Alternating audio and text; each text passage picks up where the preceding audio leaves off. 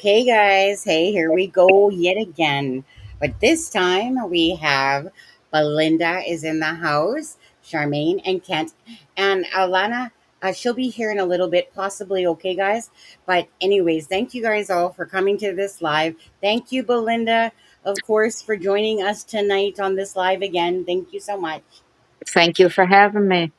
Perfect. Charmaine, love you. Thank you again for being here. Well, you weren't here so much earlier, but thank you.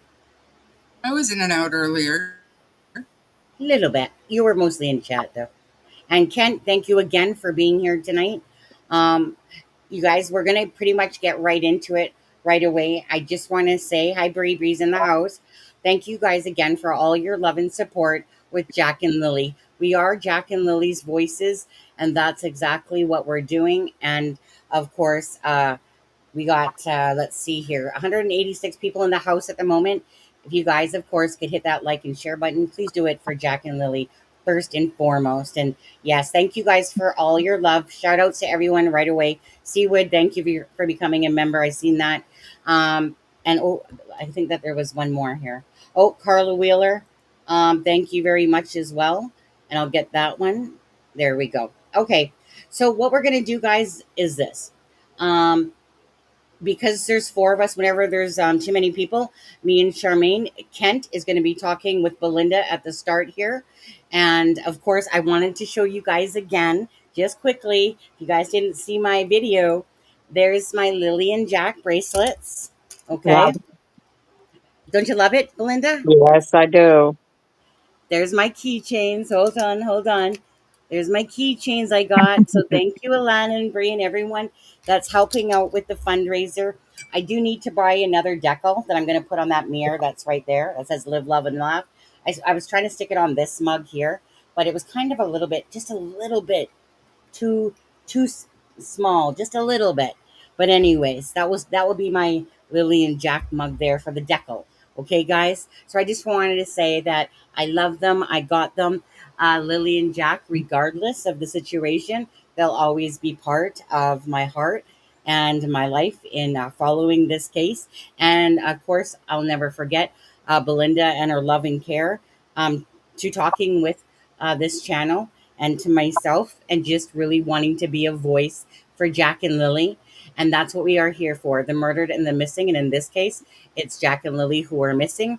And we're just trying to bring awareness. So we'll get going here. So Kent, me and Charmaine, again, we'll mute ourselves. Kent, so if you want to speak to Belynda first, and we'll start off the live this way. And yeah. Welcome, Belynda. Thank you, Kent. So we hear there's an awareness event coming up. Do you want to give us your opinion on that and fill us in on when it's going to happen? I would love to. That this event is being thrown by Lana with the help of Bree. She's the one who did the vigil on the first month anniversary. She's the only one that stepped up and even thought about something like this. It never crossed my mind. And I was so happy that somebody else feels what I feel. And this event is I've had people ask me why would you want an awareness event for missing kids? How does that help find missing kids? I don't know if it overly helps find missing kids, to be honest. I don't know if it'll help find Lily and Jack. But I do know it keeps their faces out there. It keeps the story alive, and it lets everybody know that these kids were loved and these kids are missed. Yeah, And exactly. right. This is a way that we can let the world know that these children lived and these children are here and we're not letting them go. So when is this event going to happen? This event takes place on August 9th. I think it runs from 12 till 9, if I'm not mistaken. The first part of the day, it's a big fun day for anybody bringing the kids.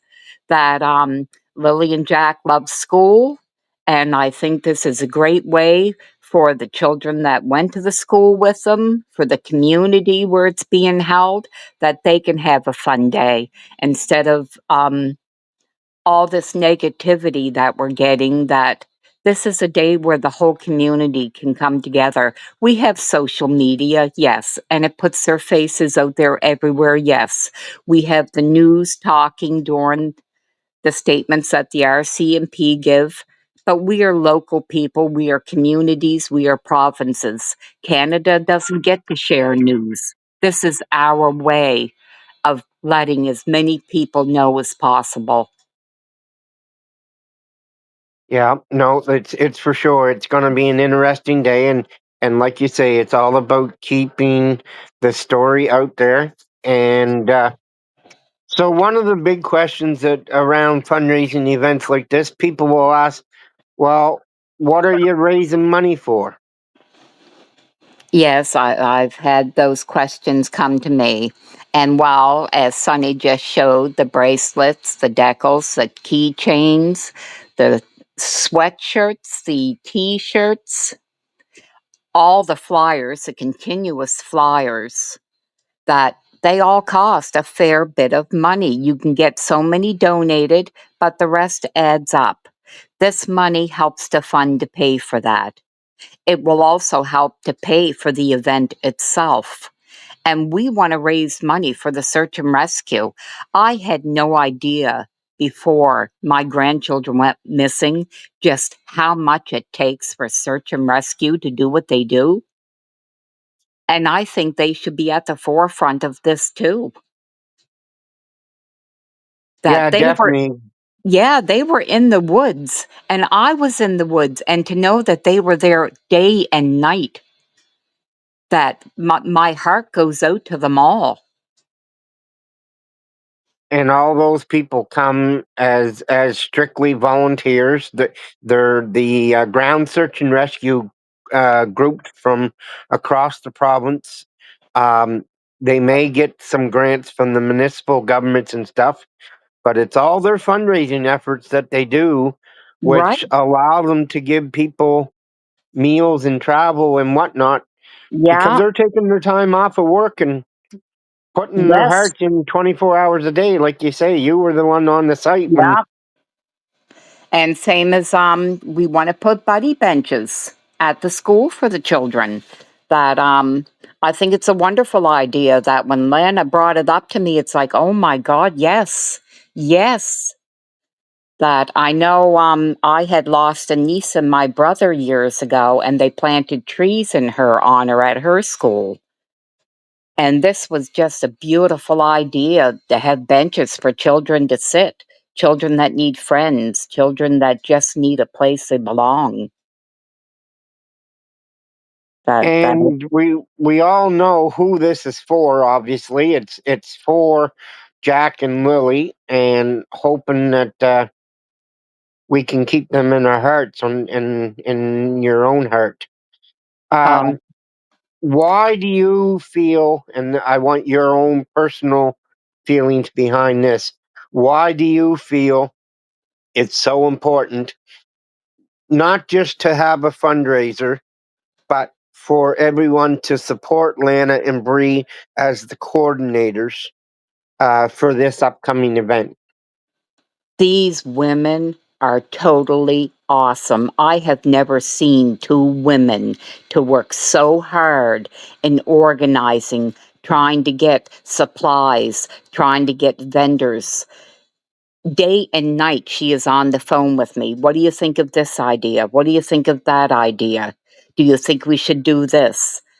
That she is so on top of it that she's never done anything like this before. And I don't know how to thank her. I just don't know how to thank her that she is doing a wonderful, wonderful job. And Bree's designs of everything are amazing. These are two very talented women, and I take my hat off to them because I know I don't have that kind of strength to do all that. That Yeah, I've they're only beautiful recently met souls. them. Well, I haven't met them yet, but recently been conversing with them, and we've got the missing person signs underway and stuff. So yeah, no, they definitely hop aboard and seem to take control and say, "Let's go do this," and we're all in it for Jack and Lily. Yes. And And she just went running with it. That once I told her, I said, "Look," I said, "I love the idea of the fundraiser. I love the idea of the get together for a fun day." Well, she just went running, boots off. She just took off running and started getting everything organized. And it's like, wow, that I only wish I had her energy. yeah, no, Lana, I see you there, and we welcome you to join us whenever you're available. Um, like I say, anybody I think that who has ever done any type of fundraising um, probably knows it's not an easy job. Oh, I know after I've learned of hearing all the problems that are going on, that I had no idea how complicated it was doing a fundraising event, that these are brave women that I know I don't think I'd have it in me to follow through and keep going. That it's I think they're just wonderful hearts. Yeah, and hopefully it'll be a great day, and we can, like you say, provide a fun day for the kids within the community, and they can come out and enjoy themselves, and then the adults can have a little bit more fun after supper. Well, And to come together as a community, because the whole community is feeling this. Really, the whole country is feeling this. Parts of the world are feeling this, and we just want to be able to hug each other and say it's okay. We're going to get through this. yeah, the heartbreak is there for everybody, and definitely family and friends, and like it killed me thinking when it first happened and the kids were going to school, and when I heard that the kids were going by and asking the bus driver every day, did they find Lily yet? Did they find Jack? Like, Yeah, how's yeah, a person supposed to answer that? Like, yeah, yeah. that's what's It heartbreaking. must be really scary for the other kids. It really must be to know that their two friends just disappeared and nobody knows what happened to them. Yeah. Well, I think Sonny will come back in here and I'm here. Yeah, I'm here. Um, I Belynda and Ken, thank you guys so much. Alana and Bree, again, uh, please, you guys, like I said, there's been a lot of drama going on with this fundraiser. And honestly, not to the haters, keep hating, that's fine. But to the people that honestly support Jack and Lily and understand that Belinda is the paternal grandmother and the fundraiser means a lot to her. And like she said, she's not sure if it will bring, answers for Jack and Lily. But the bottom line is, if you do nothing out of anything, you get nothing, But this is something that means a lot to them, and it's really sad that people keep trying to tear this down. So it means a lot that Belinda has come up here tonight to talk about it, because obviously, again, you guys know that Belinda has no stake in the game when it comes to Jack and Lily, besides being the paternal grandmother that just want answers to what happened. So again, don't take this away from Belinda, Bree, or Alana, or anyone else like myself that truly support these beautiful hearts and souls about this. And so I can't say that enough. Now, um, so before we'll go on to the interview, guys, in a minute. So I just want to say to Belinda. Belinda, again, my heart, you are such a soldier and a warrior. Alana, she's taken tons of hits and Brie for this fundraiser, but there's always going to be these people that try to take it away, but nobody can ever steal away for who you are and what you stand for. And that's where I'm like, clear the path, coming through, because there's a mission here and it's for Lily and Jack. and this event going on. And, I do want to say this, Belynda, too. A very touching moment. Yes, Daniel, if you're watching, a very touching moment was when Daniel let you put on the first vigil. Let you put one of those Chinese balloons or lanterns up in the air as you guys were doing Lily and Jack, because he didn't know you were going to be there, correct? Yes, yes. I don't think you had any idea I was coming. Yeah. And honestly, it was so nice that you were. Oh, I got to mute Ken. Sorry, Ken. It was so nice that you were able to do that, and again, the fundraising event coming up. Um, Janie says she's going to be going. Daniel says he's going to be going. It would be nice to see just the families come together for Jack and Lily at the end of the day. That would be beautiful. I want to talk with Charmaine for a second, because Charmaine, do you want to talk about the bench and about the bracelets as well to do with this fundraiser? Um, well, I don't, I don't know. I mean, it's totally up to them, but Ian and I are looking into. I would like to build a buddy bench here, but we're in BC, so I have to ship it across the country somehow, and that's going to cost a lot of money. So, what I'm playing with is like we'll build it and then we'll disassemble it, and we'll have instructions on how to reassemble it when it gets to where it needs to go. And then, for the most part, the kids at their school would be able to kind of decorate it themselves. Like I'll have Jack and Lily's name on it, obviously, but Oh, just to cut down on my shipping costs. But that's something that, like, we're trying to work it out to see how much it would cost and how much it would weigh, and you know what I mean. So That is that's such a beautiful, beautiful thing.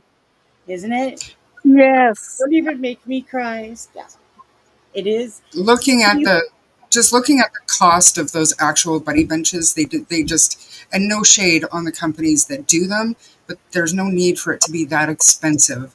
The biggest cost for me is going to be to ship it across the country. So, Do a and I flat don't pack. doing that, but I don't want to ship like a bench size box, if that makes sense. So we're just trying Oh, to definitely. Yeah.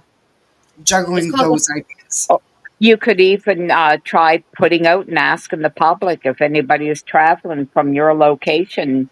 Yeah, and being that it's summer, I know a lot of my friends actually they go. I have a lot of friends from Cape Breton and Badek, but a lot of them will drive across the country, and they hmm like to go for Celtic colors, which I believe isn't until October. But I don't know. Mhm.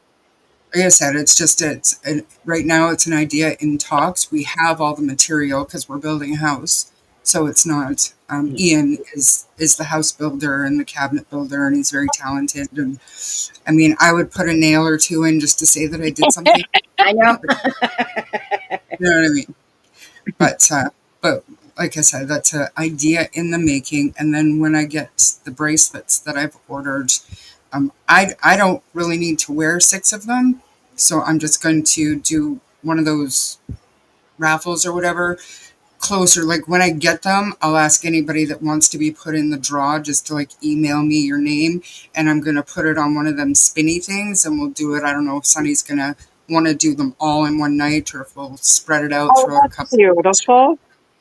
and just kind of give them away, just kind of a lucky draw type thing for anybody that doesn't want to for whatever reason or can't afford to purchase them. It's still spreading awareness and letting they're so cute, blue and pink. I can't I wait. know. Can Yeah, you picture though those kids, like having a bench, and again, that's putting called flat hand packing. prints and stuff on them. I That's know, like a paint, hand paint some or whatever. That's gorgeous. mhm. That's beautiful. That's I beautiful. think the school will love it. Yeah, Yeah. yeah. There's no reason to, in my mind, there's no reason to spend $2,000 on a buddy bench when there's probably a lot of talent in these groups, and and like I said, the material I've already got it, so Yep. Yep. just the shipping, we'll Okay. figure it out. We'll figure it out. Mm-hmm. So again, you guys, if you guys haven't, the website keeps coming up through Streamlabs, by the way. Okay. So if you guys want to go get your bracelets and reach out, I already put Alana's email up there. Okay. I put it up there. It's Alana King underscore 8229 at hotmail.com for that. But let me just do the bring up the website here. But it does keep coming through the Streamlabs. I have it on a timer to keep showing up on there. But if you guys want to go to this as well here, Also, the Lily and Jack at Outlook yes, one as well that Sharon's been posting for me. the what? Oh, Um, they're right. Well, they're right. There's one. Sorry, Belynda, do you know what it is off the top of your head, or Bree in chat? You guys on this page? Hopefully, Bree, I can't keep anything on the top of my head anymore. Bree It's just sent me the Lily and Jack one. So, and I don't know if that's just for e-transfers or what, but we're looking at the no, right for there. people in the US that are asking how they order. Um, it's just a matter of sending an email, and Lana and Bree can explain to you how that works out of country steps. Mhm. Either way, we're going to keep being Lily and Jack's voices. That's what we are. That's what we all are. It takes, all of us to make something happen. And Sassy, I think Sassy Cassie there, she just said, "This group makes my heart happy with so many loving people." Those are the people, Yes, there are. yeah, those are the people that we want, right?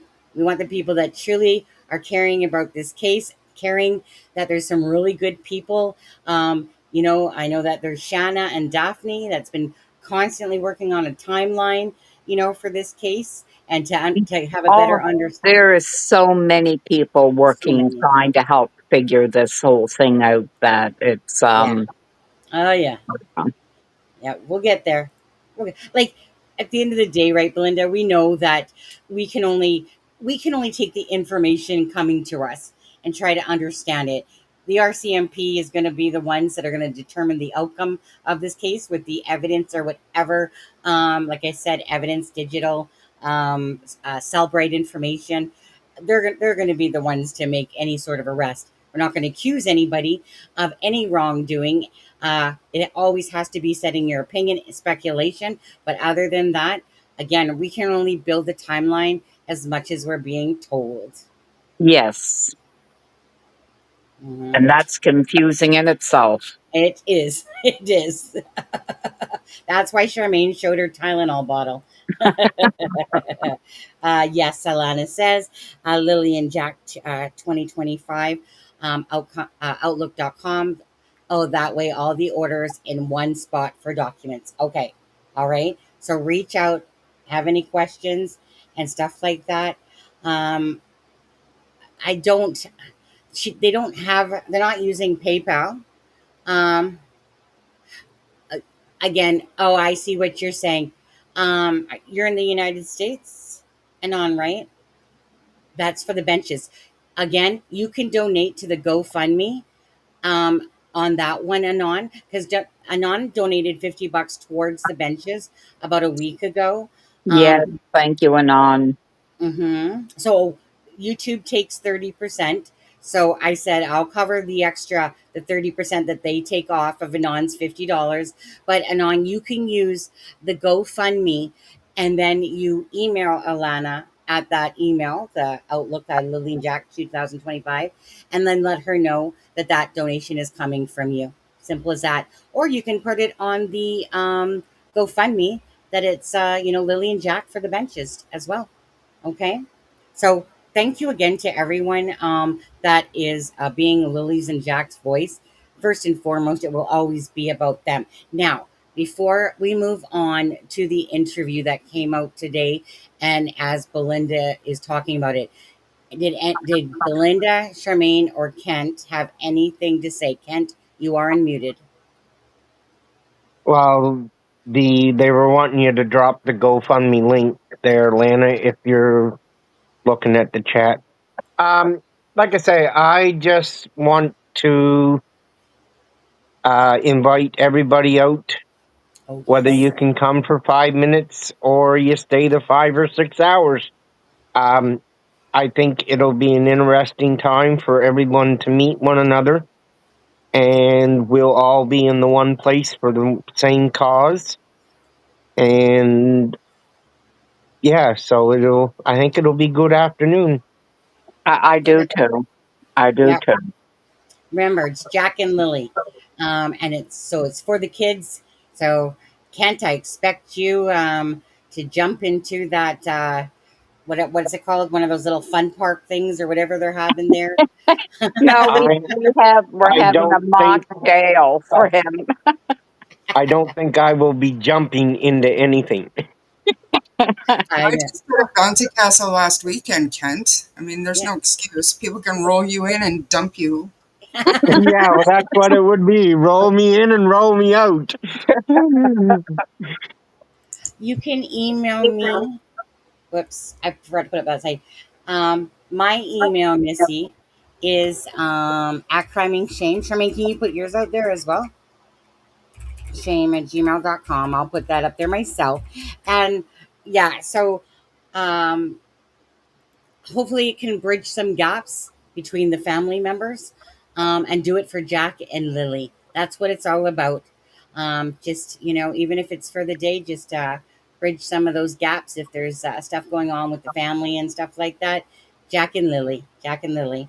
Okay, so I put mine out, right? Okay, mine's at crimingshame@gmail.com. Charmaine is true crime. Honey, Story. Yeah. if you want, before we go to the interviews, you can show them that other thing that we received Oh, today. thank you. The sign, right? Yeah. Yes, my bad, Kent. It was on my brain. I'm so bad. I do want to. Yeah, so sorry, Kent, because that was in my head when I was talking about the benches as well. So let's show you guys that as well. Okay, guess I got to go to our chat. There we go. Over there. Do, do, do, do, do. Let me just find it, Kent. One second. Uh, Let me download it. Okay, perfect. Take this down. So again, these are going to be they're $20 each, right, Kent? And they're the ones for the lawn. Yeah, they're 2 feet by 2 feet, but that one there is 4 feet Okay. by 4 feet. That the group purchased that, Lana's group purchased that, and that's the one that it's a double-sided sign, and we're going to be going in a couple of parades left in the county. River John next Saturday night. Somebody brung up the East Pictou Rural Fair. There's a couple in Colchester County that we'll probably try to attend. And then during the week, and whenever else, if there's a business that would like to set up the sign in their parking lot as people are going by, they can see it, to raise the awareness. That sign will be available, and we'll have a stand that it'll be made to a stand that all we have to do is pick it up and drop it off. Mm-hmm. That is awesome. Lana had another idea. If people didn't want to donate to the website or anything, they can actually go to Glow in Halifax. That's who's supplying all the materials. And they can actually pay on the account under Alana's name. Great idea. Directly, Yeah. yep. Yeah, that they can go and just help to pay for all the supplies that Glow is providing. Mm-hmm. So I wanted to say this because it does. I love it. I love it. I love it when people come together that have the beautiful hearts and such beautiful souls that are on this planet. And it just warms me to no end when I see people that aren't being haters, but they're being caregivers, they're being kind, they're being generous with their time and stuff, all those different things.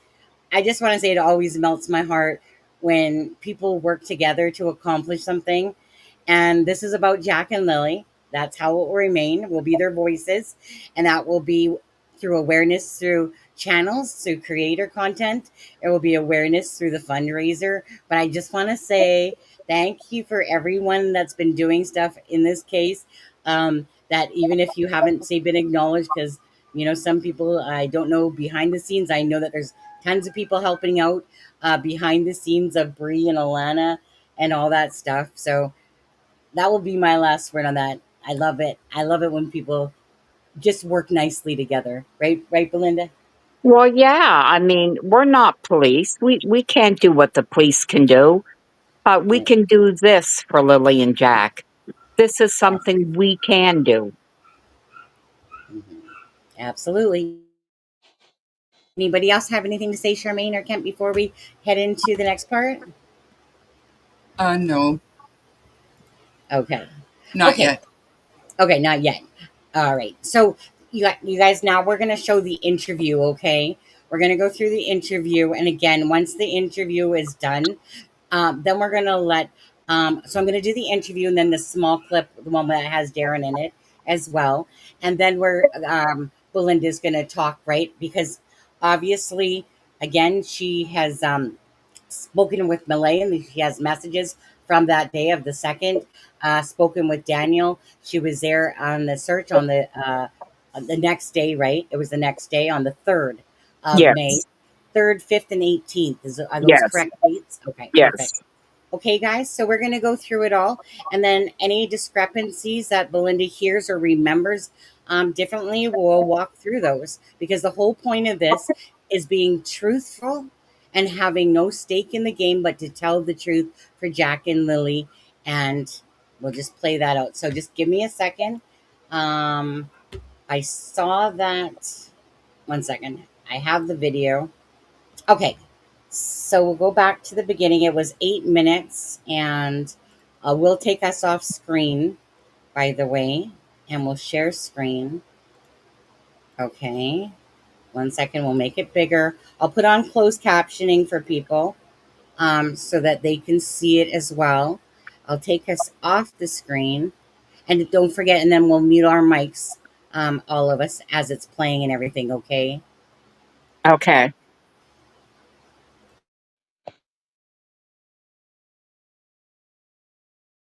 Theodore.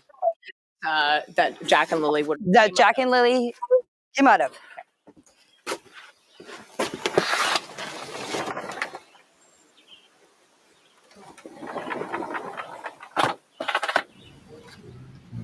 So it's the morning of May 2nd. Take me through what happened. Okay, I was up at 6 o'clock, sat in there and had my tea. And then on Facebook, 7 o'clock, I get up, come over here, fed my chickens. My brother, Ron, called me at 8:48 and asked me if I wanted to go to town with him. And I said, no. I said, I'm staying home. I said, I'm going back to bed. Okay, I went and I laid down. Next thing you know, my dog started barking and the kids were out in the yard.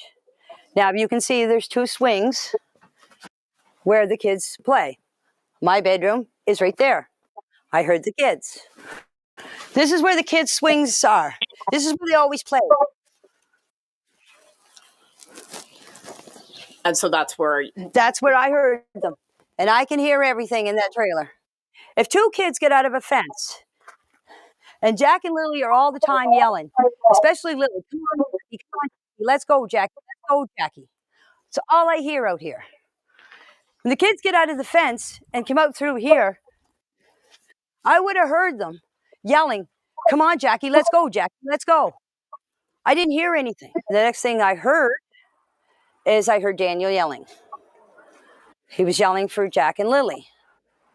I didn't get up because I thought he was yelling for Jack and Lily in the house. So the next thing you know, I came out of the trailer after I heard Daniel, about, I'd say, 10 minutes after I heard him. I come out of the trailer. I opened up the door, was standing here. Malaya was standing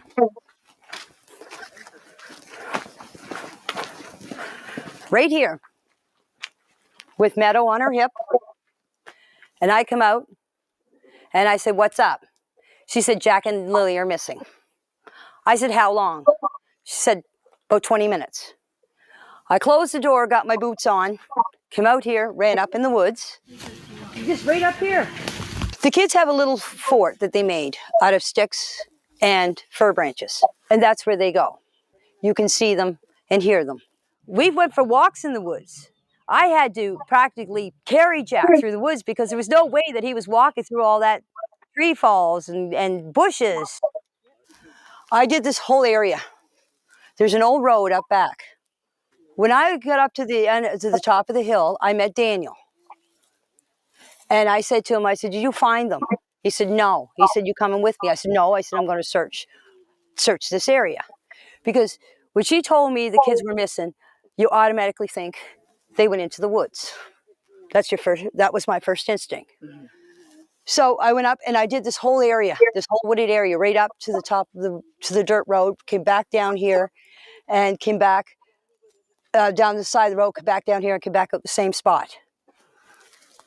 I went back into the house. By the time the cops were here, I don't know exactly what time, I didn't take the phone. The cops were here. There was a bench sitting here, or a sawhorse, it's over there, was sitting here. I was sitting on it, bawling my eyes out. I was crying because I blame myself for not getting up that morning to see the kids. Because if I would have got up, this wouldn't have never happened. Okay? That's why I was crying. We've heard a lot about the patio door. Okay. Yeah, so let's go see that. Sure. So this is the patio door. This is the patio door.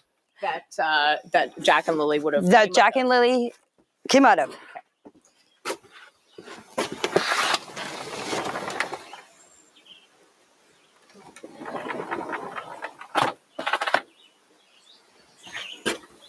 And so tell us why we've heard about the patio door.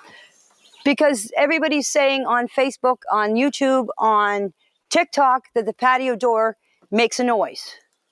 And why they didn't hear the door open. The bedroom is back there. Okay? That far window. The last window is the bedroom. And so they would have come out this door. They would have come out this door that morning. Yes. And then they went and played on the swing set. Yes. And that's when you heard them. That's when I heard them. Right here in this area here. I plan on putting a pool up this year for the kids. You need level ground for a pool. That's what I was doing. I was leveling out the ground to set up a pool. And this is the Thursday. This is Thursday. Right. Friday, all the investigators, search and rescue and everything, right around here was where they found the only footprint.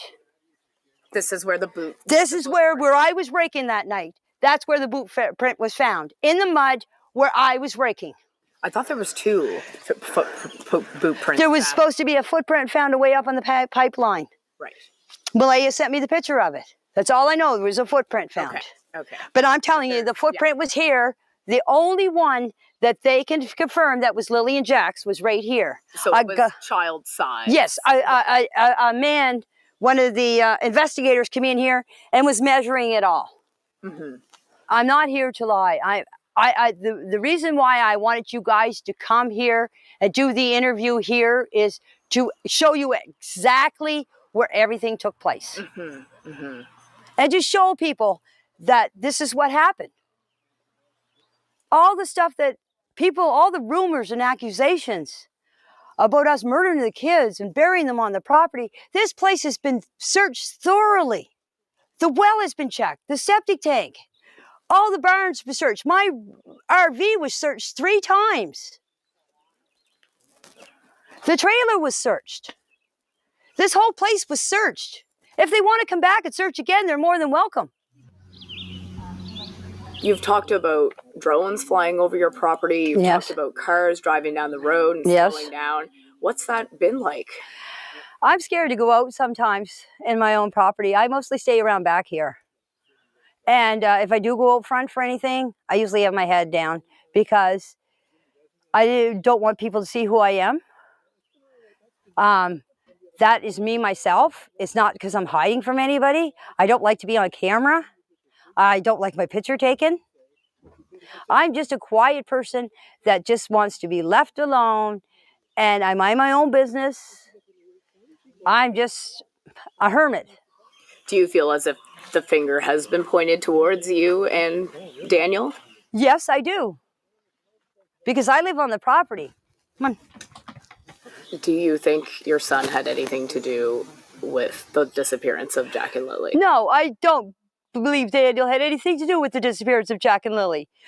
Our heart don't lie, and my heart is telling me that my kid did not have nothing to do with this, and I had nothing to do with this. You know, if something bad happens, you get like your heart drops. Mine hasn't dropped. Deep down in my heart, I do believe Jack and Lily are alive. It's not because of what people are saying. It's my heart tells me that they are alive. Okay, I'm just gonna, you guys, play one more clip really quick here. Okay, and then we'll come back. So just give me a second here. And let's see. Well, mind you, I think I can put, no, I gotta take us off all screens. So just give me a second.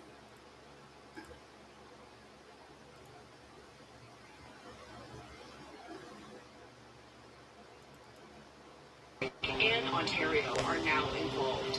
The search turned up a child-sized footprint and a pink blanket, which police say is now being forensically examined. Police are investigating if and how it relates to her and her brother's disappearance. Mackenzie doesn't believe the kids are in the woods. I had to practically carry Jack through the woods because there was no way that he was walking through all that tree falls and bushes. 11 weeks later, she feels the RCMP investigation lacks urgency, and she's not the only one. What a bunch of arrogant, conceited, incompetent clowns. Darren Geddes is an extended family member of the children's mother. He says the Mounties didn't take him seriously. It's not her, it's rude. I'm trying to control it. Mackenzie believes Lily and Jack are still out there. Deep down in my heart, I do believe Jack and Lily are alive. When asked whether they're investigating if the children could still be alive, RCMP say they have not closed any doors.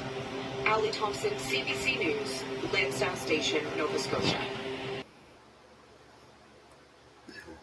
Okay, so we'll come back to us. Give me a second, you guys. I feel always naked when I don't have the border going on. So we're gonna let turn back on my camera. We're gonna let Belynda go through her thoughts after, like I said, listening to that. And again, if Belynda, Kent, I gotta mute you here. Hold on, are you? Oh, you are muted. Okay, wait, it's coming through you. Sorry, weird. Okay, so Belynda, from what you've seen today, this interview and whatever, where do you want to start with this? Oh my. I I was on the group chat when I heard her speak of what happened that morning, and now seeing the interview, a few things have changed from what her conversation was with me on the phone. That now she states that she was raking the yard, but when I talked to her on the phone that day, she stated she was filling in a few potholes. That was all. She never mentioned a kid's pool. The other thing that kind of bothers me is when she was crying. She may have been crying because of what was going on. I don't know how she was feeling about that. But I do know what I heard the policewoman ask her. And I do know that I heard her say that the kids aren't in there. You have no business. And they told her that she was impeding an investigation and they would have to get a search warrant. So I'm not sure what it was about. And I did hear later that they did search, but they did not search on that Saturday that I was there. From what I know of, I think they searched on Sunday. And seeing the dog in the clip, that's the dog I heard barking, I know right now, did not come from that small dog that I seen. That small dog would not have been allowed barking. Actually, I was curious as to why that dog didn't bark with the reporter there, because the dog barked constantly. So that kind of threw me for a loop. That why isn't the dog barking? Did you ever see the dog come out of the trailer? Like No, at that? No. Okay. no, Okay. And no. then, yeah, go ahead. She was going on about her dog to the police. I couldn't make out everything she was saying because she was crying, so I couldn't make out some of the words. But she was saying something about her dog, and I thought it was the same as she didn't want anything happening to her dog. And I'm an animal lover, so I get Sure. that. Yeah. And I was going to say, and then another thing you said was that you spoke to Daniel, and he said that Janie never heard the kids that morning. Oh yeah, Daniel told me on that Monday, I think that was the 18th when I was talking to him. And I said to him, because he was saying that he believes Malaya and her family played a part into this. He doesn't know how big Malaya would have played, but he believes Cindy was the one who took the kids. And I said, well, if a car come to pick them up, wouldn't the dog bark? Because it barked constantly. He said, well, yes, it does. He said, nobody can even slow down out by the main road without the dog barking. But he said the dog did not bark that morning and it didn't wake Mom up. Right. And again, and this, go ahead, Belinda. Sorry. Oh, no, no. Go ahead. Okay. So, what else? Okay. So, in that video, I'm just trying to think, and I'll keep thinking of things because obviously I can remember a lot of things of, Daniel and Malaya, and Daniel specifically saying that he got up, him and Malaya were in bed. And when this story is told, that's Daniels had many opportunities to right any wrongs in the timeline if he wanted to. Didn't have to be through this channel, but he could have righted any wrongs or corrected any sort of misinformation. He has not really done that because there are quite a few inconsistencies. So, she, according to Janie, she comes out at 6 o'clock, 6:24. She texts, Facebook's her brother, and then it kind of moves on to the 7 o'clock and the chickens. But anyways, and the thing is that there's been too many inconsistencies, but from the get go, Belinda, and again, well, you know what? Let me just ask you, what inconsistencies besides those in that timeline from everything you've listened to, what are the noticeable ones to you with Daniel's uh, timeline of events or lack thereof, or the changing of anything that kind of stands out to you the most with To, the changing? to be honest, excuse me, I wish I would have written everything down. I had no idea stories were going to change so much that I would have to keep a spreadsheet of what is said from day to day. I have forgotten half of the stories that I've heard before. I just know, well, that's a new one. Which is not funny by no means, but Right. it has changed quite many Yes. times. Yes. Yeah. That I don't even know what the first story is anymore, to be honest. Mhm. That Daniel is in the house, but that's okay. Nothing was ever said about a search warrant. And again, Daniel, if you want to stay in chat and you want to correct anything, that's all we've ever wanted. So actually, you know what? Daniel's in chat right now. Tell Daniel and Janie, Malaya, what you're seeking out of just simply having answers, just a timeline that makes sense. I want to know where my grandchildren are. I want to know if somebody hurt them. I want to know if they believe somebody took them. If they believe somebody took them, then outright speak it out. None of these, I can't say about this or I can't say about that. Just speak out what you believe you know. I know when I was talking to Janie on the phone, I know she told me that it all clicked when she talked to Darren. She said when she talked to Darren, that is when everything clicked. Well, the only thing I've heard from Darren is Malaya took these children and Malaya's got them hidden with the First Nations people. That's the only thing I got from Darren. And he believes they're alive. So if Janie believes and everything clicked from talking to Darren, then Janie must believe the same thing. But I notice now she's not outright speaking this. She was up at 6 and had her tea, while Malaya called the school at 6:18. So where was Malaya when she called the school at 6:18? I asked Janie, I said, how can Malaya call the school? She would have to go to the driveway because that's what we were told. She was right out at the end of the driveway that first time. And she told me that, well, you can call anywhere on the property because she has starlings. So Malay can call from inside the house, but yet Janie just stated here that she had to step outside talking to her brother. Well, if she had starlings, that whole thing I find confusing. I wish somebody could set me straight on that. That where was Malaya when she made that call to the school?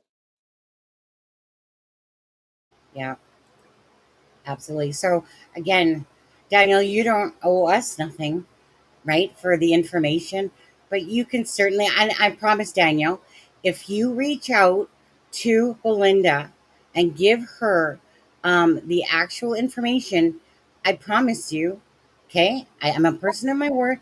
I promise you, I will not post that across the internet.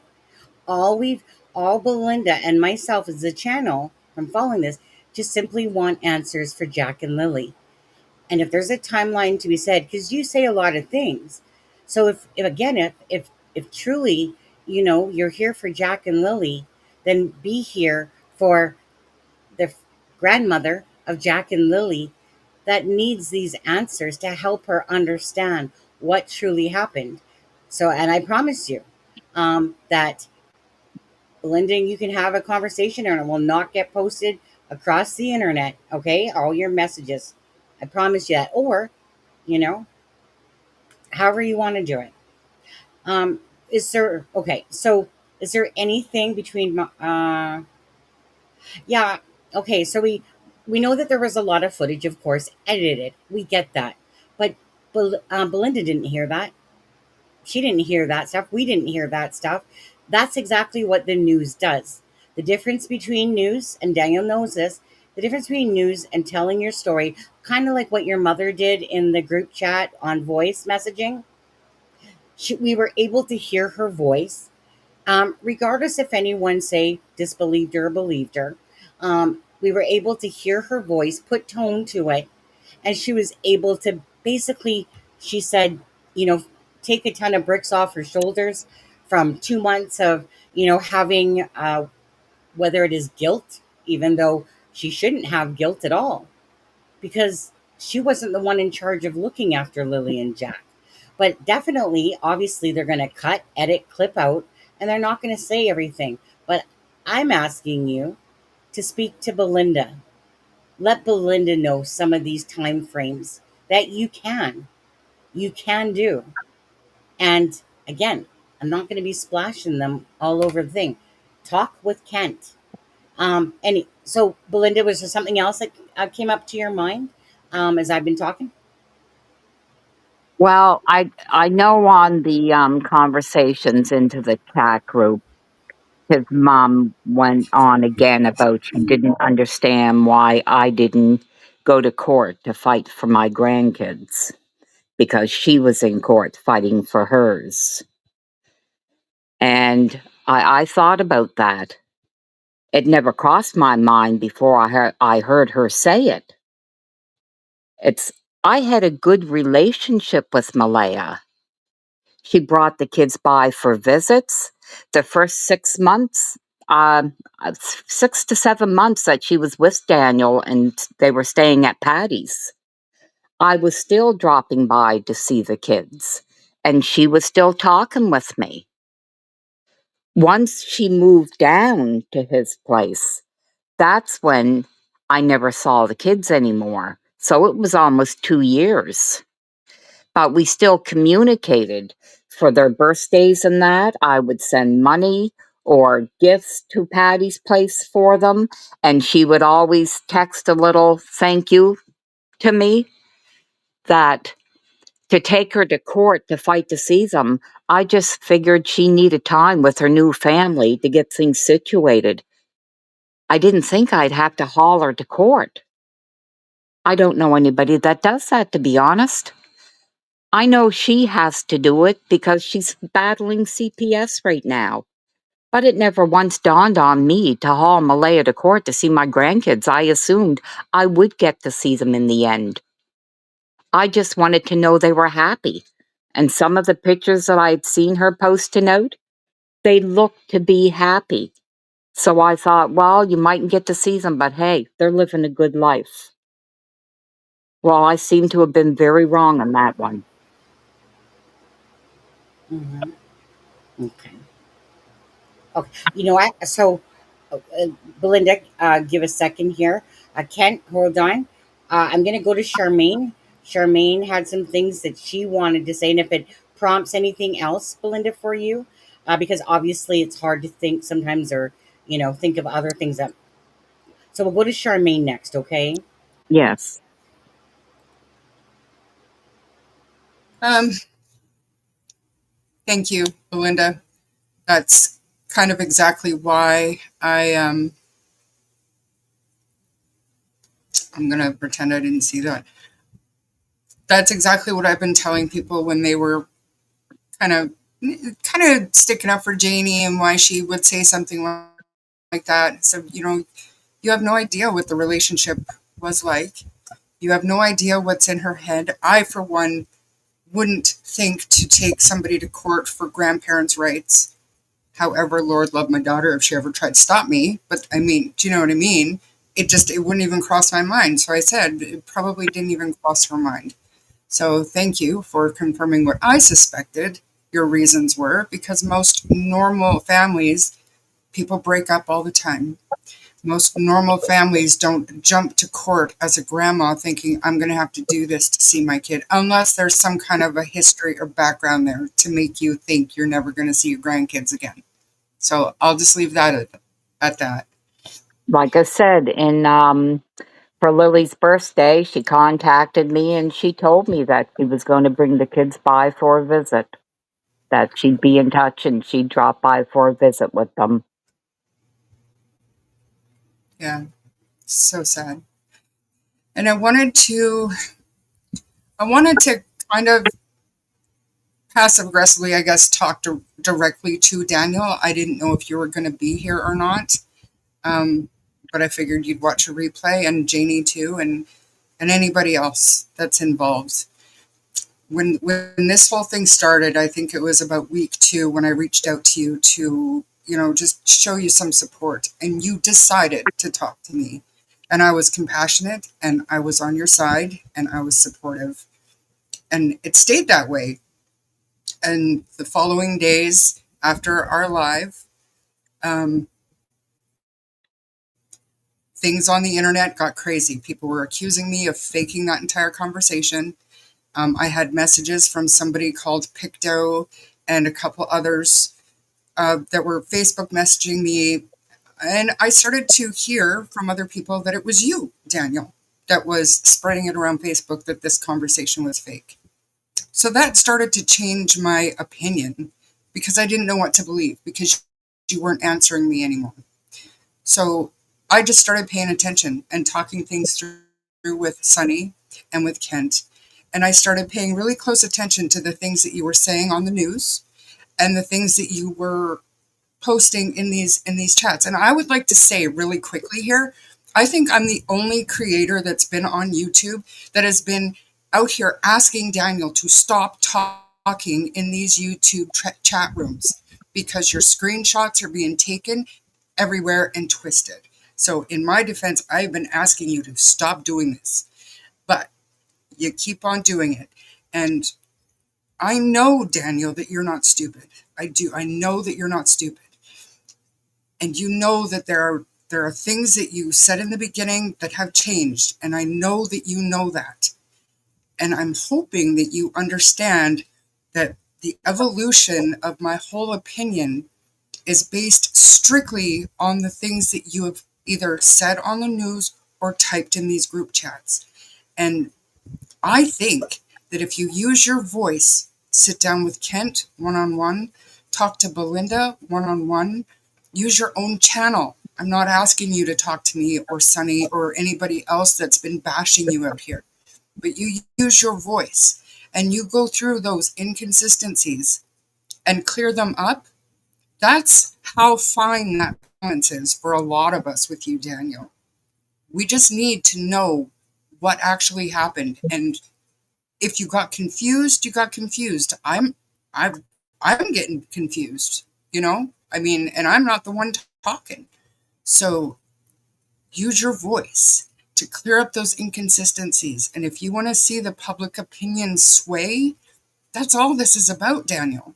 It is only about the words and the typing that you have done. This is on you, and only you can fix it with your voice. That's it. Kent is willing. Belynda would love to hear from you, I'm sure. Just clear it up. Just clear it up.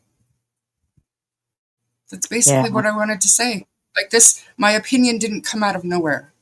It didn't come out of nowhere. I was one of your biggest supporters when I was messaging you and over time. And I do believe now that it wasn't you saying that our conversation was fake. I do believe you that it wasn't you. But that's how I became a little bit shakeable, like wondering, like, why would I do that? Who would say that?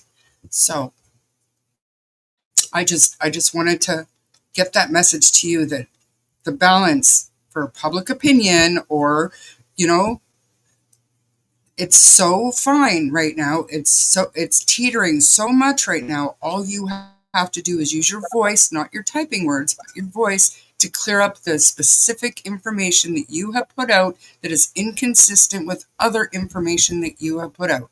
Clear it up. Just that's all. Harmless, right, Sunny? Or do you want my opinion on the Darren thing? No. Okay. Well, you know what? We'll come back to that. I'm going to go back to Belynda now. After you just said that, Belynda, your thoughts there? What Charmaine said, or anything else you wanted to bring up here? There is one more thing that I did want to bring up. I've had into the group chat there, that private group chat, when I listened to Jamie, and I heard a few people say that they thank her very much and they're sure that I would thank her too for being their grandmother.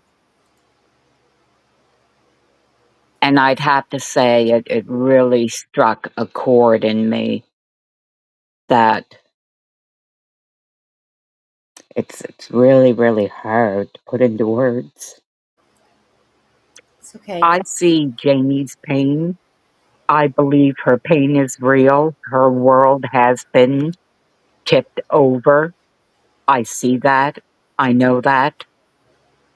I do not thank her. I'm sorry. I heard this woman actually complain about Lily and Jack.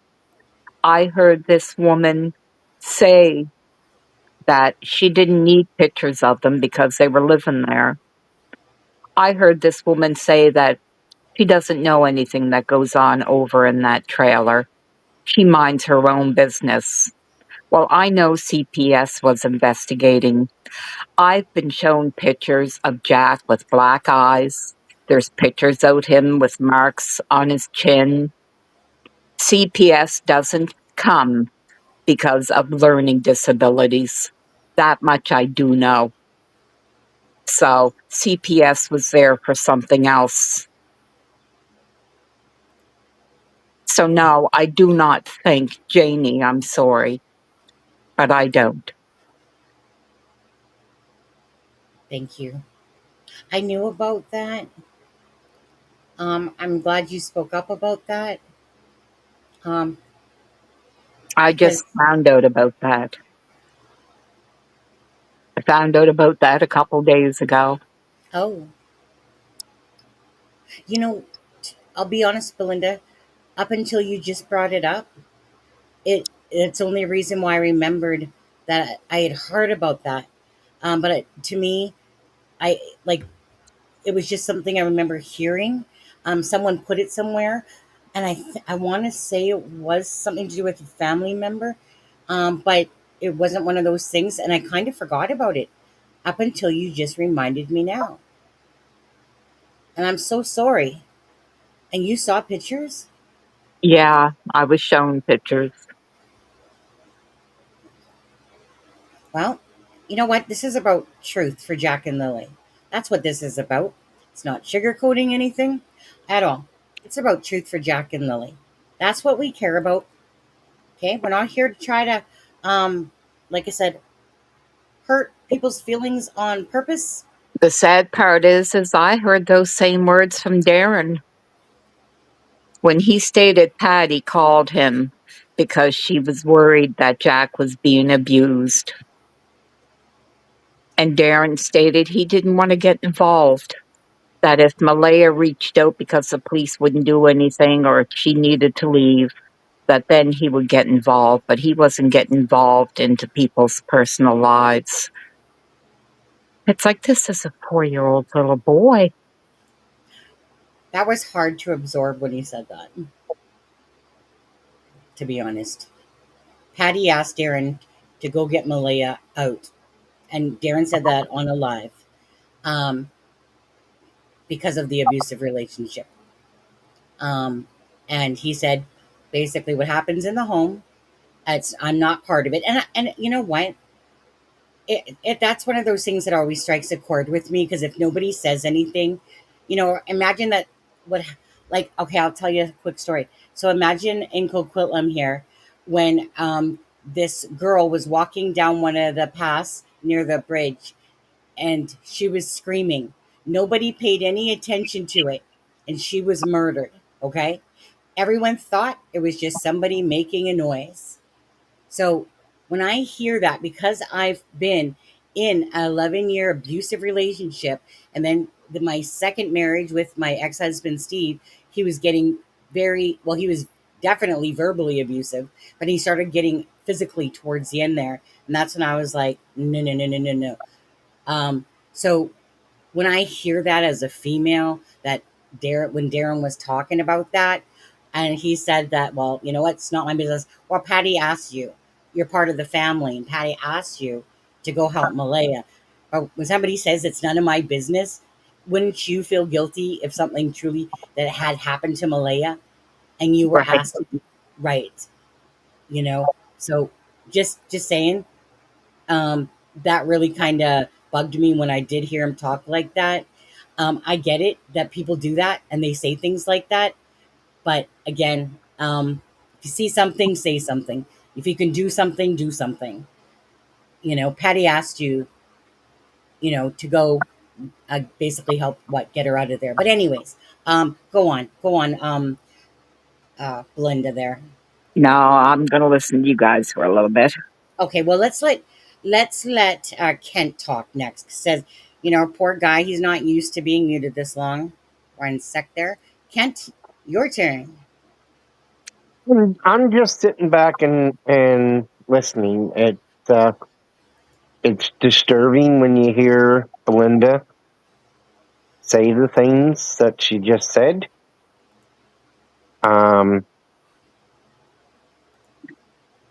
you can't make sense of it, Shine, too. Like, it's hard to comprehend in any situation why anybody would abuse a child or hit a child hard enough that they're putting bruises on them. I don't know if it's Daniel, if it's Malaya, or who it was. I can't judge that. That's for judge and jury. All I The know Kent, is, the only thing that crossed my mind is I remember hearing the bus driver say that if Jack couldn't get his attention and he didn't answer, Jack would take his boots off and chuck them. At first, I thought it was cute. Now it dawns on me it's learned behavior. well, yeah, and that's what I was like. We all, as kids, we all grow up imitating the actions of our parents, good, bad, and ugly. And if, like I say, I never seen it, I don't know about it, but when child abuse happens, it's absolutely inappropriate. It can't be justified. If you're laying your kids or hands on your kids and putting bruises on them, that's not discipline. And there's just no excuse and no justification for it. None. I And have that's a the sense that I can make of it. I have a slightly different take on it, and it's based in my skepticism that I live with this. It's kind of a handicap, I think, because I don't trust anything or anyone. But how dare Darren or anybody else that has sent Belynda pictures of bruises on these kids, how dare they do that without proof, without calling CPS, without doing anything about it, or saying, I don't want to get involved. It's none of my business what goes on over there, because that's all it is rumors, right? So now look what's happened. Belynda has this horrible image in her head, and it could be true. It could be true. But where's the information coming from? And at what point did that source become reliable? I will actually clarify the source. I was shown by a reporter because the picture was found at Jack's school. Of the bruises? Yes, and it was the school that called CPS. Right, I right don't there. know if that's why they called. I don't know because CPS won't tell me nothing. That's, well, I mean, Belynda, that is, they're mandated reporters. If the child showed up at school with bruises, they have to report that. So that makes perfect sense.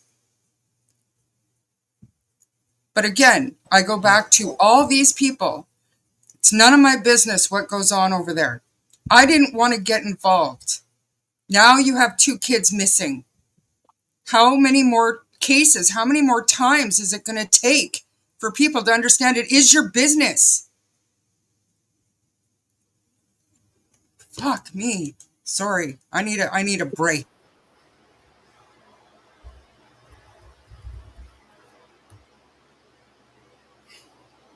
Go ahead, Belynda or Kent.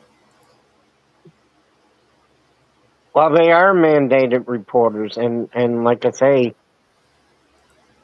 it's with the result that we're in right now and the unknown.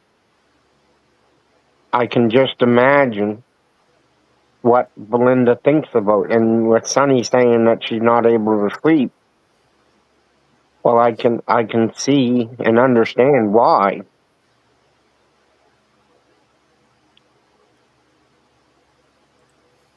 You never hurt kids, ever, ever, ever.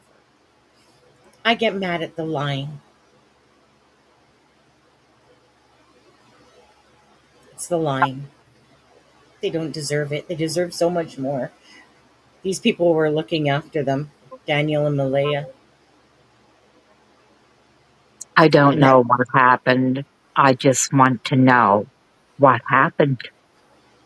I thought they were happy.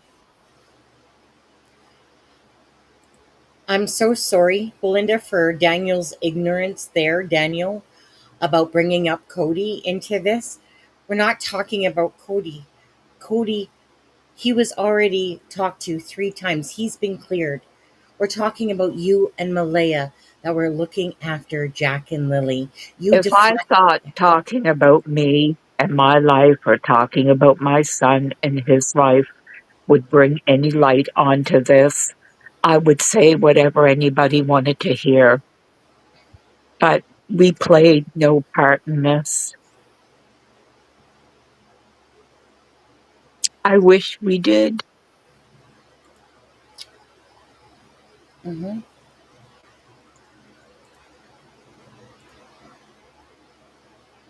This I is a wish lot we to were swallow. there. Go ahead. Sorry, Belinda. What? I wish we would have been there. I wish you would have reached out sooner. Mhm. You know what, kids, those they may very well have been happy.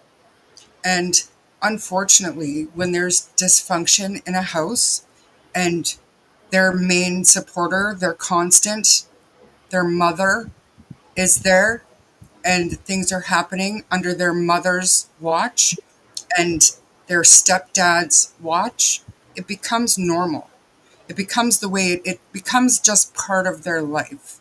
So it doesn't make it any easier. Belinda, I know. I do. I do know. It doesn't make it any easier for you, but they were happy. They were happy.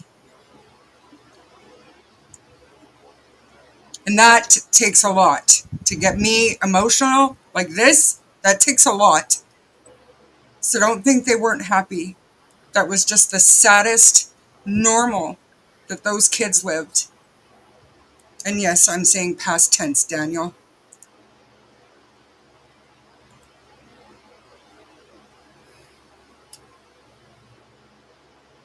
You know,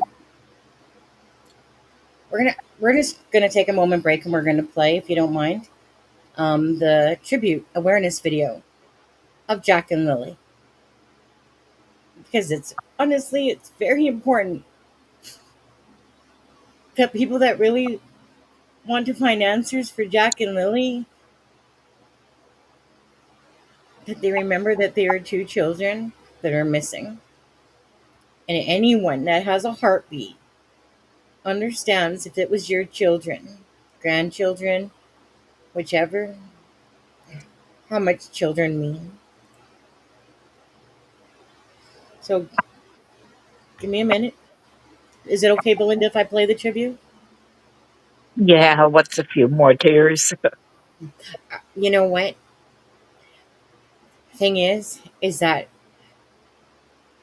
again, the whole point was impact for people to understand that these are 2 real children. Whoops.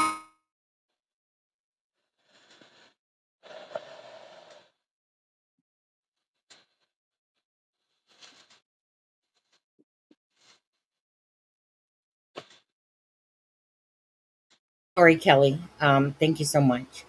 We'll come back in a minute, guys. Okay, we'll be back. Let us just yeah. Okay. Need to learn to hit the right button. That would be great.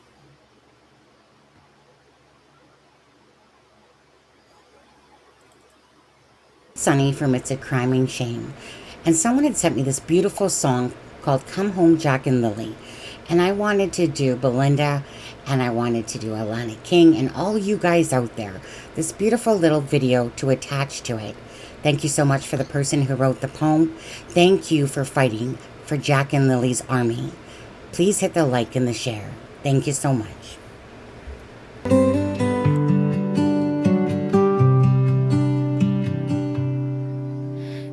quiet dawn of a May morning, two little hearts went out to play. Lily's laughter, Jack's small footsteps vanished with the breaking day. Come home, Jack and Lily, we're praying for you still. The woods are deep and silent, but our love will draw you near.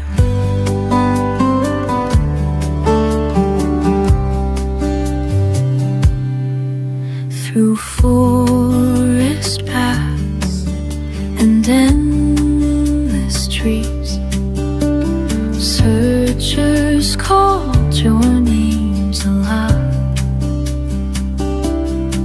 Hope flickered in the morning breeze as prayers rose up to the clouds. Come home, Jack and Lily, we're praying for you still. The woods are deep and silent, but our love will draw you near.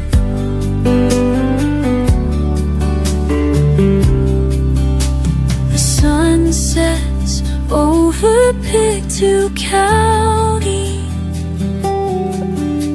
stars shine with gentle grace.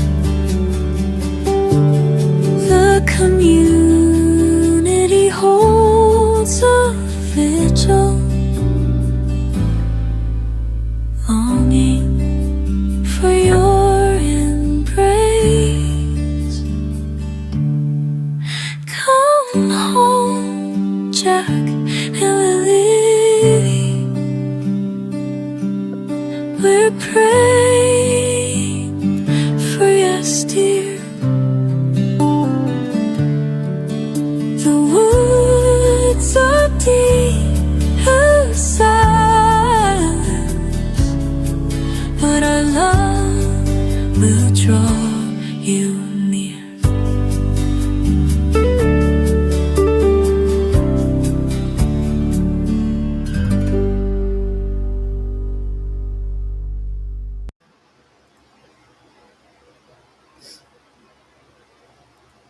Okay. Oh, Kent needs to come back up here as well. Thank you, guys. And again, it's the impact to remember that it's Jack and Lily we fight for. And is it so wrong for Belynda or any other family members that truly care what happened to Jack and Lily that the truth be told? That's all we're asking, right? Sonny, Yeah, can I say something? And I'm only a messenger. sure, I got a phone call, that's why I dropped. sure. Darren would like to clarify, back when he said that he couldn't interfere in the home, when Patty asked him to check things out, he said that he couldn't go over and walk into the home and take Malaya out or the kids if she didn't want to. And he said that he told Patty at that time, if Malaya called him herself and told him they were being hurt or she wanted out of there and wanted to take the kids, that he would have went and made sure she was able to get out of there. And with the abuse, he didn't have the proof that it was happening. As Belynda stated, she received the proof a few days ago. And he didn't have that. That's why he said he couldn't act on it. Thank you for your clarification, Darren. But it's one of those things I don't think that you did need a phone call that you could have asked to reach out to Malaya. Because just like me, Darren, I was in an abusive relationship full on by a controlling person. Again, pushed into the bathroom, black eye, remote thrown in my face, forks thrown at me, suffered with a pillow and all that stuff. It was my choice to keep staying. I never told anybody, maybe but twice in that entire relationship. Now, in saying that, had my mom or somebody, known about it, but I didn't speak up at all. And well, mind you, that's exactly why. Now, you had said, Darren, that Malaya, uh, a couple months prior to her leaving, wanted out of that relationship. You said a few other things that the internet doesn't know as well. But in saying that, we'll say this, not just directed for you, Darren. It was what it was. But if you know something, say something, do something. You know, you don't need to get that call from Malaya. Patty was asking you, right? And I know that you might think it's not your job, but imagine if nobody ever did anything for anybody, right? And if you would feel so guilty, though, if Malaya ended up dead and that you were asked to go help Malaya, you would. You would feel guilty. So it's one of those things is that people aren't perfect, whatever, right? But to anyone out there, I'm just going to say this, if you're in an abusive relationship, please leave. If you're in someone that's controlling you, telling you what to do, how to do it, or they get mad at you and this and that, all I'm saying is that I'm so tired of people making excuses for things when something could be done. I'm a person that I'll step in. I'll step in. If somebody asks me to, I hate liars, but I'd help anyone that ever needed my help and I could help them. I absolutely would. That's me. That's how I do things.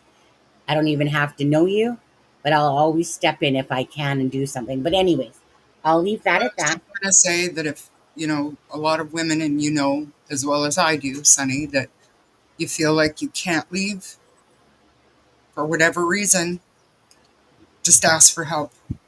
Ask anybody for help. On that. You don't know how it can end. Hmm. I mean, the thing is that Patty, actually, you know what, Belynda, go ahead. Go ahead.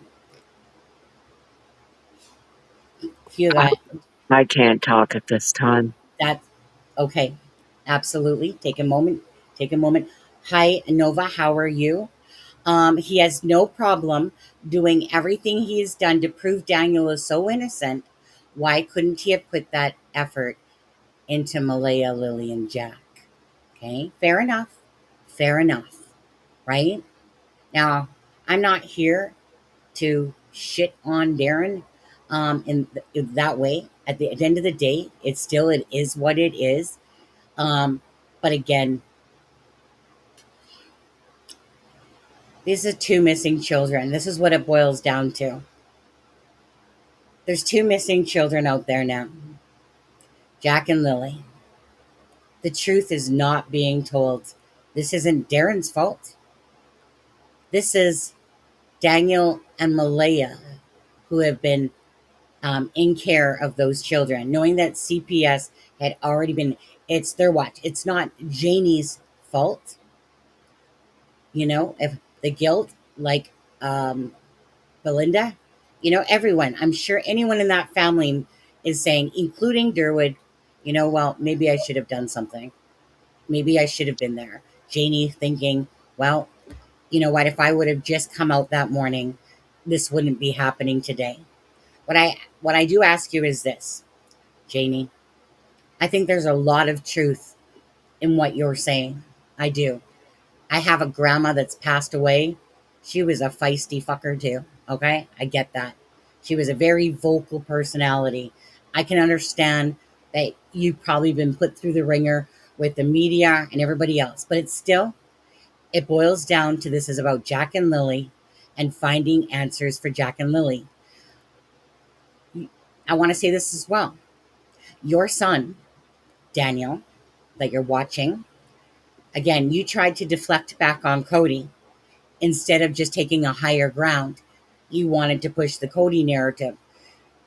Kent showed a beautiful sign, this one, while we were in that private group chat. The only person, well, I should say the only person, you were in that chat and you kept, you know, talking about how you're working with the investigators and etc. etc. I didn't see you heart this. I didn't even hear you say, you know what, Kent, thank you so much. Great job. Great type of thing. Nothing. You went radio silent. Stuff like that says a lot. I'm not blind by those small little things. Just tell the truth. If the truth is easy, then just tell your truth. So, why am I being harsh on you and poking a bear? Because, again, you keep claiming you want the truth out there, and you've taken no way vocally on your own YouTube channel or in the news or anything to sit there and to be accountable for all these inconsistencies and lies.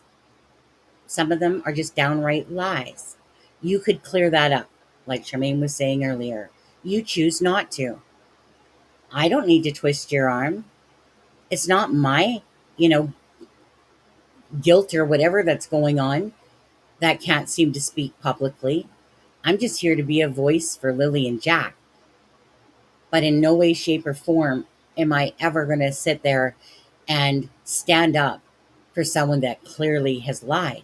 Now, had you wanted to clean up this mess um, before, it didn't have to be on this channel. It was just, Daniel, there's inconsistencies. Can you clear them up?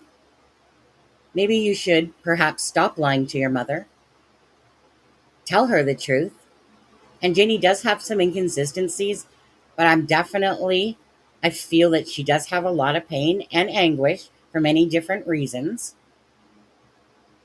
But this is about 1000% Jack and Lily. It's not about Belynda's feelings that way. It's not about Daniel's feelings, Janie's feelings, Darren's feelings. It's about caring and being a voice for Jack and Lily and finding answers. So, amongst a case that 2 children are missing and you can't clear up those inconsistencies, absolutely. Absolutely. Will that piss me off to no end? Absolutely. Lies about children, let alone hearing about these pictures, which I did hear of, Belynda, like I said. And I remember it being about a teacher that had spoken out on some group or something like that. And so you just more clarified it for me. And I had honestly, it had, because of all this information out there, and because I didn't have receipts to back it up and I didn't want to accuse, I mean, wasn't my job. Again, that's the family's job, in a sense. And if you had pictures and stuff like that, well, it's the school's job first and foremost.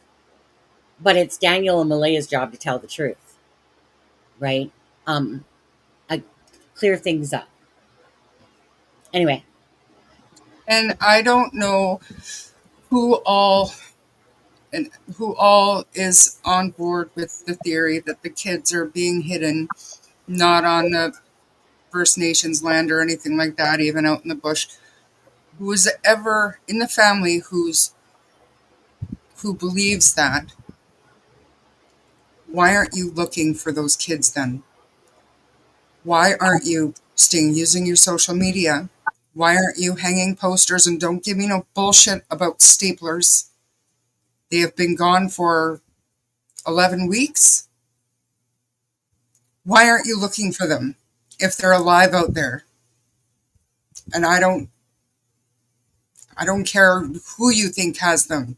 It's possible they could be sighted by somebody if The family was out there, and I'm not just talking about Daniel's family. I'm talking to you too, Malaya and Cindy.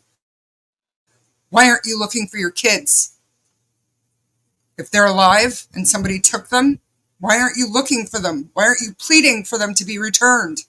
Why aren't you saying something other than inconsistencies? I'm not going to go all the way to say lies, but inconsistencies, clear inconsistencies. Janie, not confusion, inconsistencies. Why aren't you looking for your kids? All of you. Belynda is literally the only family member up here looking for her kids. I want to say this. Lies are lies. Daniel has told lies. We can prove that. We can prove that multiple times over because we can compare what he said to Charmaine, what he says in interviews. So that's different. I wouldn't call somebody say lies. I would use inconsistencies, but we can show the receipts for lies. You can call them whatever you want, Daniel, but they're clearly lies. You've told multiple stories. Now, Belynda, I don't want to keep you, but is there anything else, or can't, hold on, let me ask. Is there anything else, Belynda, that you can think of? Because I can sit here and talk all day long about that bad timeline and how it doesn't make sense. Actually, you know what, Belynda, let me ask you this. Do you believe the children are with us or hidden? I don't believe the children are with us anymore. Okay. Do you believe that they were abducted by some stranger randomly on that day? No, I don't. That is one thing I can honestly say I totally agree with Janie on. Janie? There's no way somebody took them, and there's no way they walked off into the woods. And you don't believe they're in the woods either, do you? No.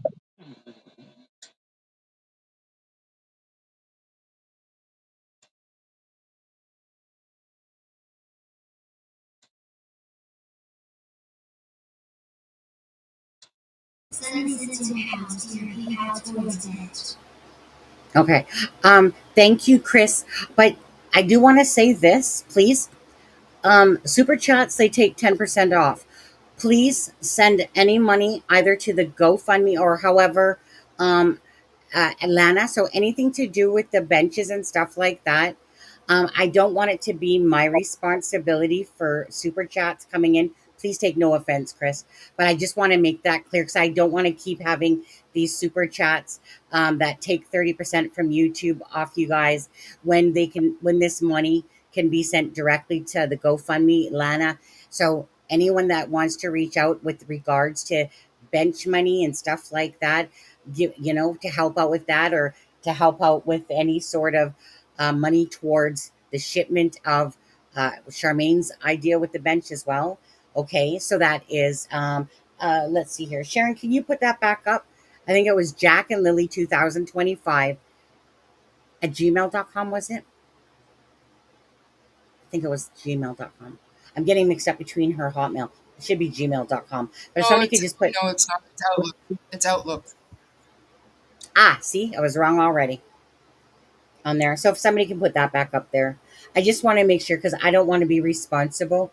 Um, because like I said, this money here doesn't come until the end of or in August and stuff like that. And YouTube takes 30%. And I don't want you guys to donate for the benches, knowing that it does that, right? So just go through Alana's channel. But I want to say to Anon and Chris, thank you so much on that. But so it's not to take away from you guys, okay? Because you guys obviously don't know. But as for any questions to do with the fundraiser, please reach out to Lana and Bree at that. Did somebody put it up yet or no? No? Okay. I can find it. Hold on. I can get it. Um, I saw it. I saw it. Where did I see it? Saw it somewhere. Ah, here it is. Right. Well, no, that's a different one. Oh, that one's to the GoFundMe. I'm confused now. Um, Yeah, this is where I get confused because this is a different email address. Well, Anyway, they want them all to go to the Lily and Jack 2025 at outlook.com so that thank all you. of the orders are in one place. That's Charmaine, what can you Lana do me said. a favor? Can you just type it in the chat, please? Sharon, Then, do me a favor, my little minion, will you please drop that email again?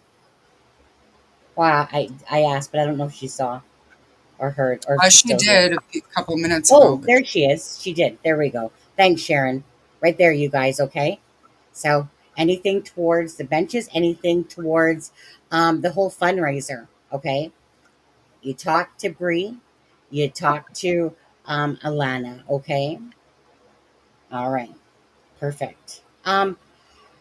So wait, is Kent? Are you dying to say anything over there?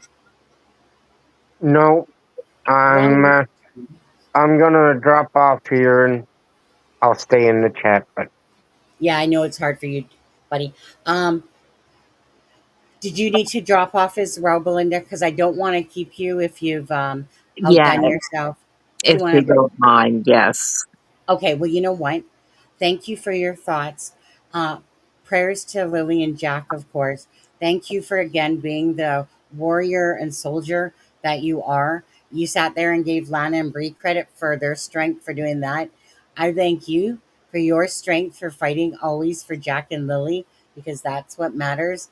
And hopefully, again, Daniel, you'll reach out to Belinda privately, and I will not share any messages across the internet of that conversation. Just like I didn't share Darren's, besides with RCMP, about that across the internet as well. Okay? So my word is my word. So, anyways, love you, Belinda. Thank you for being here. Love you and thank you everybody for being their voices. Thank you. And Thank you thank so you, Lana and Bree. Yeah, thank you. Okay, thanks, Belinda. I know Chelsea's in the chat here as well. Do you need me to boot you out of here? Yes, please. Okay. Boot. There she goes. All right. Hey, Charmaine. hi. Just me and you. Um, Charmaine, I want to go back. Okay. Do you have anything else to say before? Because I do want to talk about this timeline a bit. Um, how so? To do with the interviews? Because that's really all I have left to talk about today. The timelines and inconsistencies about Lily and Jack and why it doesn't make sense. Yeah. On that. Unless you're too tired. If you're too No, I'm tired, not tired. I'm not tired. I'm fine. okay. I just Okay. I don't really get, I don't have that thing where I get emotional like you do all the time. So, I mean, it just really triggered something in me Mhm. with the whole pictures and sending them to Belynda because I have firsthand knowledge of what that would feel like as a parent to find Abs- something out that way and not knowing what to do, what to believe, where to go, the coulda, shoulda, woulda, the guilt, the unbelievable guilt. And it's unforgivable. If anybody suspected and did nothing, it's unforgivable. I was watching video clip on a news channel a couple weeks back, and it was basically the abuse of a infant. Infant ended up not being alive anymore. Um, I just couldn't watch it. I couldn't watch it. So I get what you mean, Charmaine, when you say that. Again, as mothers, as fathers that love our children, that would never want to see anything happen to them, ever be hurt. They called me a smotherer, not a mother, because my son means everything to me. Everything. I would, oh, you know what? Somebody sent me something, and you can apply this to the fathers as well. Um, but I do want to show you this because, um, let's see here. I think it was Krista. It says, the moment I became a mother, or you could use the word father, okay? The moment I became a mother, something primal woke up in me.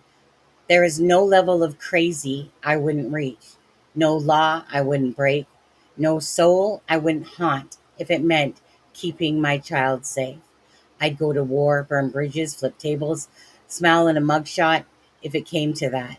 Because protecting my child isn't just instinct, it's a promise. One I'll keep until my last breath. That's how I feel, and I'm sure a lot of you people feel out there here reading that. So for me, my anger levels rise internally whenever someone has to lie, and I'm calling it lying for Daniel because I can sit there and put you the receipts right up in front of your face when you have lied. You can call them mistruths, you can call them whatever you want, but you know what? When you actually physically lie about the blanket, about the Malaya on the phone, and it's your own words being used against you, that's called a lie. Simple as that. Still doesn't mean that Daniel Malaya had anything to do with the children, Jack and Lily. Of course, we don't know the answers to that. That will work itself out, you guys, if that's the case, okay? But I can certainly sit here at this moment and say that Daniel lied. Can I say the same for Malaya? Malaya hasn't been putting herself out there. So we can only go by the little bit that Malaya has said. We can't sit there and fully say that Malaya has lied, really. We can say that they were neglectful. We can say that because the kids were underneath their care when they disappeared. We can definitely say that. But Daniel's the one that constantly talks. And his mistruths, his lies, whatever you want to call them, are catching up with Daniel.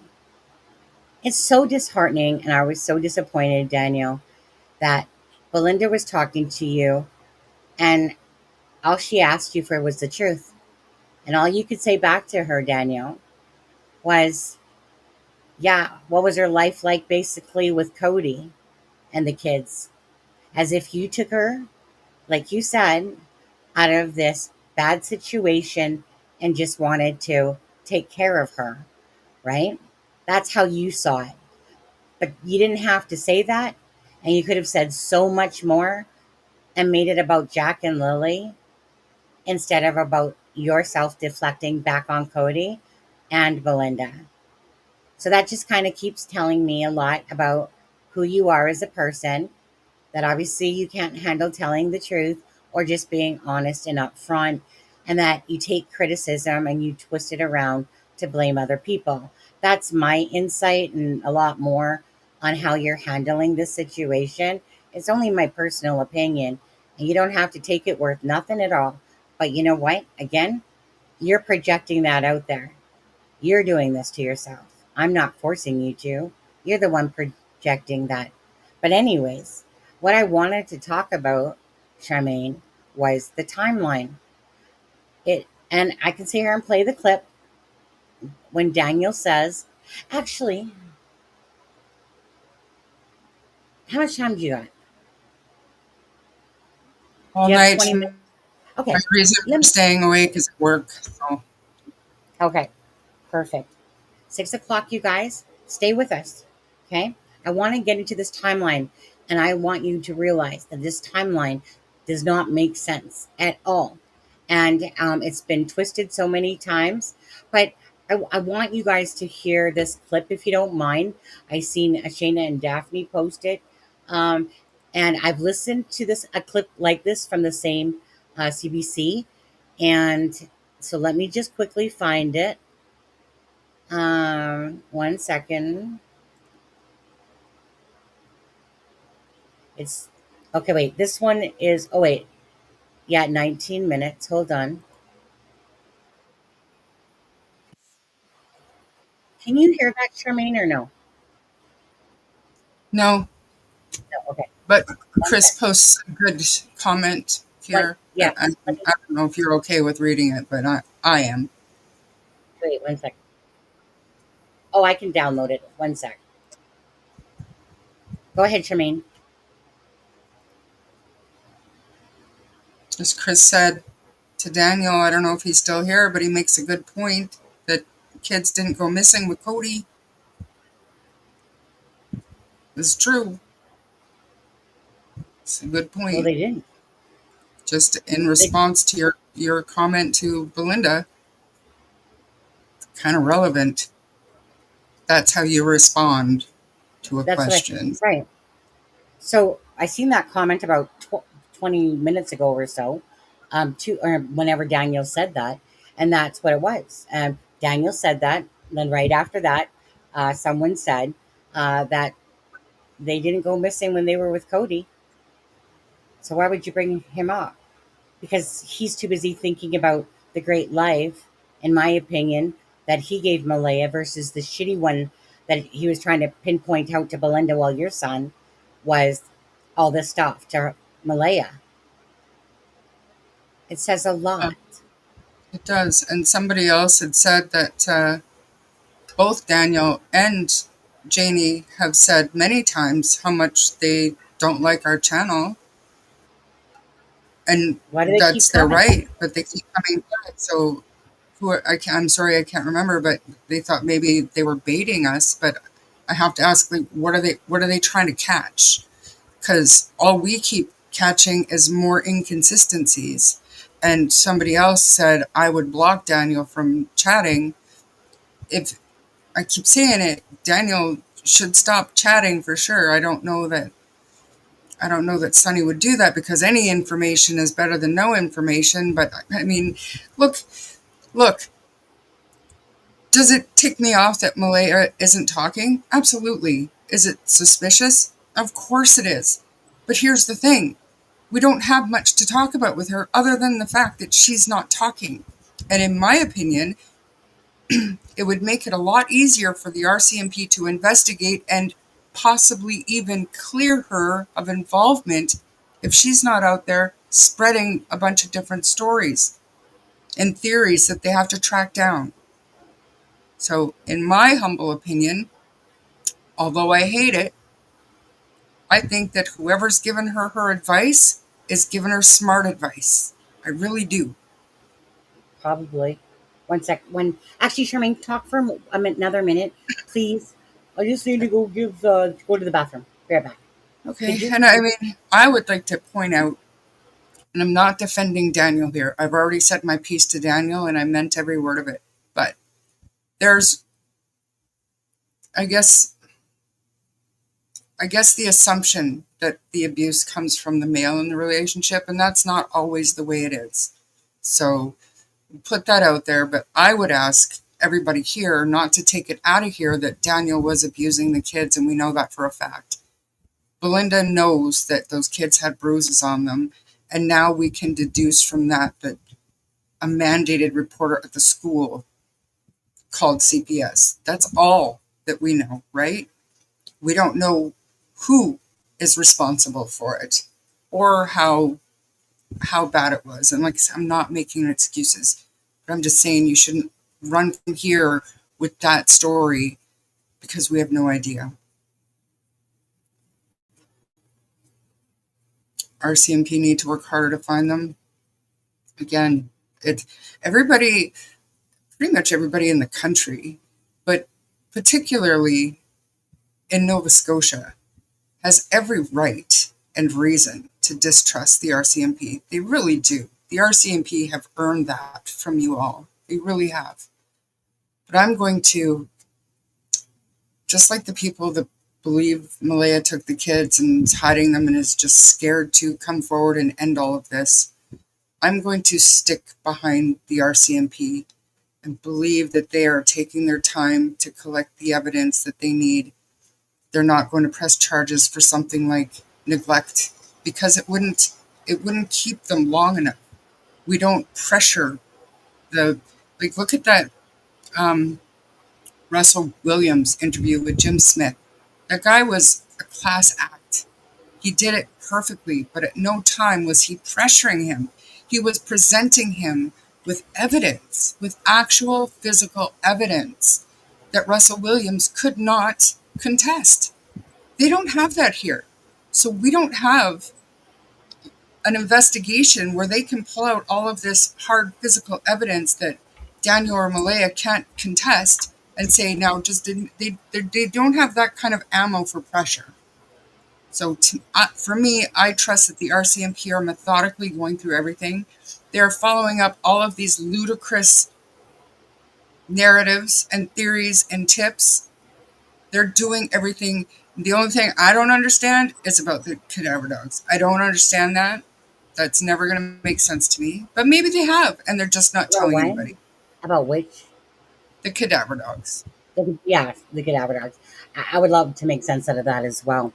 There's And I one thing. think that just one last thing before, if we're going to go through the interviews or talk about the timeline, there are a couple of points that I would like to make that I think they're honest questions. So, Charmaine, you are going to say that. The one thing that I've totally forgot to bring up to Belynda, because I wanted you guys to hear it from Belynda, is that she did say that Janie said that she heard Malaya say shh. I forgot to ask her that because I was trying to think of the different things, but so Belynda would have said that if she was back up here. So maybe she can say it in chat if she's watching still, because that was one thing I wanted to point out too, is that Janie didn't say that on the news interview, and Janie said, in fact, in the private chat, that she did not hear shushing.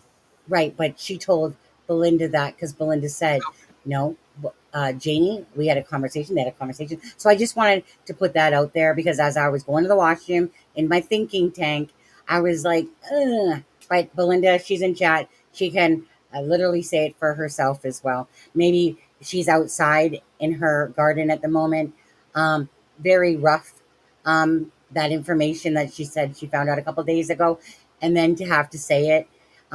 Anyways, so Charmaine, go ahead about the timeline, a couple things that you wanted to bring up. Not specifically, I don't think the timeline, but okay. And maybe I'm just thinking of it wrong. So maybe you can. So Janie said when she came out, she asked Malaya, like, what's going on? And Malaya said, the kids are missing. And her first question was, how long? To me, and I'm not saying that Janie is lying about that, that could very well have been the first question, but that made me think that they had wandered off into the woods before. Like, how long are they gone this time type thing, instead of, what do you mean they're missing? Missing how? When did you see them last? What do you mean? Instead of, well, how long? Kind of like, how long this time? It just seemed a little off to me. No? Thinking of it wrong? No. Because again, I mean, it's one of those things that I know that we can sit there and probably take things different ways, I never thought about that one in particular. Well, no, I don't want to lie. Because it was said a different way the first time, and I believe it was by Darren, if I'm not mistaken, because he said, what did you do with the kids? That's what Darren was saying. Like, that's all I remember was Darren saying that Janie said, according to Darren, was, what did you do with the kids? Yeah. And I mean, that wouldn't make sense either. It wouldn't make sense, but I can see it making sense if she came out of the camper and she heard the kids and then be like, where are the kids? Like, I just heard them, Yeah. Or what do you mean they're missing? I just heard them 20 minutes ago. What do you mean they're missing? They were playing on the swings 20 minutes ago. You know what I mean? It just, Janie, if you're watching, I don't know how you would do it, but maybe get Darren to call Kent. I don't know.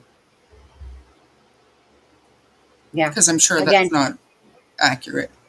If there is something that we're saying wrong here, okay, I will always retract if it's been said wrong by us, and they wanted to retract anything. Absolutely, no problem. I'm here for the truth, right? Whether your truth is believable or not is a different story, But that's all we're here for, is the truth about Jack and Lily. That it's that simple.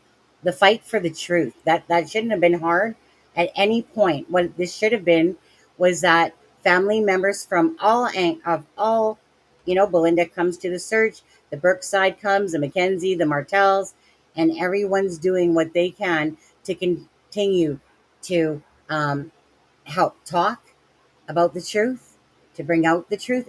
Like, there's certain things that are not going to be detrimental to this case. A simple timeline is not going to be detrimental.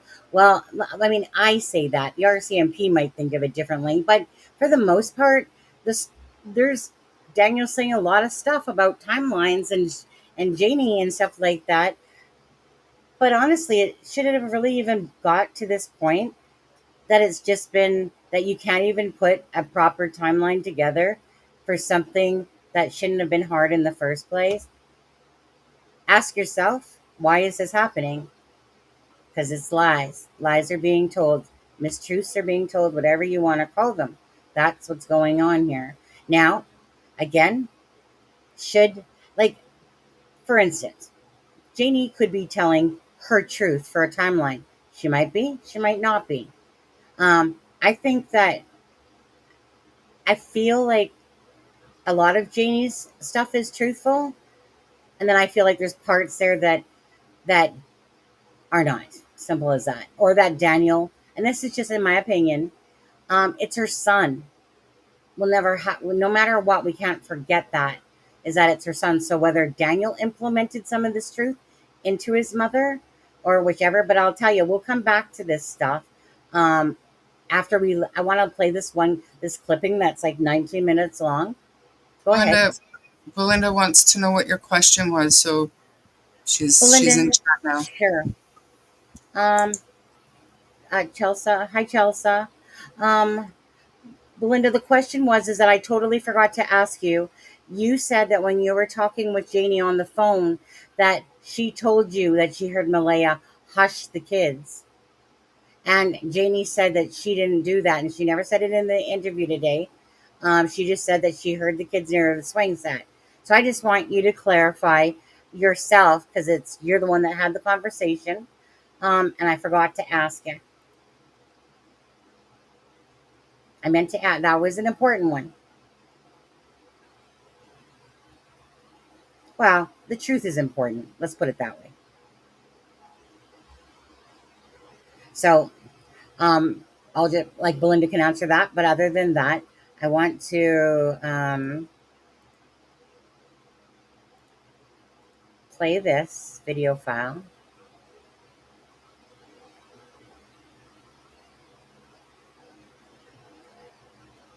Okay, she says it right there. 1 second. Not many neighbors at all, and the home is surrounded. Go back. Let's start. So you guys, Belynda, Janie told me on the phone that she heard the kids and heard Malaya shush them. That's what Darren said. So why did that get retracted? Right? These are inconsistencies. Darren literally said that, and he was speaking for Daniel and Janie, right? But if you have Belynda saying, well, I had that phone call with Janie and she did say that, again, then that becomes, well, I'll call that one a mistruth, because she didn't speak to me, but she spoke to Belynda. Now, that's on phone, so I don't have the receipt to go, hey, this came in from Janie, to say, go, okay, well, that's fact, right? But to me, if Belynda's saying it, I'm certainly going to believe Belynda, versus people that were on the property of the day of the disappearance, and one that has a son that lives on the property as a mother. Yeah, right? Mothers and that will do a lot of things for their children, regardless. And again, if she's fed stuff by Daniel. But I'm still going to get back to that, though. We'll come back to that. I'm going to play this. I think it was Shanna or Daphne put it in the chat that they're doing the timeline on. And girls, thank you for all your hard work that you're doing for Jack and Lily out over there as well. Okay, so let me take this off. 1 second, just scrolling. Okay. Okay. So we'll listen. Neighbors, there are not many neighbors at all, and the home is surrounded by very dense woods. Now, for people who have not been following this closely, can you remind us how this all started? It was on May 2nd, right? That's right. It's the morning of Friday, May 2nd, so exactly 11 weeks ago today. And most of the information that we have about those first hours comes from the children's stepfather, Daniel Martell. I spoke with him in a recorded interview for nearly an hour, and he says he and the children's mother, Malaya Brooks Murray, were in bed with their other child, a baby, and they were sort of dozing in and out of sleep. And Lily and Jack were playing in the kitchen, but Lily came into the bedroom multiple times and woke him up, and here's what he says happened next. And then about 20 minutes passed, and then when I woke up, Malaya was right beside me. She was still asleep. And I said, I don't hear Lily and Jack. So I jumped straight up out of bed. Silence is never a good thing when you have kids, because you know they're getting into something. And then we noticed the boots were gone. We went outside, made our way into the backyard. We didn't see them anymore. I'm going to stop that there. This is out of Daniel's mouth. We went outside. We went outside. Not Malaya went and put kids in the car, but we went outside. So at what point, I want to know, did Malaya have the opportunity to go put those kids in the car? Because we know that Janie came out of the camper and Daniel was hollering their names, and she said Janie was in that certain spot just outside of the fence, and that, right, this, well, Daniel said, we didn't hear about this certain look on her face, but that Malaya had meadow in her hand. At what point, when you both went outside, Daniel, that Malaya had opportunity and motive to put those children in a vehicle and sit there and drive up to that spot right in front of the trailer? So that right there tears that apart. That's why when I say about the hidden part, tell me, Charmaine, is there something you can tell me that I'm missing where the word we is being used out of his mouth? And same with Malaya, don't get me wrong, in the interview, right? And we know that, we both know that Malaya said, I tell Daniel, do you hear the kids? Daniel says, I ask Malaya, do you hear the kids? So that's contradictory already, but he says the word we. So tell me, is there something you can tell me that I'm missing here where Malaya could have had the opportunity to put the children in the vehicle? No. And I think I was telling you and Kent in our private conversation that first little bit of the morning, that story has changed so many times. It's hard to know what to believe, but I know now what I believe, because when I heard Janie recount her story of that morning, it matched, for the most part, matched what Daniel had told me in our conversation.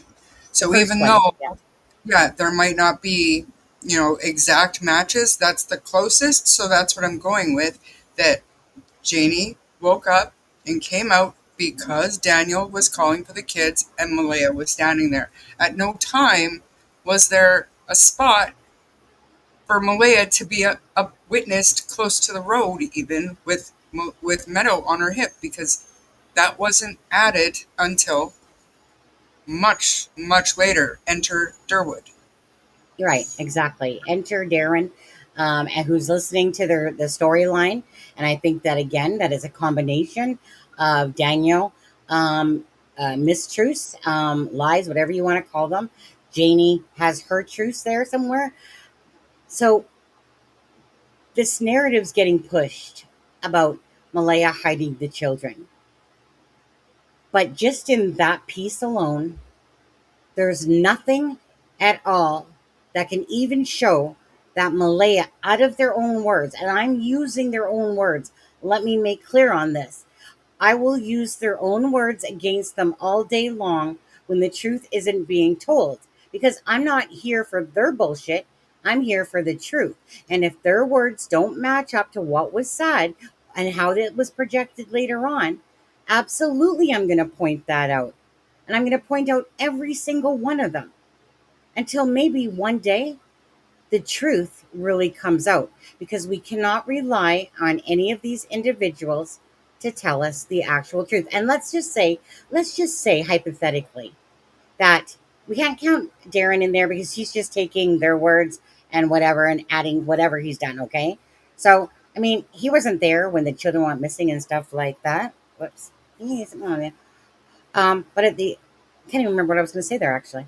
Kind of something bit me or whatever. But anyways, but the truth is that Janie, oh, that's what I was going to say. Hypothetically, let's just say that Janie's truth was 100%, right? That her truth that she's telling. Well, it certainly doesn't match up, like maybe if hers was truth and Daniel and Malaya are lying, right? But the thing is that we can't tell if Janie's is actually the truth or not, even though there's inconsistencies of what Janie said to Belynda and stuff like that. But I'm just saying hypothetically, 100%. But the thing is that you have this lying going on here and mistruth and inconsistencies, and then you have Janie trying to tell her story, but it's not aligning properly. And that's where the problem lies, is that because of these lies and these different versions of events that have evolved into this latest, what do you want to call it, scenario, is what it is. So I'll leave it at that part, okay? But we're going to be crystal clear that these are their own words used against them to how the story is now to what it was at first, okay? And Malaya said, should I call 911? And I said, well, just wait 1 second. I ran up in the woods to the kids. They have cabins up in the woods. It's about, I don't know, 100 feet up in the woods. Ran up there, ran right back down, which only took me like 30 seconds. And I was screaming for Lily and Jack, all the way out when I was running up to the cabins. And my mother heard me, so she came out. And can you remind us how this all started? Well, shit, that's a different version altogether, Charmaine. That's a different version than the other ones. Charmaine, where are you? I'm here. Okay, so that's a different version. Okay, so what you were told by Daniel in his messages was, Malaya asked me if I should call 911. Now, this could have been cleared up if this was an honest inconsistency, okay? So he says that Malaya asked him, should he call 911? And in the message to you, he says basically, well, fuck yeah. I mean, your kids are missing. Here, then he tells the version of going up into the woods, and that when he came back, Malaya was on the phone. Now, I could see that this could have been an absolute inconsistency. I don't. Well, hold on. But hold on. When you're texting, right, and you're trying to short form information, in a sense, so I can kind of in my head, like he said here, well, hold on, and then he goes up into the woods, and then he comes back, and then Malaya's on the phone. But that's not how he told it, right? But he could have cleared that up. He could have cleared that part up. But instead, he didn't. And he literally said that he came out of the woods and Malaya was on the phone. And the way it was presented the first time to you was that that Malaya had asked him. And then he was like, well, fuck yeah, the kids are missing, basically. Like, what would you do? So go ahead, Charmaine, to that. I mean, I don't I don't see how that could be just a simple mistake. Like when you tell a story and you've actually spoken to a person, Mm-hmm. of course you should. Your fucking kids are missing. That to me is he spoke to her when she asked, should I call? That's Yeah. not something that you just misplace in your, like, oh, well, when I came back from the woods, she was already on the phone with 911. No, it's one or the other.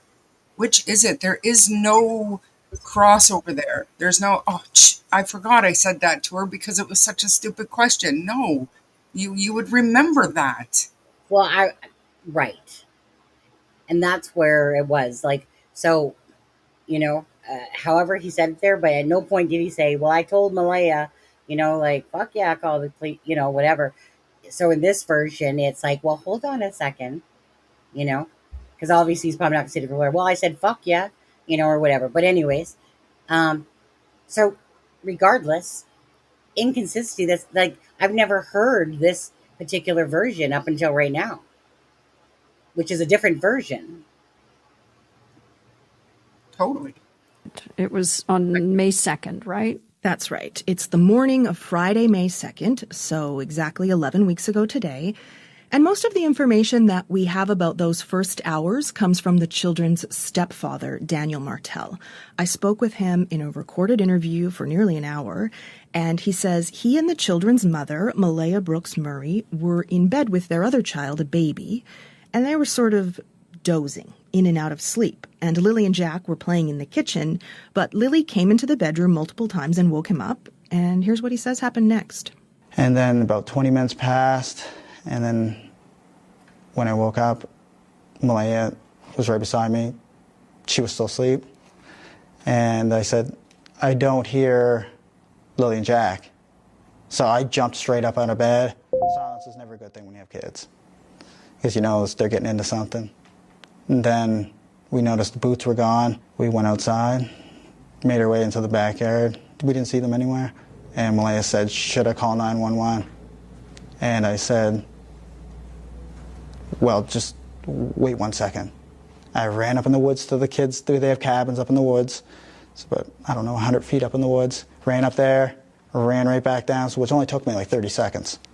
And I was screaming for Lily and Jack, all the way out when I was running up to the cabins. And my mother heard me, so she came out and said, what's going on? And I said, Lily and Jack are missing. And so the RCMP says it was around 10 a.m. when they received. The one thing I wanted to point out there, Charmaine, with what Daniel was saying, is that Malaya sent Belynda a text that said that 8 to 8:30 was the last time that they had heard them. So in my head, I keep trying to go, okay, well, we got this 20 minutes of time, and that 20 minutes of time seems to more be that 9:40 area. According to Malaya, she had said that they disappeared at 9:40. Call goes in at 10 o'clock. So then it's like, well, okay, so 8 to 8:30, she sends the text. On the scanner, we hear 8 o'clock, that's when the kids were last seen. So then this is where my brain's hurting, because now we're 8:48 is the phone call to Ron, right? So that's closer to 9 o'clock. So 8:48. And then all of a sudden, but the phone call doesn't come in till 10 o'clock, which is way past the difference of 8 to 8:30. So at what point did Lily and Jack keep coming into the room, or sorry, Lily keep coming into the room, and then they could hear Jack in the kitchen. And then all of a sudden there's this big gap of time that's confusing. And that's where my brain kind of hurts on this one, because I'm trying to think about this 20 minutes of time, but the more timeline that's being said, and shown, right? Because she does show her phone, Janie, at 8:48. So on that interview, she shows it. So help me on this one, Charmaine, because if Lily is coming into the room and the last time that they were heard was between 8 and 8:30, um, where's this big gap of time that's missing? That's kind of not really accounted for. Do you know? No, I mean, I can't help you because So the next, because we got Malaya making a phone call apparently at 6:18. Jeannie gets up at 6 o'clock, like Belynda said, and like I was wondering too. Well, if you're up at 6 and she's calling the school, but she doesn't hear the kids till after talking to her brother, right? Remember, she goes back in, and then again at 8:48, her brother calls her and stuff like that, and then she says that she hears the kids near the swings, but this is like after 8:48. So in my head, it's like, make that make sense at all. At all. and listen, So, pardon? I don't know if you want me Pardon? to go there yet, but Go ahead. the RCMP keeps saying they were last seen on CCTV video on Thursday afternoon. Now, how do I put this nicely? If they believed Janie and Daniel's recounting of that morning, that last seen time would be reported as that last seen time. The RCMP obviously can find no evidence to prove that the kids were seen or heard that morning. The RCMP look for proof, things that they can prove. And the last proof of life, proof that they were there okay with their parents, was in that video. So Yeah. I'm not calling shade on Janie's story. I'm not, so don't come at me. But if the RCMP believed it or could prove it, Prove it. that would be the time they were last seen. So all of this is unprovable noise. Correct. Absolutely. Um, I mean, amongst this, you guys, we all know that Haley came out, said what she said. So we definitely do have thoughts, but that's speculation on that side. But we're talking, like right now, we're talking about as well, like their own words, and to understand their timelines by their own words. And it doesn't make sense. So let me call this, I'll say this whole hidden thing and Malaya, there's nothing in this timeline that can show a time when this happened at all. So I have to call absolute bullshit on this whole hidden thing that Malaya put them in the car. To me, that is not true at all, because there's nothing in this timeline that would even equate or match to that happening at all. So why is there a big gap between 8 to 8:30, and then we jump in and then we get the phone call from Malaya, right? 6:17. Right. Where was Malaya making this phone call? Right? At 6:18. 6:17 on the Thursday, my bad. 6:18 on the Friday. Because pretty much what Daniel and that is saying is that he heard Lily and Jack, right? Lily and Jack, and then all of a sudden, poof, right? They both look at each other going, "Did you hear the kids? Did you hear the kids?" And they both go out. So how could Malaya possibly, at any point in time, based on Daniel's words, have put those kids in a vehicle? Is that someone portraying to us a bunch of falsehoods? Because there's nothing there to show that. And so we're being directed with a narrative that the children are hidden. And through experience of being, you guys know, right? That the likelihood of two children missing for 2 months and 16 days, and no one coming forward, and that somehow they're magically hitting in Pandora's box, and that they're in there and they're gonna poof out one day when they're like 25 and 27 or something like that, ain't likely gonna happen at all. So You read Belynda's comment on the screen? no, I was trying to keep track of her. Where is she? She's on the screen. She's on the screen. I already highlighted it, Sunny. It's on the screen. Oh, I swear I was looking down thinking that she wanted to come back up and say something. I couldn't quite hear the words she said, but she said, make sure they don't look in blank because they have no business checking that. She has stated that there are no cupboards in her RV. She did state that.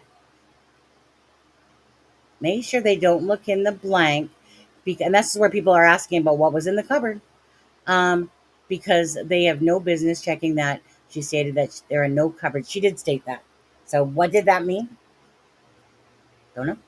Anyway. More important than looking for Jack and Lily? What is more important to hide than looking for Jack and Lily? Yeah, I really feel with that piece right there that she's justifying her actions about her dog, and that, and that I feel like that's actually kind of a more of a BS answer myself.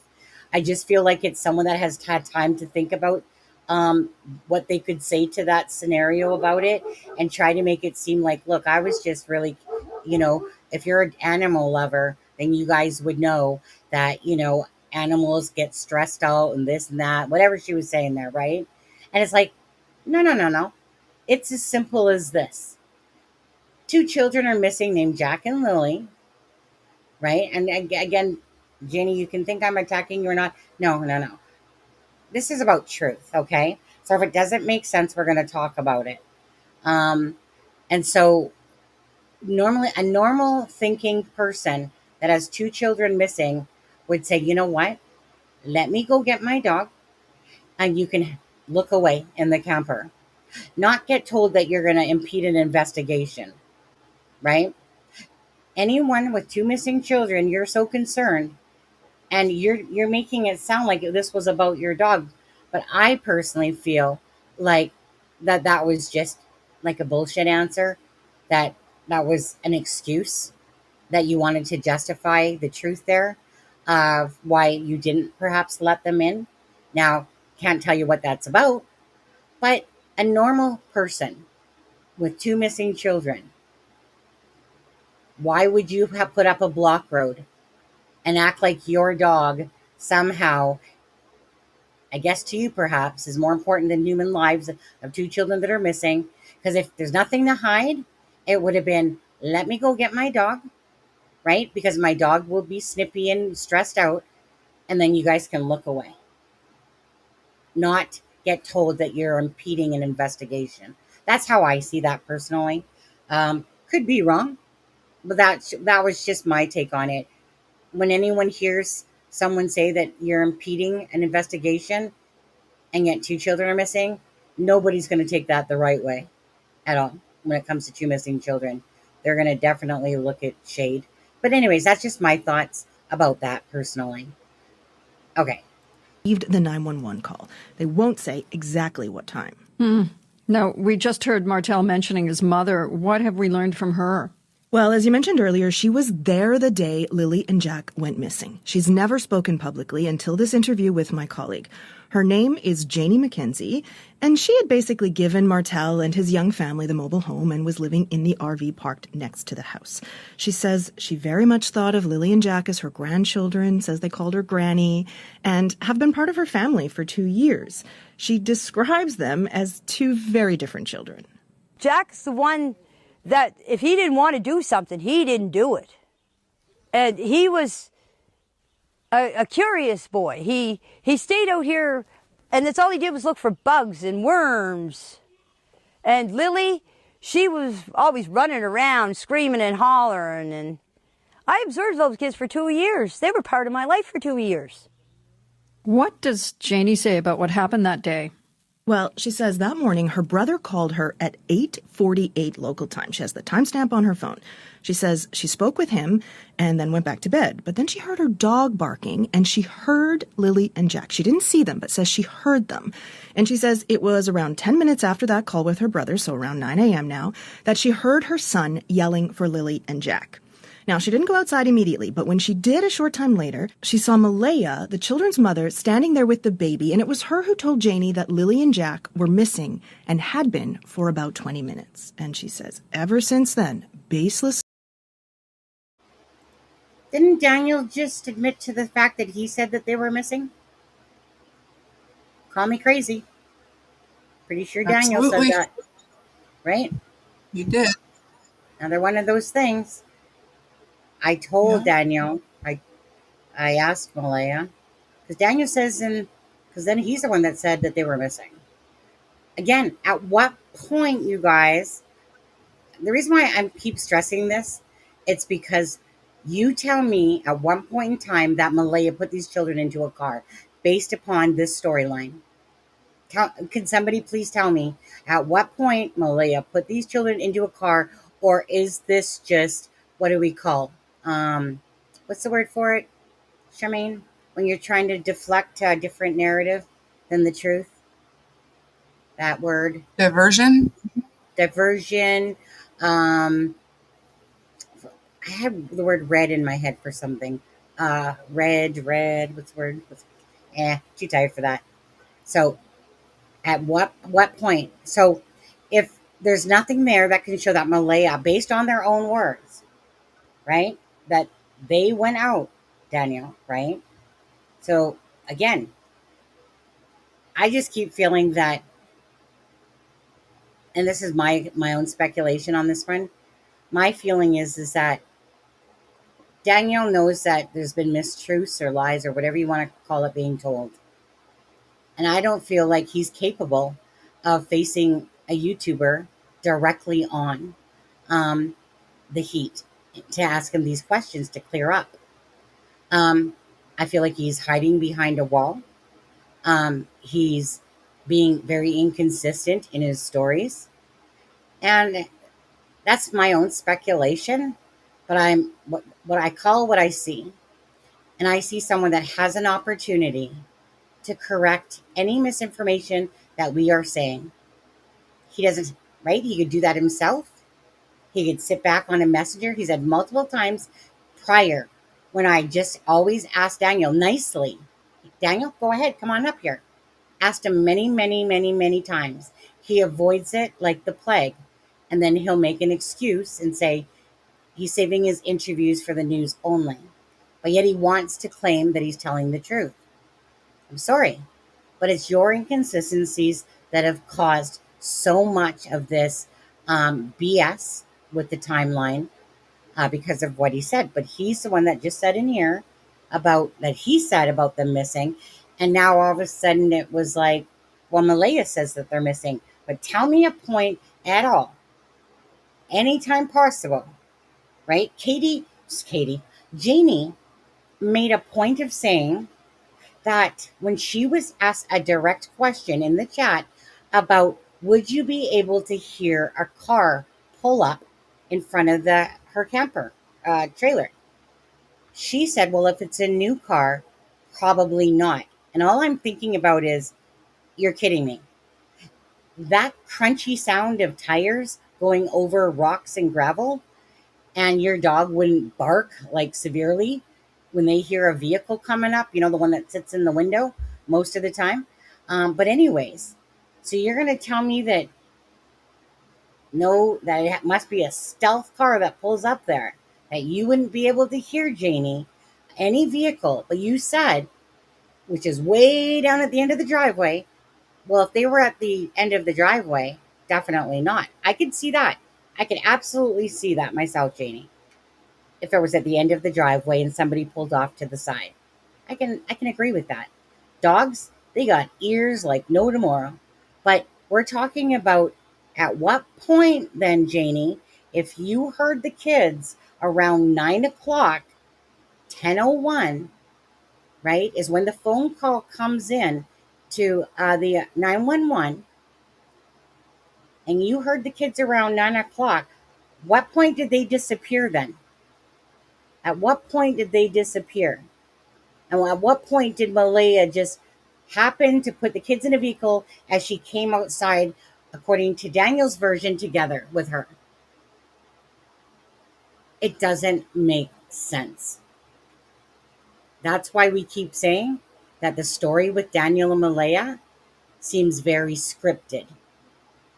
Because now the narrative is you're trying to push the fact that Malaya got. Tell me at what point then, Daniel, if you can. You can clear that up.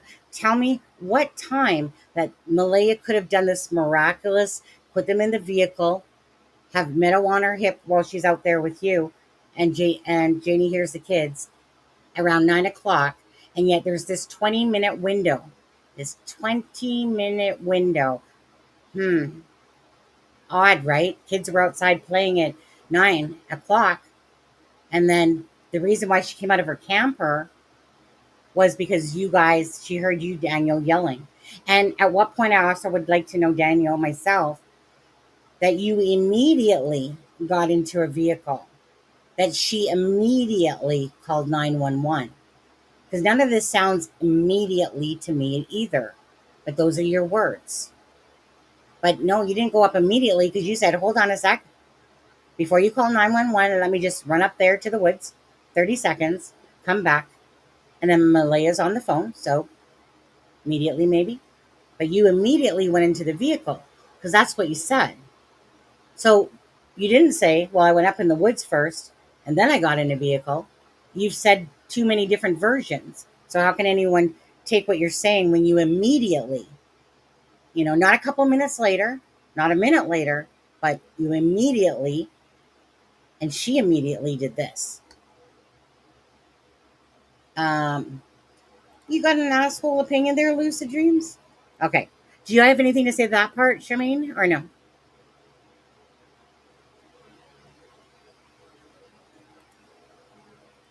Charmaine? What you doing? Nothing new. Nothing new. I've just because Okay. I still have to chat on my phone.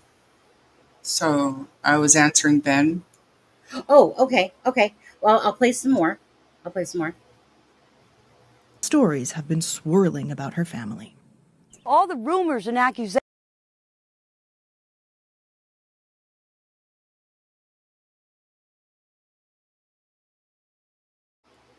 Oh, that was only part of it.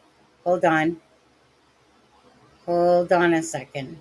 Now I'm going to have to go find the actual clipping. Thought that was the 19-minute clip I was going to listen to. Hold on.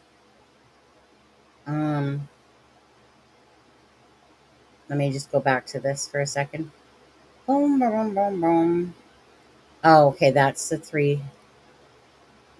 Okay, oh, it was 3:42. Okay, hold on. Family pleads for me. Hey, Charmaine, is this like I don't do Spotify and I don't do those Well, I things can't that you see. do.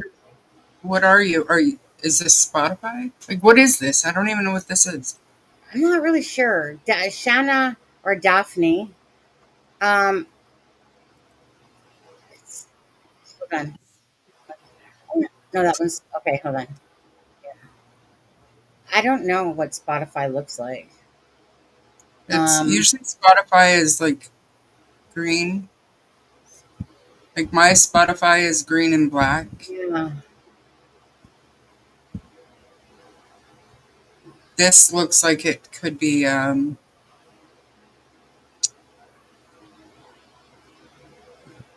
don't know. Shanna or Daphne, if you're watching, you guys have the full clip of the link where you can send it to me?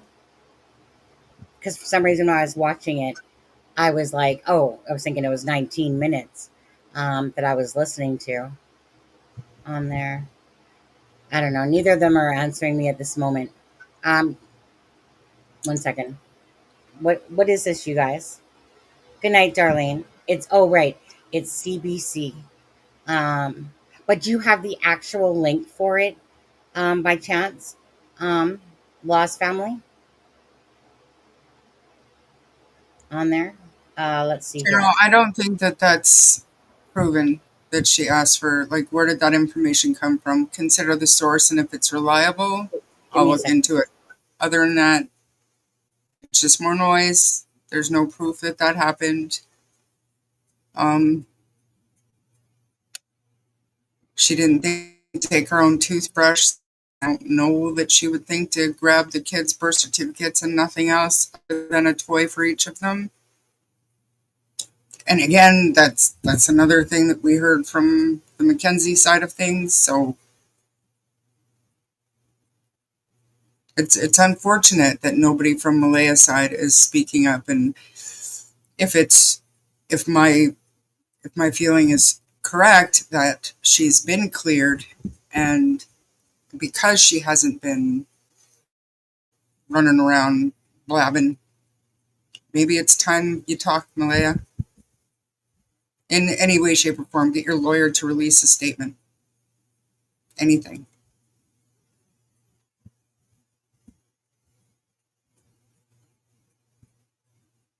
Sassy, that's amazing. That's great.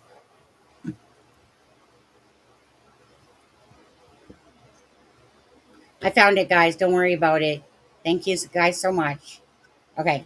So I'm going to go to the 3-minute and 42-minute mark where we left off. So give me a second. 19 minutes. Search teams going to the Gairloch locations while we try and locate a G-Star commander. It has been 2.5 months since that search began for 2 young children who disappeared in rural Nova Scotia, and there is still no trace of them.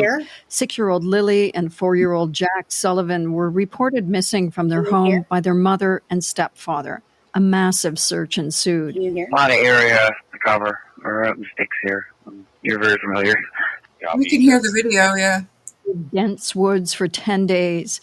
They found what they believed to be a child's boot print and a piece of a blanket, but nothing else. At least, not that the police will say publicly. It's a mystery that is gripping the country and beyond. I know that everybody basically in the world at this point is always wanting to know, like, what happened. Now, for the first time, we're hearing from the children's step-grandmother, who lives on the property where the children went missing and who was there that day. My bedroom is right there. I heard the kids. After that, I heard nothing. The next thing I know, or the next thing I heard, is I heard Daniel yelling. Her son, Daniel, the children's stepfather, is the subject of murderous accusations. Well, a lot of speculation is you killed the kids. We'll just come out and say it straight as it is. His mother is showing us around their property to dispel rumors as conspiracy theories run wild online, with TikTok and YouTube videos garnering millions of views. These are everybody's grandchildren. They're not just mine now. It does seem like the whole world cares. Kayla Hansel is the CBC's national reporter from the Maritime Provinces. She's done a series of in-depth interviews on the case. Good morning. Good morning, Megan. Kayla, first of all, what can you tell us about where this happened? Set the scene for us. So the children were reported missing from a mobile home in Lansdowne Station where they were living with their mother and stepfather. There's an RV parked next to it, and that's where the children's step-grandmother lives. Hold on. Normally, I would see a bar where I could fast forward, like, bring it to the point. How come I can't see that? What did we say this was on? The CBC? Yeah, it's right here. I found it. But where shouldn't I be seeing like a bar? Oh, is it up here? No. Like, shouldn't I see a bar? There should be. Why don't you try to right click it and see if you can open it in another window, and maybe a little player or something will open up. I personally don't know. No. Yeah, but normally when I watch these things, usually there's a bar somewhere that kind of. There's some toys in the yard, a tipped over red wagon in the front, a handmade wooden swing set in the back. And this is an extremely rural part of the province in Pictou County, around 140 kilometres northeast of Halifax. And I can tell you, I've been a reporter in Nova Scotia for 16 years now, so you can imagine I've been to a lot of small communities. And I don't think I've seen anything quite this rural. There are no close neighbors, there are not many neighbors at all, and the home is surrounded by very dense woods. Now, for people who have not been following this closely, can you remind us how this all started? It was on May 2nd, right? That's right. It's the morning of Friday, May 2nd, so exactly 11 weeks ago today. And most of the information that we have about those first hours comes from the children's stepfather, Daniel Martell. I spoke with him in a recorded interview for nearly an hour, and he says he and the children's mother, Malaya Brooks Murray, were in bed with their other child, a baby, and they were sort of dozing in and out of sleep. And Lily and Jack were playing in the kitchen, but Lily came into the bedroom multiple times and woke him up. And here's what he says happened next. And then about 20 minutes passed, and then when I woke up, Malaya was right beside me. She was still asleep. And I said, I don't hear Lily and Jack. So I jumped straight up out of bed. Silence is never a good thing when you have kids, because you know they're getting into something. And then we noticed the boots were gone. We went outside, made our way into the backyard. We didn't see them anywhere. And Malaya said, should I call 911? And I said, well, just wait 1 second. I ran up in the woods to the kids. They have cabins up in the woods. It's about, 100 feet up in the woods. Ran up there, ran right back down, so which only took me like 30 seconds. And I was screaming for Lily and Jack, all the way out when I was running up to the cabins. And my mother heard me, so she came out and said, what's going on? And I said, Lily and Jack are missing. And so the RCMP says it was around 10 a.m. when they received the 911 call. They won't say exactly what time. Now, we just heard Martell mentioning his mother. What have we learned from her? Well, as you mentioned earlier, she was there the day Lily and Jack went missing. She's never spoken publicly until this interview with my colleague. Her name is Janie McKenzie, and she had basically given Martell and his young family the mobile home and was living in the RV parked next to the house. She says she very much thought of Lily and Jack as her grandchildren, says they called her Granny, and have been part of her family for 2 years. She describes them as two very different children. Jack's the one that if he didn't want to do something, he didn't do it. And he was a curious boy. He stayed out here, and that's all he did was look for bugs and worms.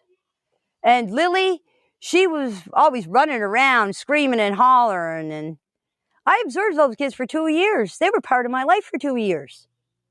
What does Janie say about what happened that day? Well, she says that morning her brother called her at 8:48 local time. She has the timestamp on her phone. She says she spoke with him and then went back to bed. But then she heard her dog barking and she heard Lily and Jack. She didn't see them, but says she heard them. And she says it was around 10 minutes after that call with her brother, so around 9 a.m. now, that she heard her son yelling for Lily and Jack. Now, she didn't go outside immediately, but when she did a short time later, she saw Malaya, the children's mother, standing there with the baby, and it was her who told Janie that Lily and Jack were missing and had been for about 20 minutes. And she says, ever since then, baseless stories have been swirling about her family. All the rumors and accusations about us murdering the kids and burying them on the property, this place has been searched thoroughly. Thoroughly. The well has been checked. The septic tank has been sucked out. All the barns were searched. My RV was searched 3 times. The trailer was searched. This whole place was searched. If they want to come back and search again, they're more than welcome. So it sounds like a significant search of the property. What else can you tell us about that?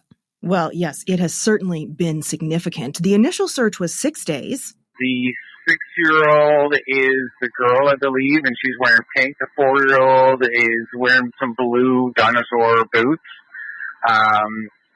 So, yeah. I think that's all we kind of have right now. Then on May 7th, the police announced that they're scaling back the search, taking into account the probability of survival. But search crews returned for 2 more weekends after that, up until the end of May. They searched wells, mine shafts, septic systems, as we heard, and they even flew a drone beneath the home. No sign of Lily and Jack. Police say they did find a boot print that they believe to be child-sized, and there's something else. Have a listen to this.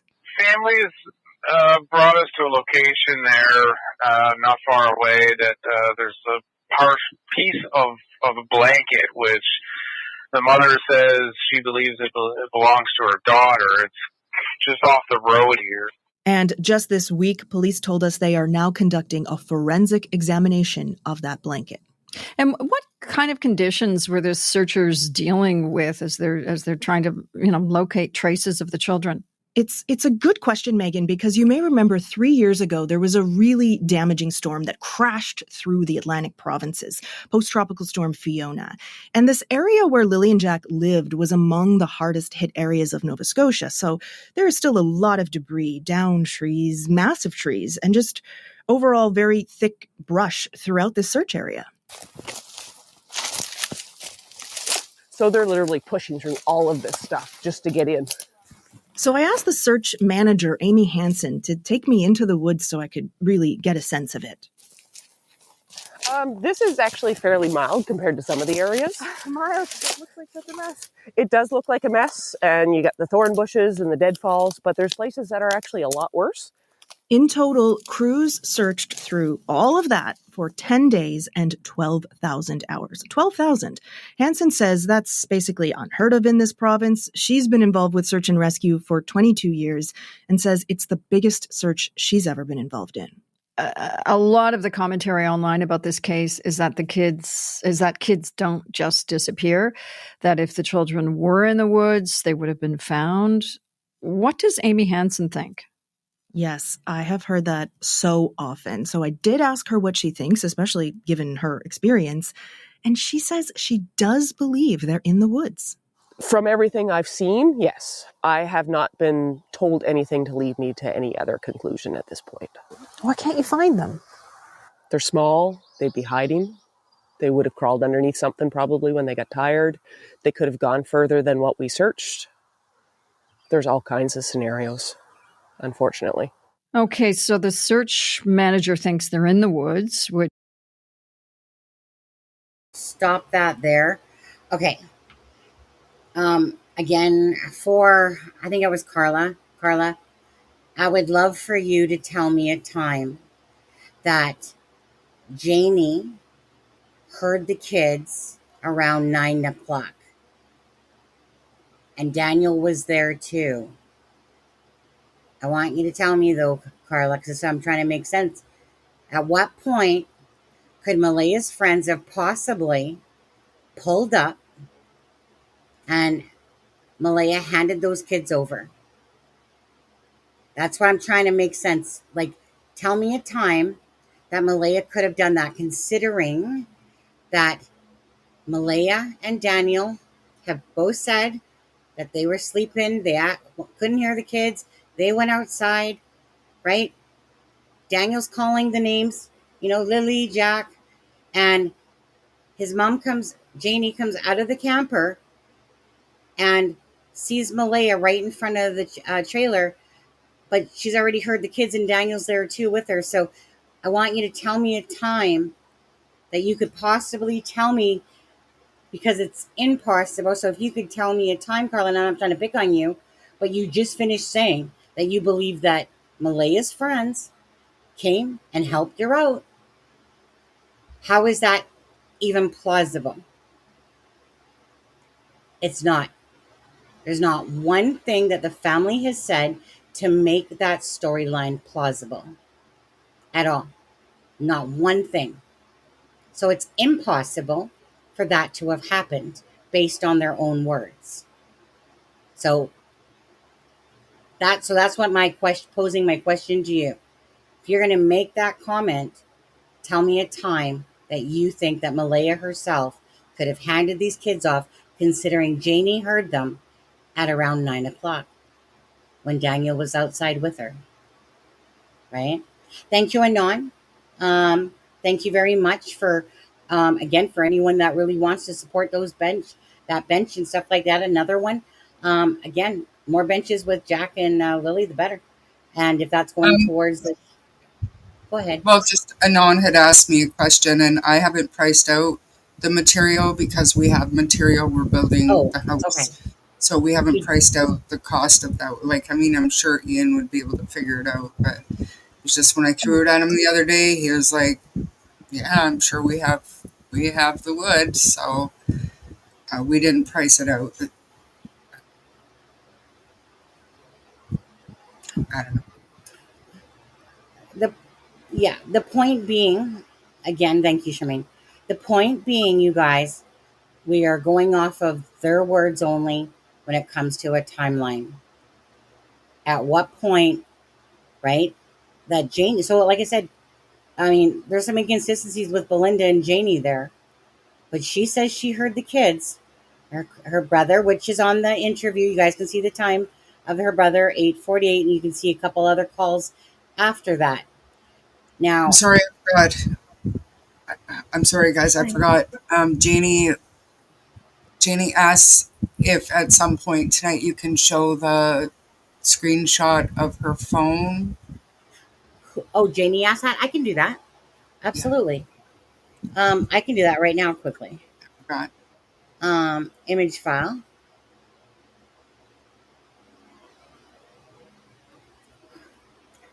I got two, but this one's good enough.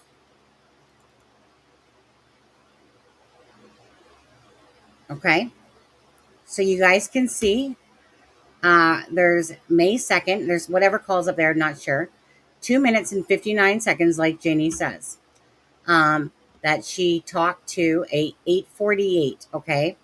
Now, regardless, we can see more on the phone. So then there's at May 2nd at 10:19, there's another call. Now, Janie hasn't explained those particular phone calls. Maybe I'm sure that there was something to do, with the kids. Now, don't forget, 10:01, the call comes in about, according to Daniel, that the 911, basically the police came in at about 12 minutes after the phone call. So that's going to place it about 10:13, right? Somewhere around there. So at this point, there's an audio call that's going out, it looks like. And Janie's obviously talking to someone. It's probably something to do with the police being there, looking for the kids, talking to her brother, perhaps. And then there's another one at 10:30. Now, I know that Janie said that when she heard Daniel calling the kids' names and realized that it wasn't him just calling them inside, that then she, whatever, I think, put her boots on, and that she went up to where the kids' little, what do you want to call it, fort, where their fort was, and stuff like that. But, I don't know how their Starlink works out there, how bad or good on this part. Again, we don't know that. Janie's never clarified on these particular calls to where she was to this. So that just becomes speculation. Was she walking and the phone call came in audio and she's talking to somebody as she's heading up into where the trees are? Possibly. We don't know. Um, but anyway, so she wanted, I guess, you guys to see that. And I was going to show it. But anyway, so there it is. That's in the interview at the 51-second mark. And I saw, I don't know if it was Shanna or Daphne. And then, because just like Kent, he didn't see it either. And me, I have to go back and watch something over to, really absorb it. And so I think it might have been Shanna that said, don't miss a beat on there. I had only watched it the one time. Um, did I watch it before the full thing? I think I did. I think I might have. Yeah. But I kind of usually have to go through my own personal time to go rewatch things because I want to know if I missed something and stuff like when I'm distracted with doing a live, and then I always like to go back to those interviews to see what I've missed if I missed something. But anyways, so Janie wanted this to be shown. I went back and got a screenshot of it myself. So there it is. Okay. What link did you didn't, Bobby? Remember, it's your type. It's your punctuation. So we can't really speak for Janie's 10:19 call and 10:30. Again, she didn't talk about that. Maybe it was not relevant because she was just calling her brother, but I don't know. Right? Again, they cut and edit things. Maybe she did talk about it, but they do cut and edit. She did over 3.5 hours or whatever it was of that. Okay. So is that part good, Charmaine? I kept my word on that one. Yeah, but we're Michellarella.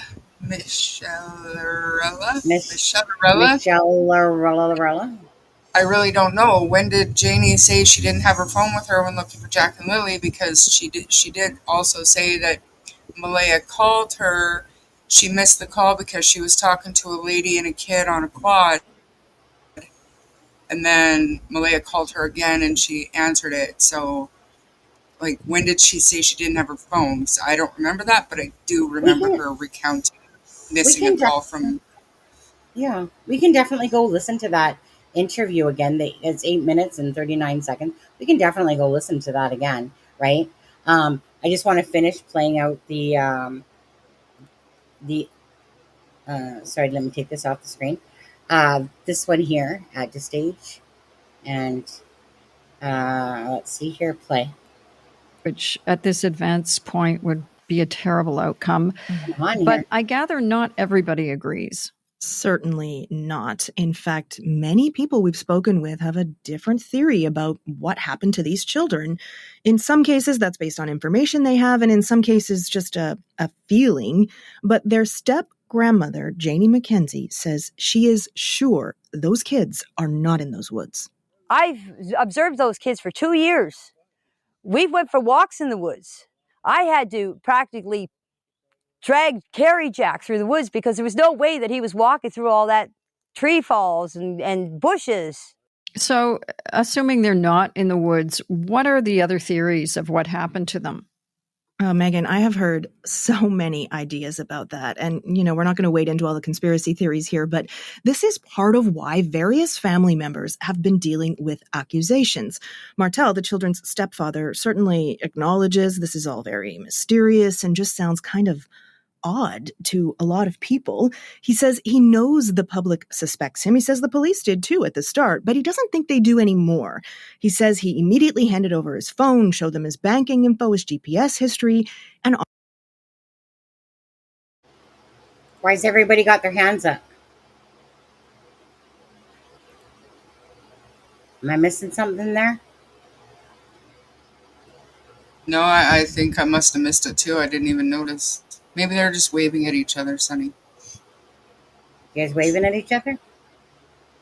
So you saw that and you put it on the screen that I was mistaken. She didn't have her phone when she first went up, but she did have her phone when she went back in the afternoon. And that was the missed calls from Malaya. So. And again, I'm not here to call Janie a liar at all. I think that she's recounting her own memory, and I think that she loves and believes in her son. And I'll leave it at that. Thank you, Eve's Love God, for the super chat. She says, hi, I'm new here. She did say she left her phone at home while she went looking, which was about 10 a.m., which would have been when the 911 call in. And again, yeah, make that 20-minute thing make sense as well, right? Malaya says 9:40. So she did say she heard the kids outside playing by the swing set.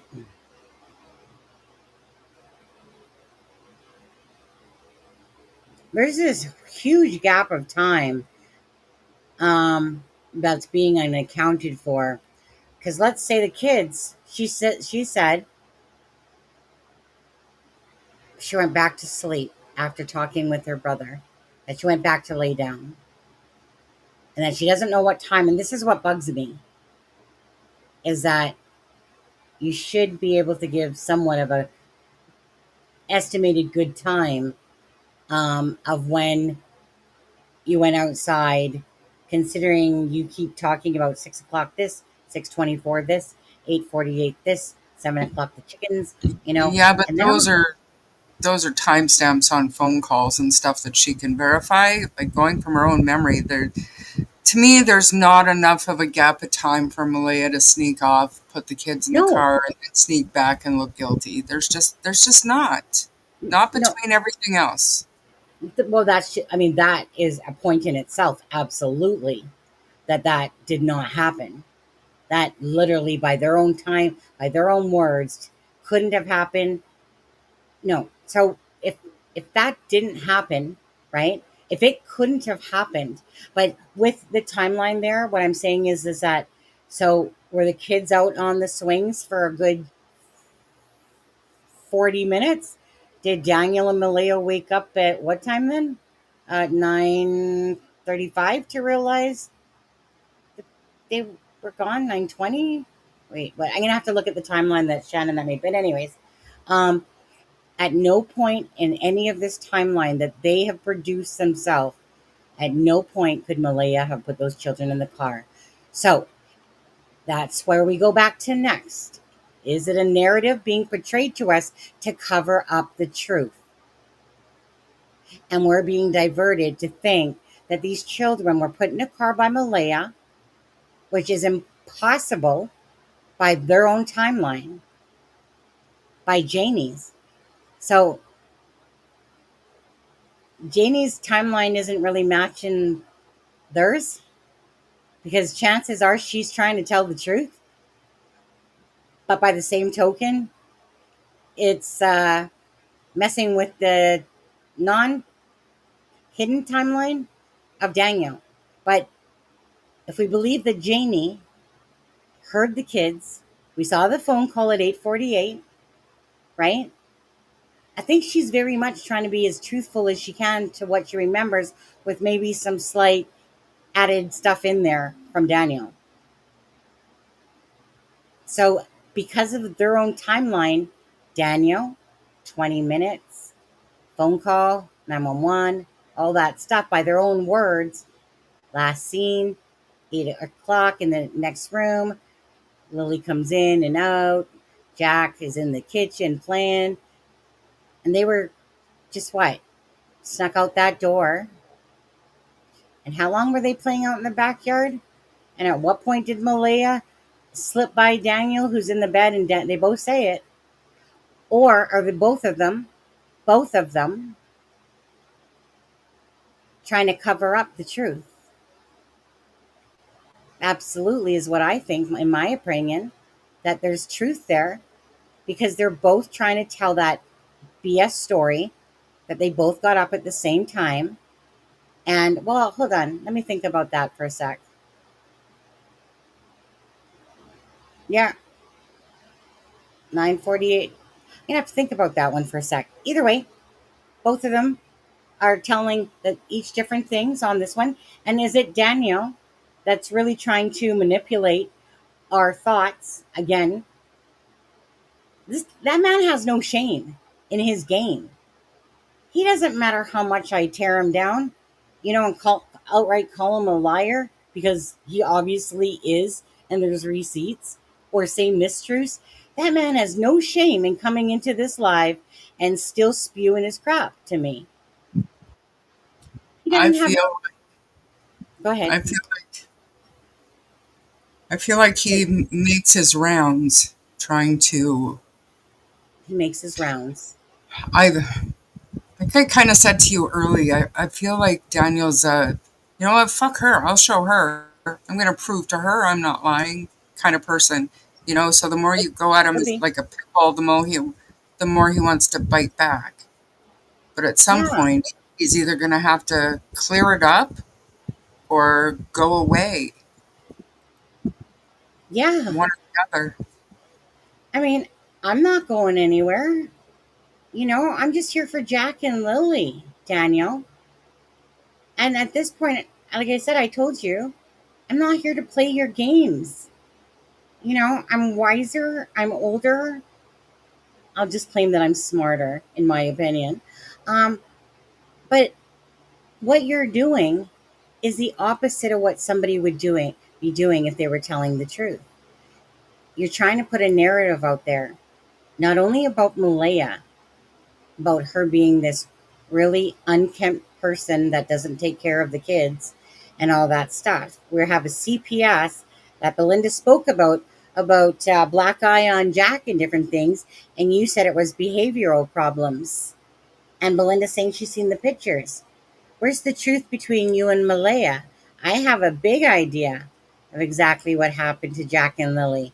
And I have a big idea where that timeline comes from. But Malaya came out and said all this stuff, right? Like she came out with Daniel and then they are missing. Now, is there still a potential?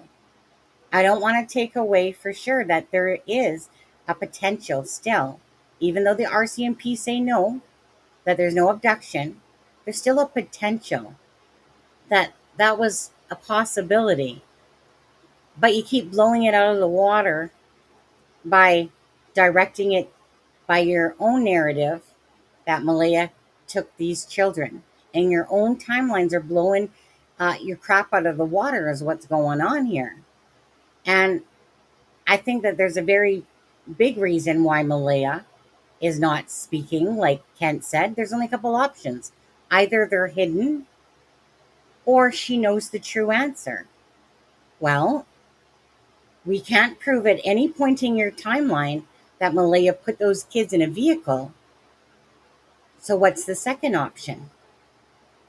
Is that Malaya knows the truth of what happened to the children, and that's why she's not speaking out, because she's being advised not to by the RCMP, her lawyer, and anybody else, because she already knows the truth. So if they're not hidden and there's no timeline that can prove that, then the second one would probably most likely be true. Oh shit! I'm sorry. I didn't mean to knock your stuff. I thought It's it would be okay. down below, but just Go because ahead. Chelsea asked the question and other people have been asking, yes, Daniel told me the kids were marked absent at 6:17 and 6:18 a.m. by Malaya. I have emails from the school to prove that. So to me, from what I understand, I could be wrong, but there's like an app or something that you mark your kids absent from school, but then they send whatever registered email address that is, a confirmation saying that they got that information. So Correct. Daniel is saying Malaya marked them absent at those times, and he has the email confirmations to prove that. Right?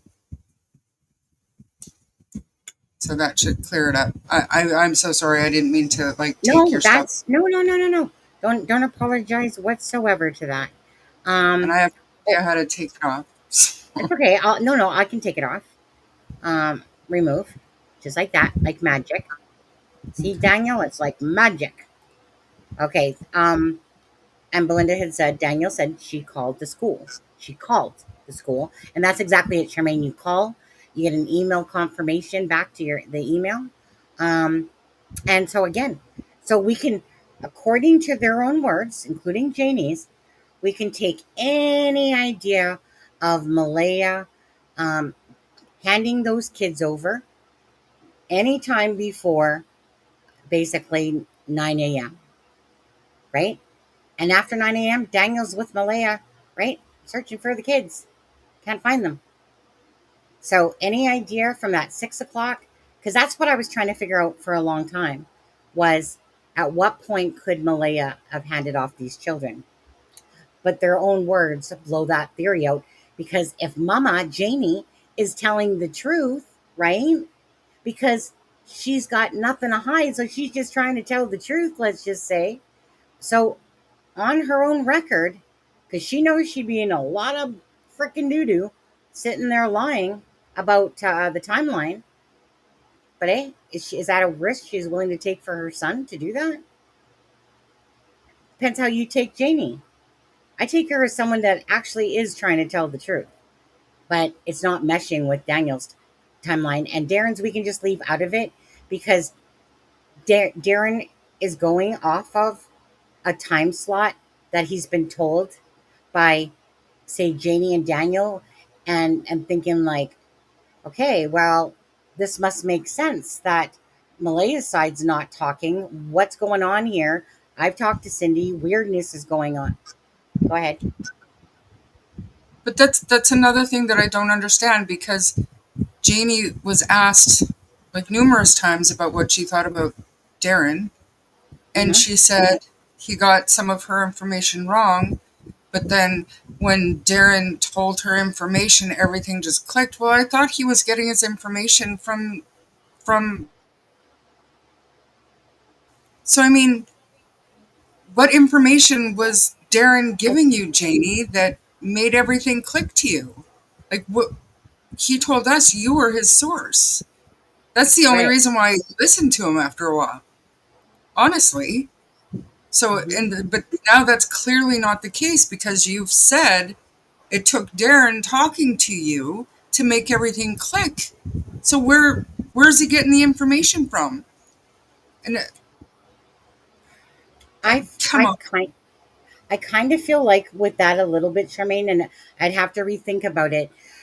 But I kind of feel like that Darren's might be filling in gaps from the Malaya Brooks Murray side, and then coming to a conclusion with them all that this is what happened. But unfortunately, I don't think that Darren included realized that Janie's version makes it impossible for Malaya to have taken those kids or to be seen. Thank you. Who's ever scrolling. Oh wait, gotta catch Belynda when she's saying something. Thank you, Buzzkill. She would have to get them ready, dressed, past those psycho dogs, and the dragon law. Dragon law. That's funny. Okay, I'll take a look. Chris. Thank you. Thank you. Okay. So, right. So, I feel like that maybe possibly Charmaine is that it all clicked for her when Darren started spewing off about Malaya's stuff on that side. And Daniel, well, he's just trying to hide something, is in my opinion. And unfortunately, the truth is unraveling before our eyes. And I think Janie has a lot to do with her speaking that would blow that out of the water. Now, again, I can't see Janie coming up with a whole big ass story about the kids, herself, and then put herself in trouble to have be charged, of course, with perjury in a sense and whatever, lying. I don't see that. Do you? With Janie? Like, I'm not. And I don't understand, what information would Darren have from Malaya's side that would correspond to the story that Darren came out about. So is he saying that somebody from Malaya's side backed up the theory that she put the kids in the car and they're safe somewhere? Because I don't buy it. Never have, never will. You know what I mean? Like, what exactly from Malaya's side could Darren have told her to make everything just click? To make Janie believe that they're alive and Malaya is hiding them somewhere? What? Like what?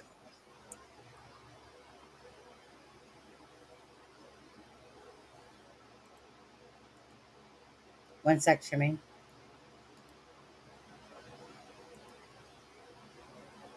Just trying to.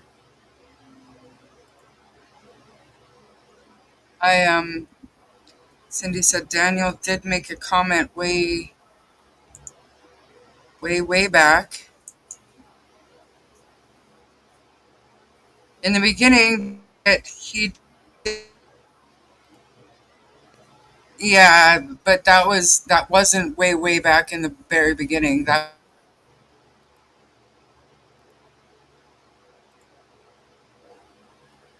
I believe, I could be wrong, but I believe that was between him and Belynda, text messages. That wasn't that early on, Cindy.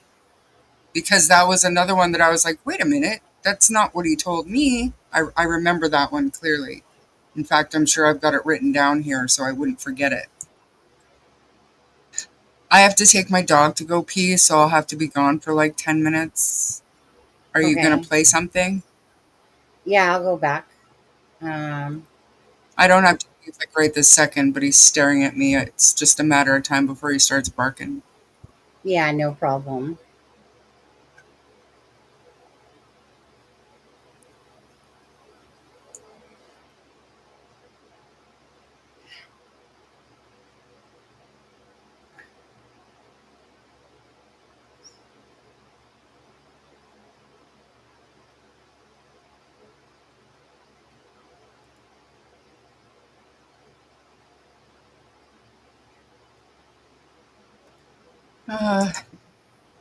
Darren kept talking about someone with initials from that side. Yeah, but that was the name of the person that had him, so I mean, maybe that would be it. I don't know. Ronnie, that's my point. Darren didn't tell Janie that story. Janie told Darren. I know, but then Janie said that it took Darren talking to her to make everything click. And now she's so sure that the kids are alive out there somewhere. So I'm just curious, what information did Darren have that made Janie think, oh, okay, maybe you're right, that it was that person, that initial, the one who shall not be named, maybe? I don't know.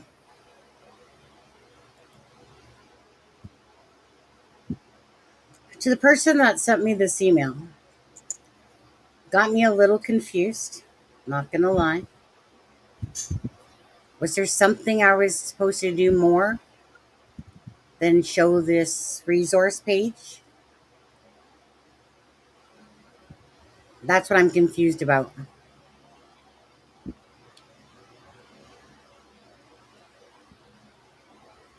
Sailor Moon, so are you saying that Darren called into Dolly and told him the story before he told Daniel?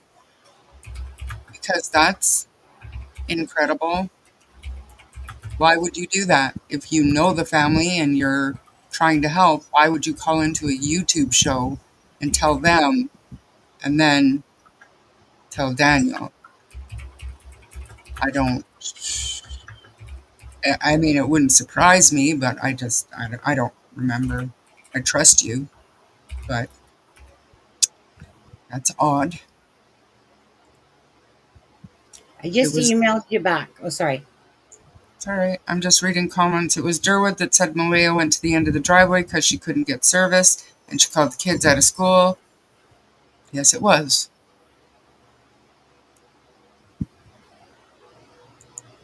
No kidnapper taking the time to throw a blanket in a tree, and the home is having to dig it out of the garbage bag.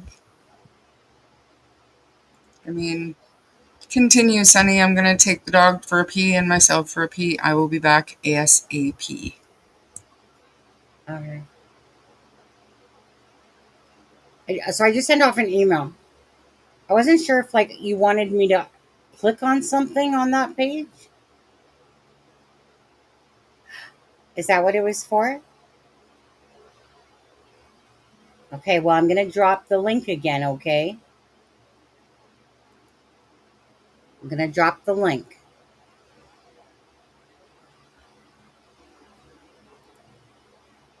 Okay. So if somebody is in need of help that's watching or something right now, then please reach out. Okay. No, there was one time actually I did. I forgot about that. I think I was about 30 years old. Okay. So There's the link. Is that what you wanted me to do? Because I can't see the chat. Scrolling by, I can't catch everything, of course. So just email me back and see if that's what you wanted. Okay, so let's take this off. Ben, you're supposed to be here to fan me, feed me grapes. What the heck are you doing in Aussie? Lies are lies. Well, okay, thank you. Oh, trust me, that person is still here. You love yourself enough to do that for yourself. Trust me, I've been, again, in an 11-year relationship that was abusive the whole entire time. And I stayed in it, okay? Obviously, I'm accountable for what I did. But then there was a point, I'll just say this. There was a point when I said I deserve so much more for my life than sitting here putting up with this. So, to anyone at all, always remember, do not care what other people think. Love yourself for who you are and love yourself. Never for anyone else to have the ability or take the bullshit of somebody putting their hands on you. I wasn't put on this earth and planet to be controlled, abused by anybody. I'm a human being that cares and has a heartbeat, and nobody has the right to put their hands on me. Sure, took me a long time to realize that thinking process. But love yourself enough. I don't care who's watching right now. You love yourself enough that life is too short to be in a controlling, abusive relationship, and remove yourself and make your own self happy. Remember, the bottom line is you're in control of two things: your actions and your thoughts. I'm not in control of anybody's actions or thoughts besides my own. Anyways, so I'll give a big hug to that. Now, smell food. Okay, let's go back to take that off. Thank you guys for that, because I was confused. Oops. Hi there. Oh there. Hi there. Oh there. Share screen. Let's go back to listening to this. Okay. So wait, before we get started into this again. So based on their own timeline, okay, based on their own words and timeline, there's no plausible way, listen, there's no plausible way that Malaya put those two kids in a car and hid them. So Malaya has been, I call it, in hiding, and she might not be making the smartest choices sometimes. But again, if we can't put it by their own timeline, Malaya with the kids, putting them into a vehicle, then what's the chances then that they're hidden? That Malaya managed to do all that based on their timeline. Didn't happen. Come on, people. I just want to make sure you guys are following this. Didn't happen. That means if it did happen, it means Jamie's absolutely 1000% lying then, right? And I don't think she is. I don't think she is. So, I mean, if she is, then she is, but I don't think she is. We're using their own timelines. So that makes it implausible. So you can't make sense out of bullshit. And the chances of this happening in a case are so freaking far out there that honestly it's like hitting orbit. That's a likely scenario when we're at the 2-month and 16-day stage of this case, and nobody coming forward, nobody talking, and the RCMP are still asking for help. Didn't happen. Did not happen. So then you have to ask yourself, does Malaya then know? And that's why she's not using her Facebook. That's why she's not searching for the children. That's why she's not doing anything that's involving, looking, in a sense, even though, of course, you still want to put out awareness, because it's the whole point is that if somebody did see something of what happened to Jack and Lily, So then you have to go to that side, right? If this is full of shit, what's the other reason that Malaya could possibly not be talking? It's because she knows, she would then know what happened to the children, and she's letting the RCMP, like she told Belynda, that the RCMP, I think it was like, however she said it, she believes in the RCMP 100%. Now, does that make her inculpable or capable of being part of what happened here? Absolutely not.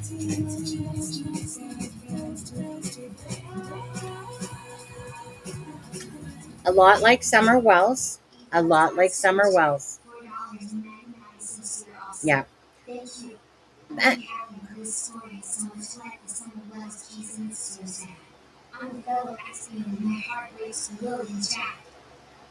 Thank you, Eves Lovegood. Thank you so much for the super chat. And that's true.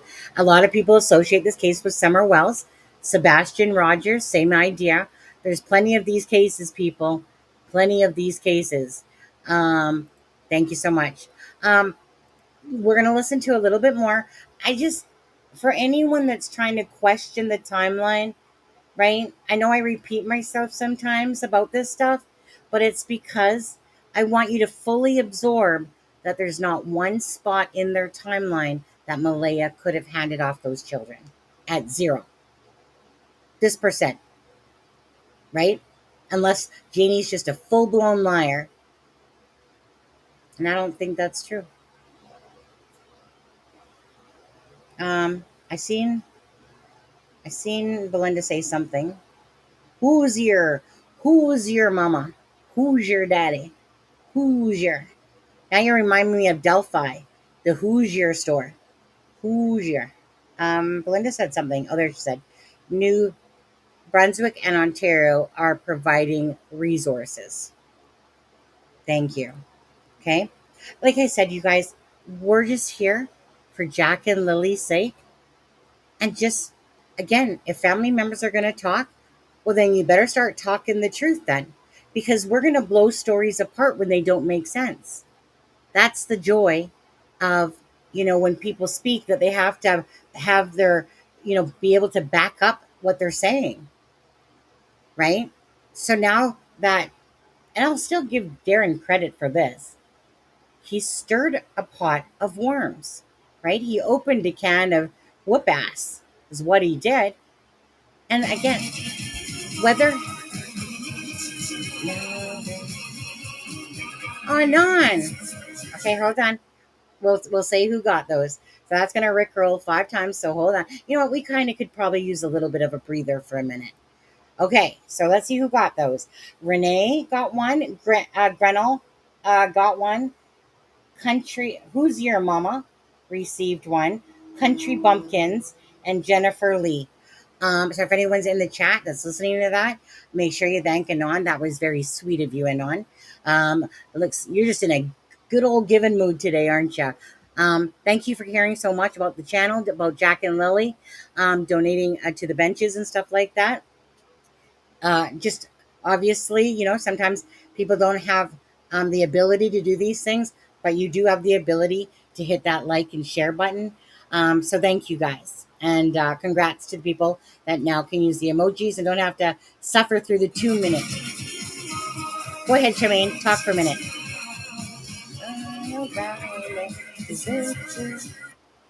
Yes, HF is Haley Ferdinand. That's correct. I don't know what you guys are talking about. So. Oh, actually, you know what, Charmaine? I was just about to play this. So let me play this. Thank you again, Anon. Okay. I got to turn off. Offered to take a polygraph test, and the RCMP took him up on that. I was extremely nervous, especially with the first question they asked you, did you kill Lily and Jack? That was the first question they asked you? Yeah. And Martell says the police told him he did pass the polygraph. Now, he also acknowledges that Child Protective Services did visit the house prior to the disappearance. He says the visit was prompted by teachers who were concerned about the children's behavior at school. And social workers wanted to meet them to see if they could get them in to be tested for autism. He says that testing was supposed to take place in May, the month they disappeared. Now, we know polygraphs are not considered reliable. So what are the police saying about the case?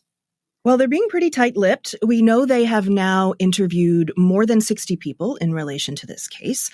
They have maintained since the very early days that they have no evidence to suggest the children were abducted. There was no Amber Alert, which, some have been critical of, but the RCMP maintains this case does not meet the criteria.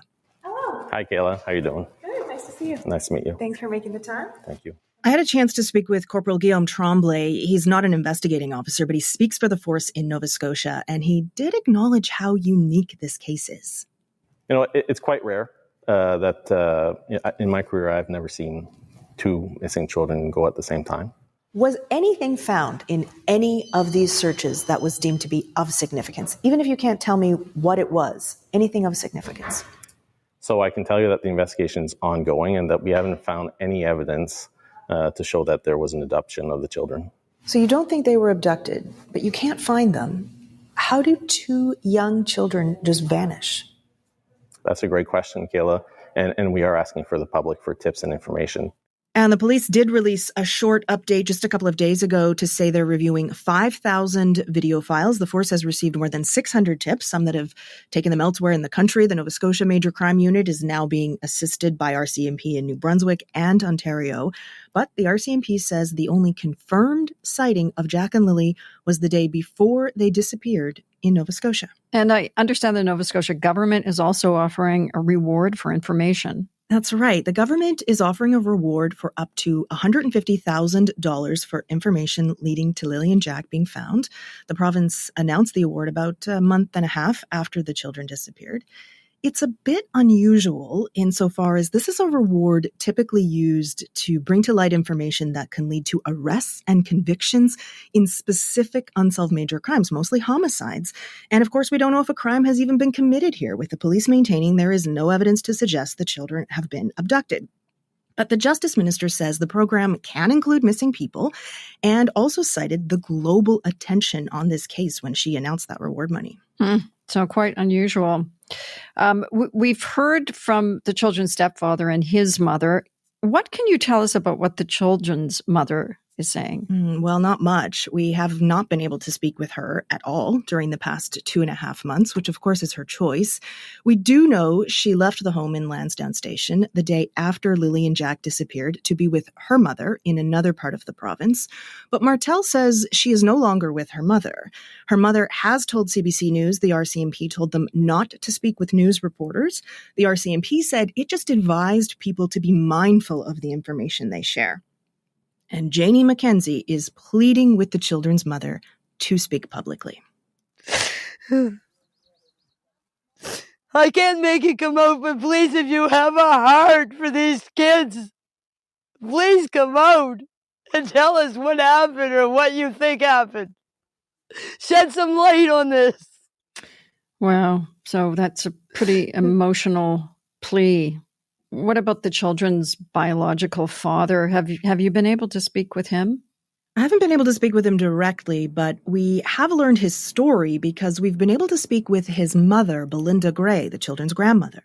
And this is my favorite picture, their first day of school. Why is that one your favorite? Because they both look so happy.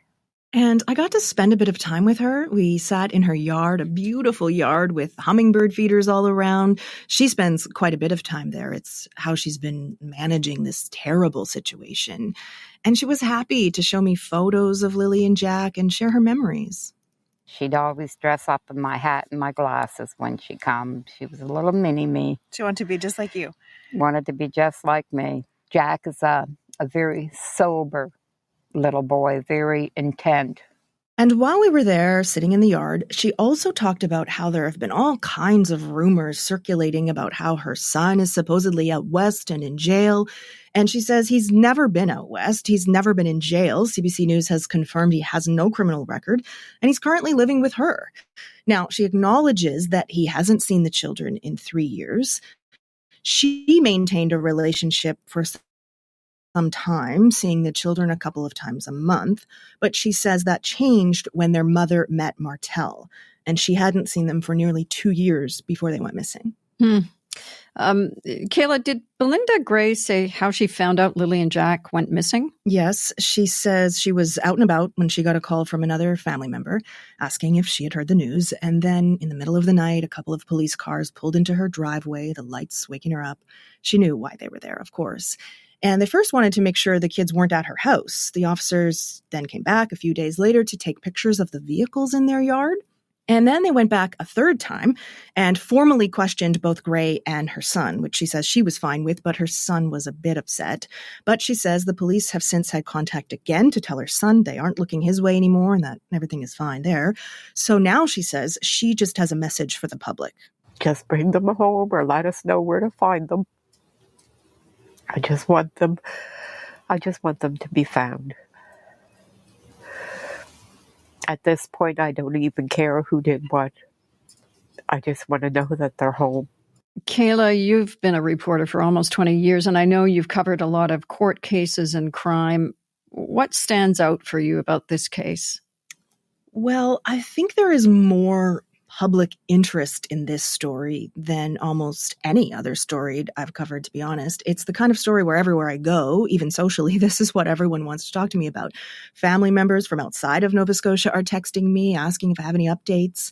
And I think that's because, of course, people are invested in the well-being of these two children and continue to hope for the best, but also because of the mysterious nature of the case. There are so many unanswered questions, and as this stretches on 2.5 months now, at least some of the people I've spoken with are considering the possibility that the mystery may never be solved, that we just may never get to find out what happened to Lily and Jack. Kayla, thanks for bringing us this story. Kayla Hansel is the CBC's national reporter. Okay, so that's the end of that one, guys, for that on there. Charmaine, was there anything you heard in that part that you wanted to reference or anything? No. It's all just rehashing, and I don't know. There's discrepancies everywhere, but continue. Absolutely. Okay, that part there. Okay.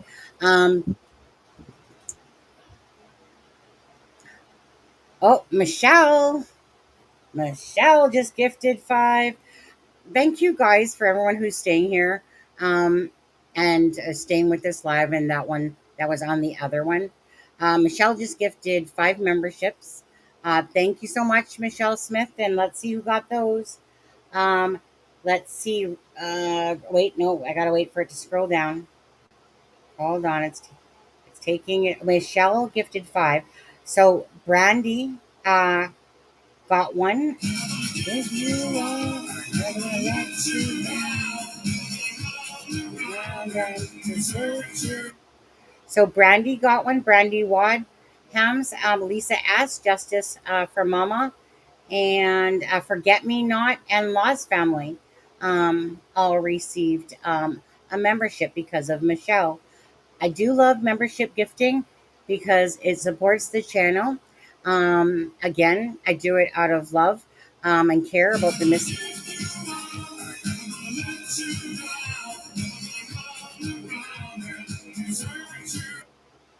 on there. And then it's like paying it forward. And then because of somebody's gifting, somebody gets the ability to become a member, not be able to use or to be able to use the emoticons and not have to deal with the slow mode. And you can watch the members' lives. Okay. So thank you so much, Michelle. That was very sweet. Let you down. I desert you for ice cream right now, to be honest with you. Okay. Thank you very much. I think there's one more going to go off again. Thank you, Michelle. Thank you to everyone that has been very generous. There was somebody, somebody might know who they are if they come across this, but there was somebody that bought a taco, the coffee app. Somebody bought a taco the other day, but it said,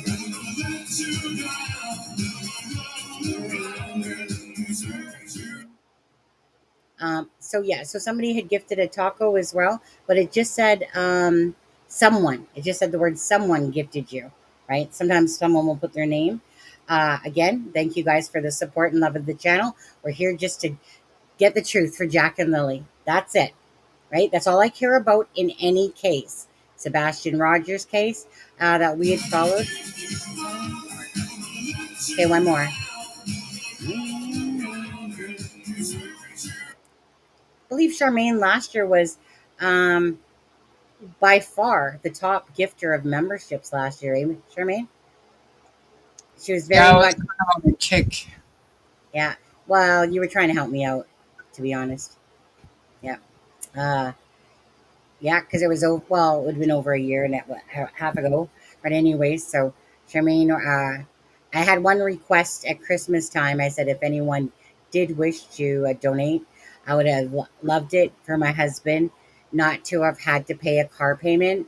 And this is when I was before I was working again, because I've been working since I was 8 years old. People, okay, delivering newspapers. 13, I started working at Harvey's restaurant. If anyone remembers Harvey's, in Alberta and stuff like that there. But anyways, Charmaine probably three-quarters herself made that happen. And I never asked for anything for myself that way. I wanted it for my husband because I knew it would take some stress off of him. Because at that time, um, we had $439 car payments every month. And this is coming down from, I think it was about 77,000. We finally paid off our car. Just was it just after Christmas, wasn't it? Yeah. Yeah. And so that was like around Christmas time, and Christmas is the hardest time. And my husband was trying to support us both in Vancouver, you guys can imagine, and he was stressed. And so that's what I asked for. So it's very rare I ever ask people for things, but I've learned over the years that it's okay too sometimes. So there are a few times where I've asked to do something special. We've also helped out a lot of people um, by having fundraisers and stuff like that. I know definitely that Kent could use our help as well, or a fundraiser for his building that went down and stuff like that. It's kind of a little awkward at a time that a fundraiser is going on for Jack and Lily. But uh, Kent's building sadly caught on fire, and there is a GoFundMe for his. I think what I'll do with that is for Kent's GoFundMe. If anyone does ever wish to contribute to that, I'll stick it always. I'm going to add it to the description of our videos, just so you know that they're there. Okay. This channel is always willing to help people out, whether they're a smaller channel to get them over the 1,000 subscriptions. We've had events where people have helped out, other like a mod and stuff like that. But I want to actually, I'll tell you about that one just quickly. There was a person that we helped out. He had 2 children. He was from Mexico. He was a mod in the channel, and we'll just say his name was Peace. Everyone came together during this Delphi case, okay? And they beautifully came together. We raised over $1,000 and something for him to get. Well, was it a fridge, computer? Because his computer.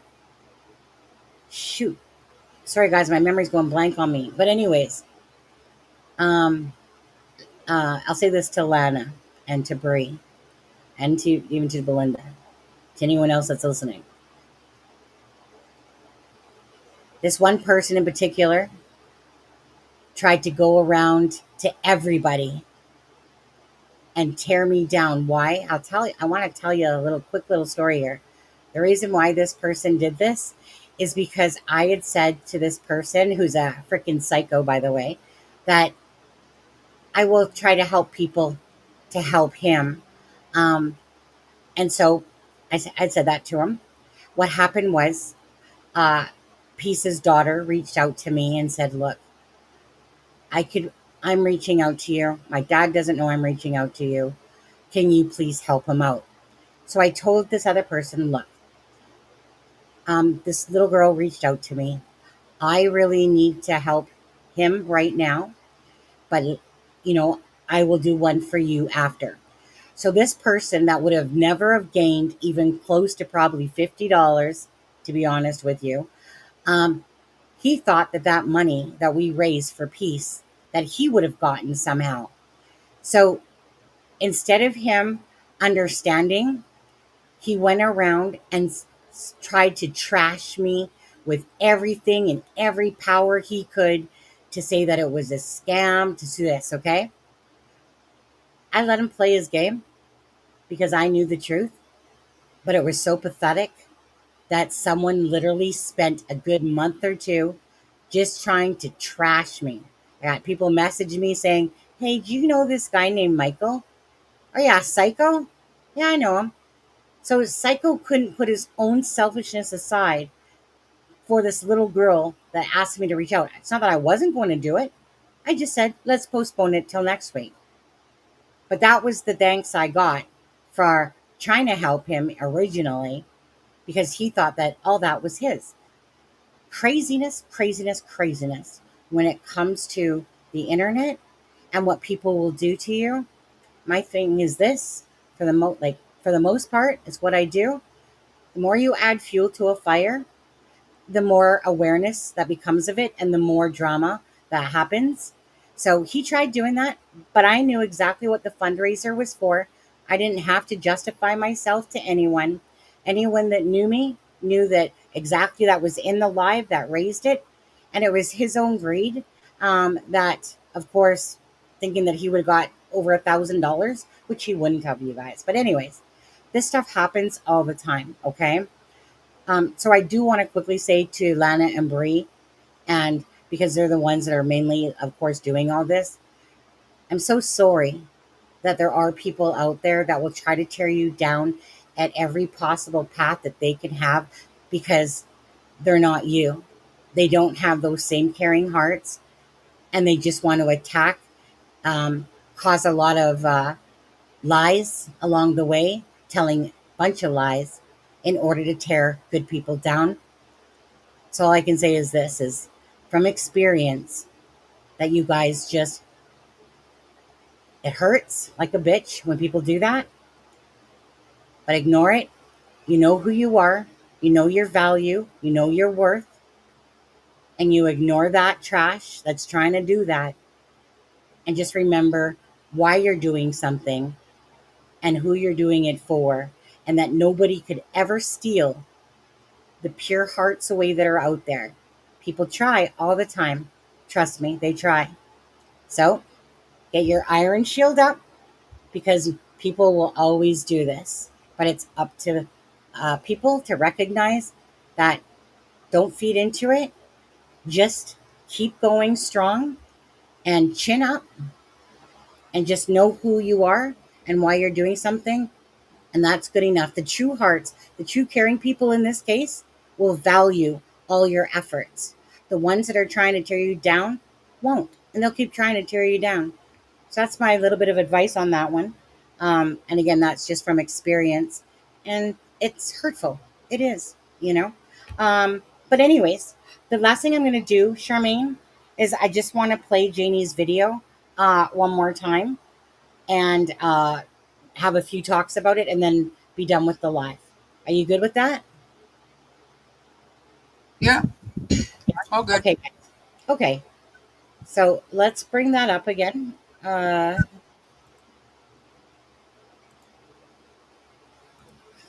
Thank you, Sky Painter.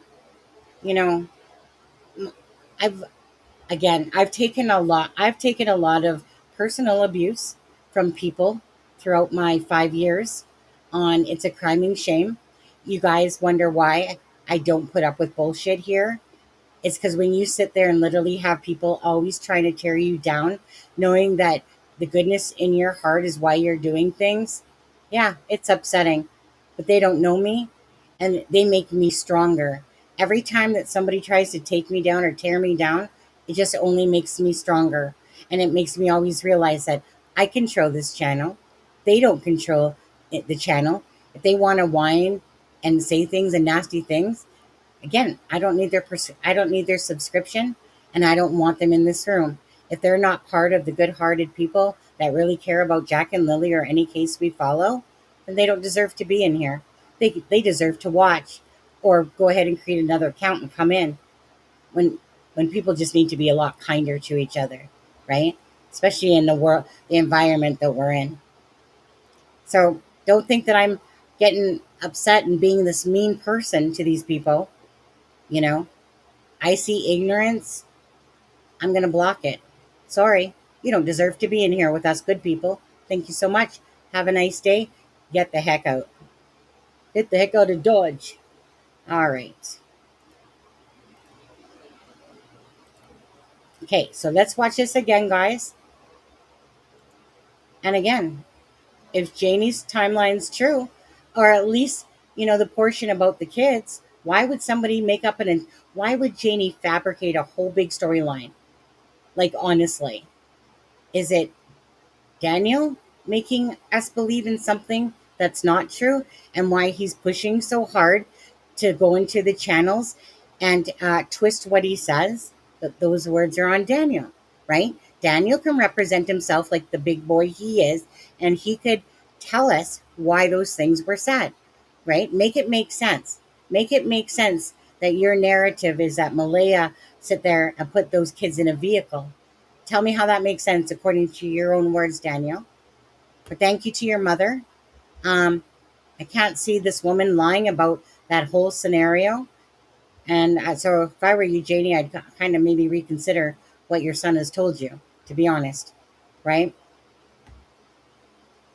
Okay. Oh, I got to hit this. That Jack and Lily would have. That Jack and Lily came out of.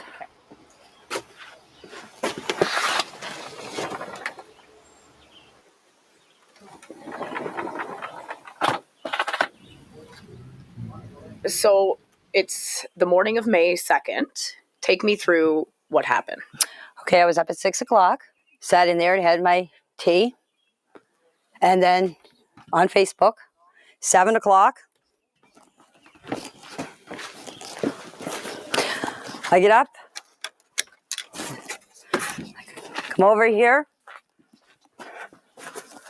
fed my chickens. My brother, Ron, called me at 8:48 and asked me if I wanted to go to town with him. And I said, no. I said, I'm staying home. I said, I'm going back to bed. Okay, I went and I laid down. Next thing you know, my dog started barking and the kids were out in the yard. Now, you can see there's 2 swings where the kids play. My bedroom is right there. I heard the kids. This is where the kids' swings are. This is where they always played. And so that's where I heard them. And I can hear everything in that trailer. If 2 kids get out of a fence, and Jack and Lily are all the time yelling, especially Lily, come on, Jackie, let's go, Jackie, let's go, Jackie. It's all I hear out here. When the kids get out of the fence and come out through here, I would have heard them yelling, come on, Jackie, let's go, I didn't hear anything. The next thing I heard is I heard Daniel yelling. He was yelling for Jack and Lily. I didn't get up because I thought he was yelling for Jack and Lily in the house. So the next thing you know, I came out of the trailer after I heard Daniel, about, I'd say, 10 minutes after I heard him, I come out of the trailer. I opened up the door, was standing here.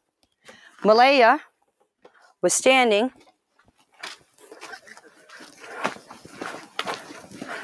right here with Meadow on her hip. And I come out and I said, what's up? She said, Jack and Lily are missing. I said, how long? She said, about 20 minutes. I closed the door, got my boots on, came out here, ran up in the woods. Just right up here.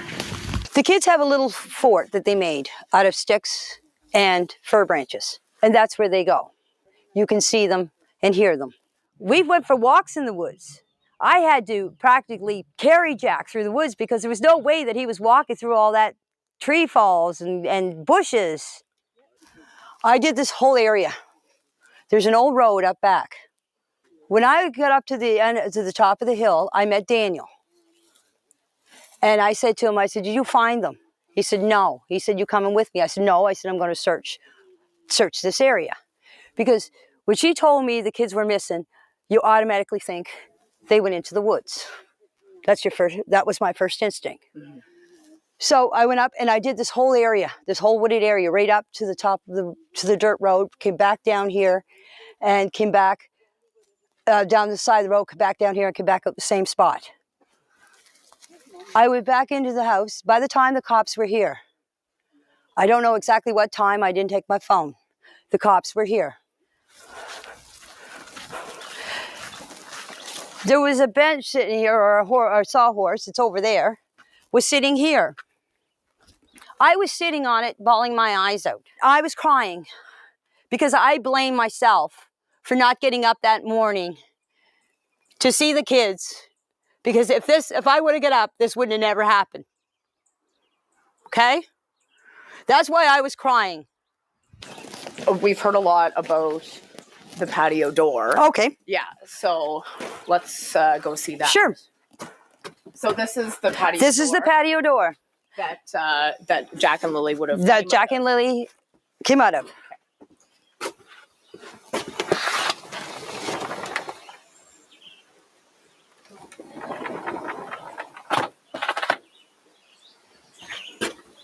And so tell us why we've heard about the patio door. Because everybody's saying on Facebook, on YouTube, on TikTok that the patio door makes a noise. And why they didn't hear the door open. The bedroom is back there. Okay? That far window. The last window is the bedroom. And so they would have come out this door. They would have come out this door that morning. Yes. And then they went and played on the swing set. Yes. And that's when you heard them. That's when I heard them. Right here in this area here. I plan on putting a pool up this year for the kids. You need level ground for a pool. That's what I was doing. I was leveling out the ground to set up a pool. And this is the Thursday. This is Thursday. Right. Friday, all the investigators, search and rescue and everything, right around here was where they found the only footprint. This is where the boot... This is where I was raking that night. That's where the boot print was found. In the mud where I was raking. I thought there was two boot prints. There was supposed to be a footprint found way up on the pipeline. Right. Malaya sent me the picture of it. That's all I know. There was a footprint found. Okay. But I'm telling you, the footprint was here. The only one that they can confirm that was Lily and Jack's was right here. So it was child size. Yes. A man, one of the investigators came in here and was measuring it all. Mm-hmm. I'm not here to lie. The reason why I wanted you guys to come here and do the interview here is to show you exactly where everything took place. Mm-hmm. Mm-hmm. And to show people that this is what happened. All the stuff that all the rumors and accusations about us murdering the kids and burying them on the property, this place has been searched thoroughly.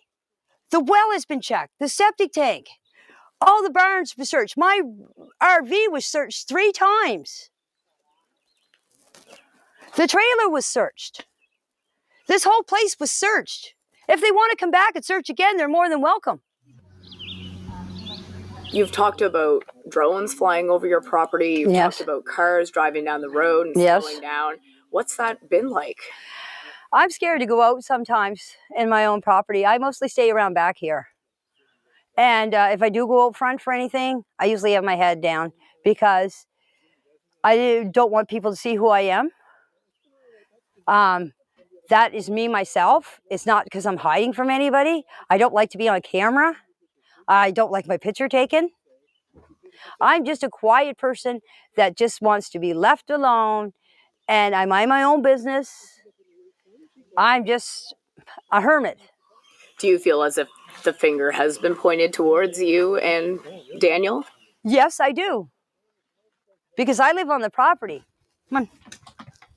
Do you think your son had anything to do with the disappearance of Jack and Lily? No, I don't believe Daniel had anything to do with the disappearance of Jack and Lily. Our heart don't lie, and my heart is telling me that my kid did not have nothing to do with this, and I had nothing to do with this. You know, if something bad happens, you get like your heart drops. Mine hasn't dropped. Deep down in my heart, I do believe Jack and Lily are alive. It's not because of what people are saying. It's my heart tells me that they are alive.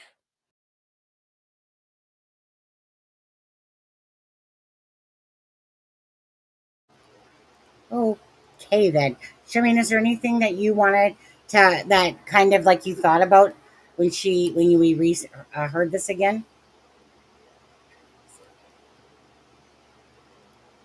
Questions? Pardon?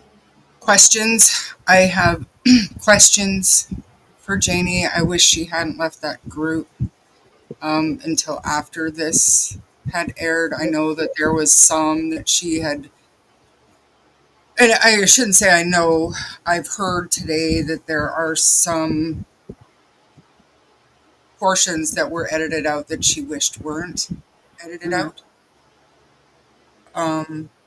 They said I questioned the whole, her asking right off the bat, how long have they been missing, instead of like, what do you mean they're missing? It was almost like it had happened before, like, how long this time? I could be wrong. It's just how it came off to me. The pool, we know that Durwood had said she was filling potholes, and now she's saying she was spreading for a pool. Did she have the pool?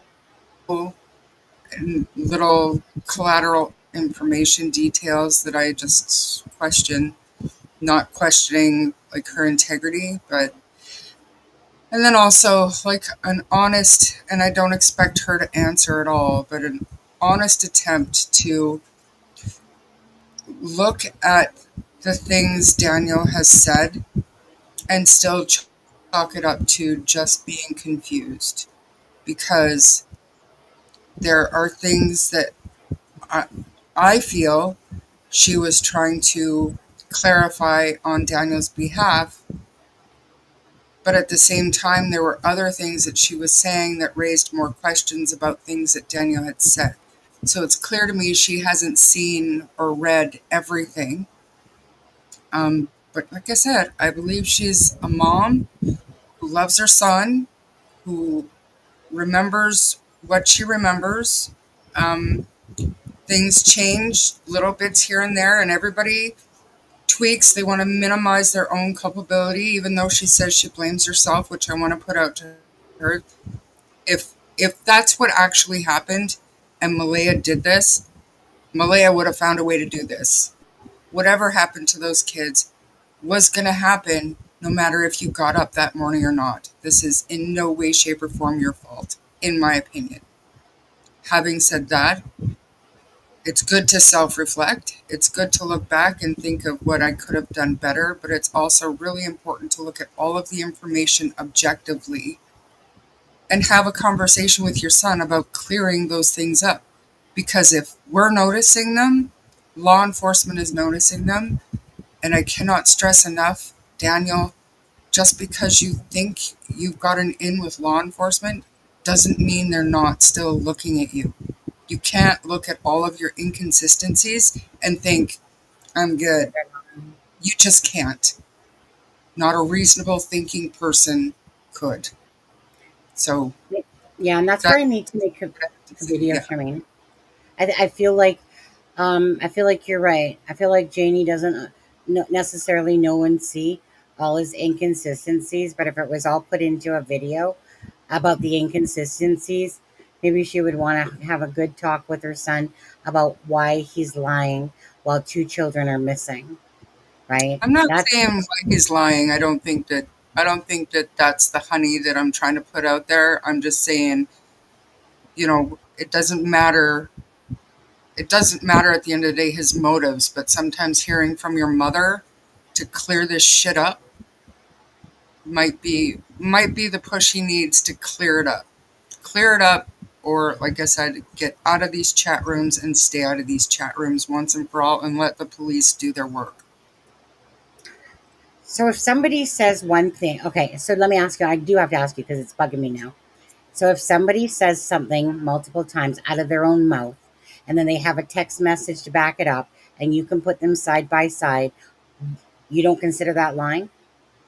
I'm not saying I don't consider that lying. What I'm saying is I think lying is a hard word to use when I'm trying to convince this kid to clear this shit up. And I don't think, for me, I don't think calling him out aggressively is the way to do it.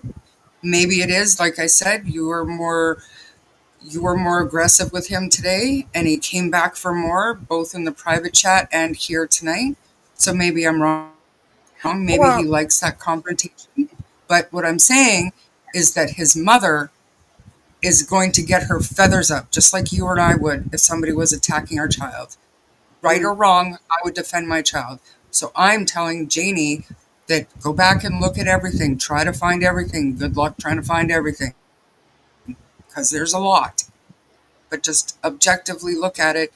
And if you can't seriously, honestly say to yourself, oh, he was just confused, which a rational, common sense thinking person won't be able to do that, you will have an honest conversation with your son and have him clear it up one way or the other, or shut up. One of the two. Right. One of the two. I mean, obviously there's Daniel and then there's Malaya, right? They both were telling a scripted story, regardless. That's my opinion, is that it was scripted. Why? Because their timeline can't make sense to anything, and yet they were both trying to tell the same story. But again, if you're not, like, for me, of course, if you don't get your shit straight, and it's not like people go, well, you know what, today I'm just going to go hide kids again, make up a story. You have to, right? If you truly had nothing to do with anything at all, a story just comes out smoothly by both Daniel and Malaya. But bottom line is, Malaya, again, said on her own interviews about, them waking up together, and then they got that part mixed up about certain things. But all I ever want to ever show is that if somebody's telling the truth, it just flows, and you can tell when somebody's being genuine, and you can go, yep, that's reasonable. Exactly. In this case, you can't, because you're literally pulling teeth to literally get Daniel to say certain things. He won't clarify.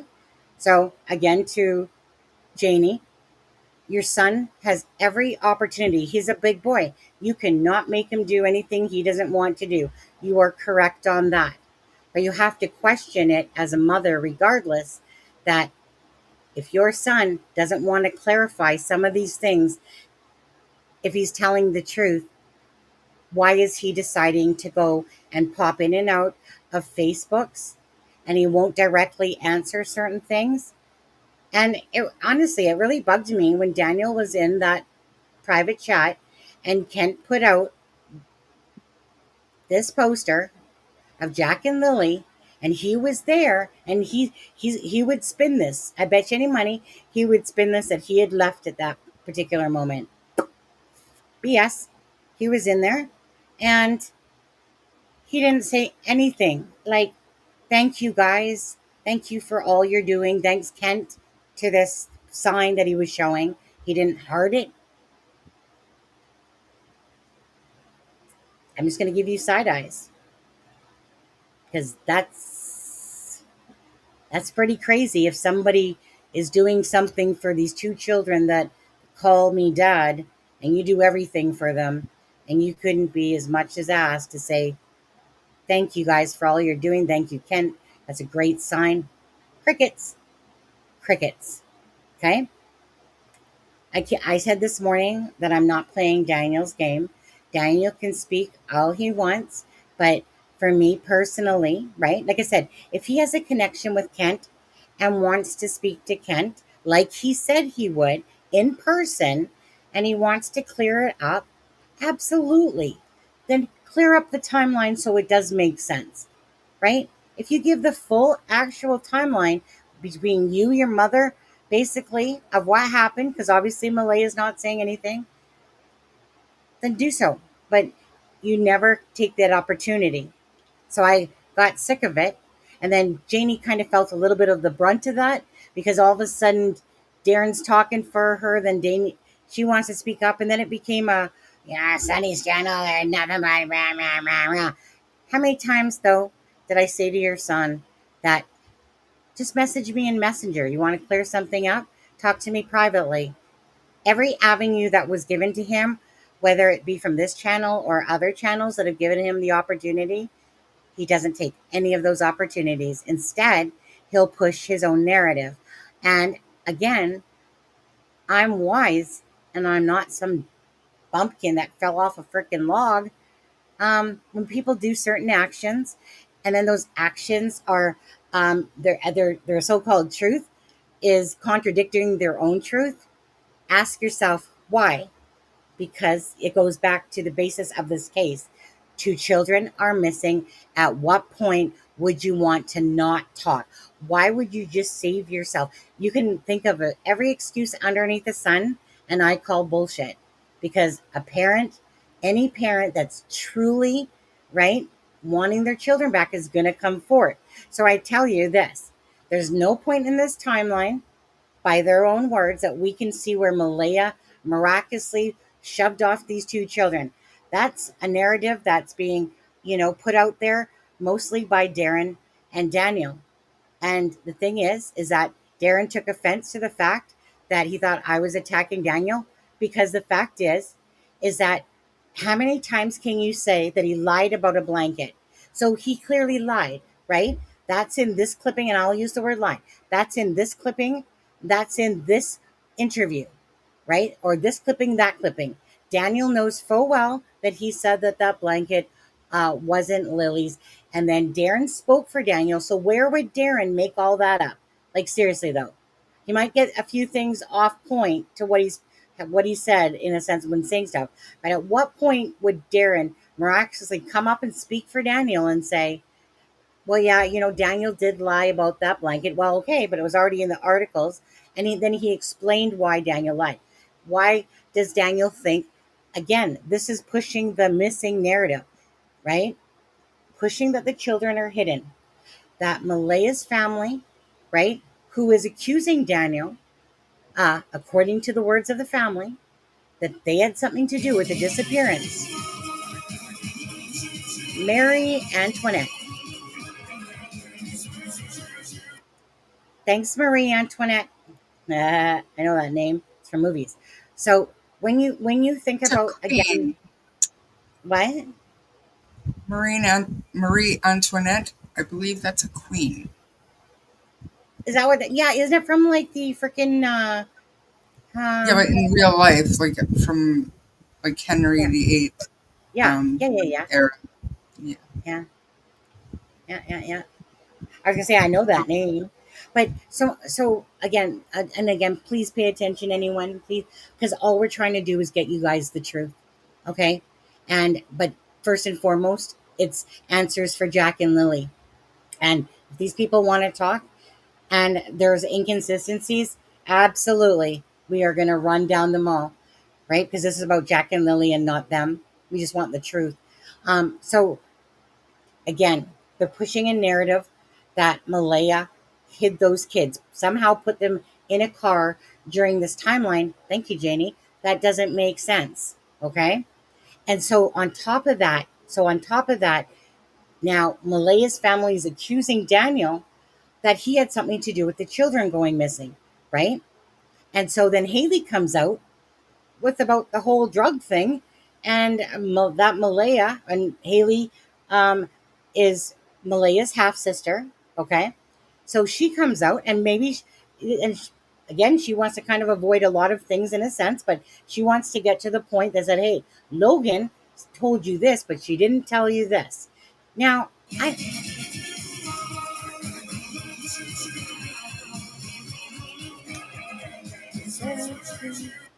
I desert you, Brittany, for ice cream, but thank you for becoming a member. Appreciate that, guys. So, okay. So, back with my train of thought, sir. Pushing the narrative. Daniel and Malaya's family is accusing Daniel. Haley comes out about the whole drug thing. She says that Malaya is, Malaya just Tell me the effing truth. Malaya says that Daniel's been doing math for 2 years, right? Again, does mother know the truth of that? And stuff like that? Who knows? Whatever. Still, bottom line, that came out. Now, Daniel, again, through Darren, is saying, well, he lied about the blanket because he also thinks that the boot print and the sweaters was the Malaya side of the family planting that evidence. And that's why Darren's like, because, Daniel's smart. He told the RCMP that someone went into the trailer, Malaya's family, and took and removed these items. So that if the children are found, like you said in Dolly, if these children are found with sweaters, I've already warned the RCMP that nothing to do with it at all. Malaya's family's trying to plant this stuff. So everything Daniel is doing is, Malaya, I love you, chicky, honey poo poo poo, poo poo poo. I'm lying for Malaya. I'm doing all this for Malaya. But you know what? Malaya's a shitty mom. I looked after the kids. I'm the freaking hero. I almost killed myself 2 times looking for those children, and the whole world will not know about that. I did this and I did that. Malaya didn't do this. Malaya didn't do that. And by the way, Malaya's family is planting all this stuff against me. Footprint boot line on the pipeline there. Boot line on the pipeline there, right? And all of a sudden there's this pink thing that pink piece of blanket that he lies about. And so Darren's on a live talking about it. And he goes, yeah, you're right. Daniel absolutely looked like a fool, or whatever word he used there, fool, idiot, one of the two. And it's because come on, guys, 2 plus 2 plus 2 plus 2 plus 2. Who literally makes a lie about the blanket, tells Malaya's family's telling or saying that Daniel had something to do with it, and Daniel's like, not me. But if you find these articles out there with the kids, I had nothing to do with it, and I was smart enough to tell the RCMP about it.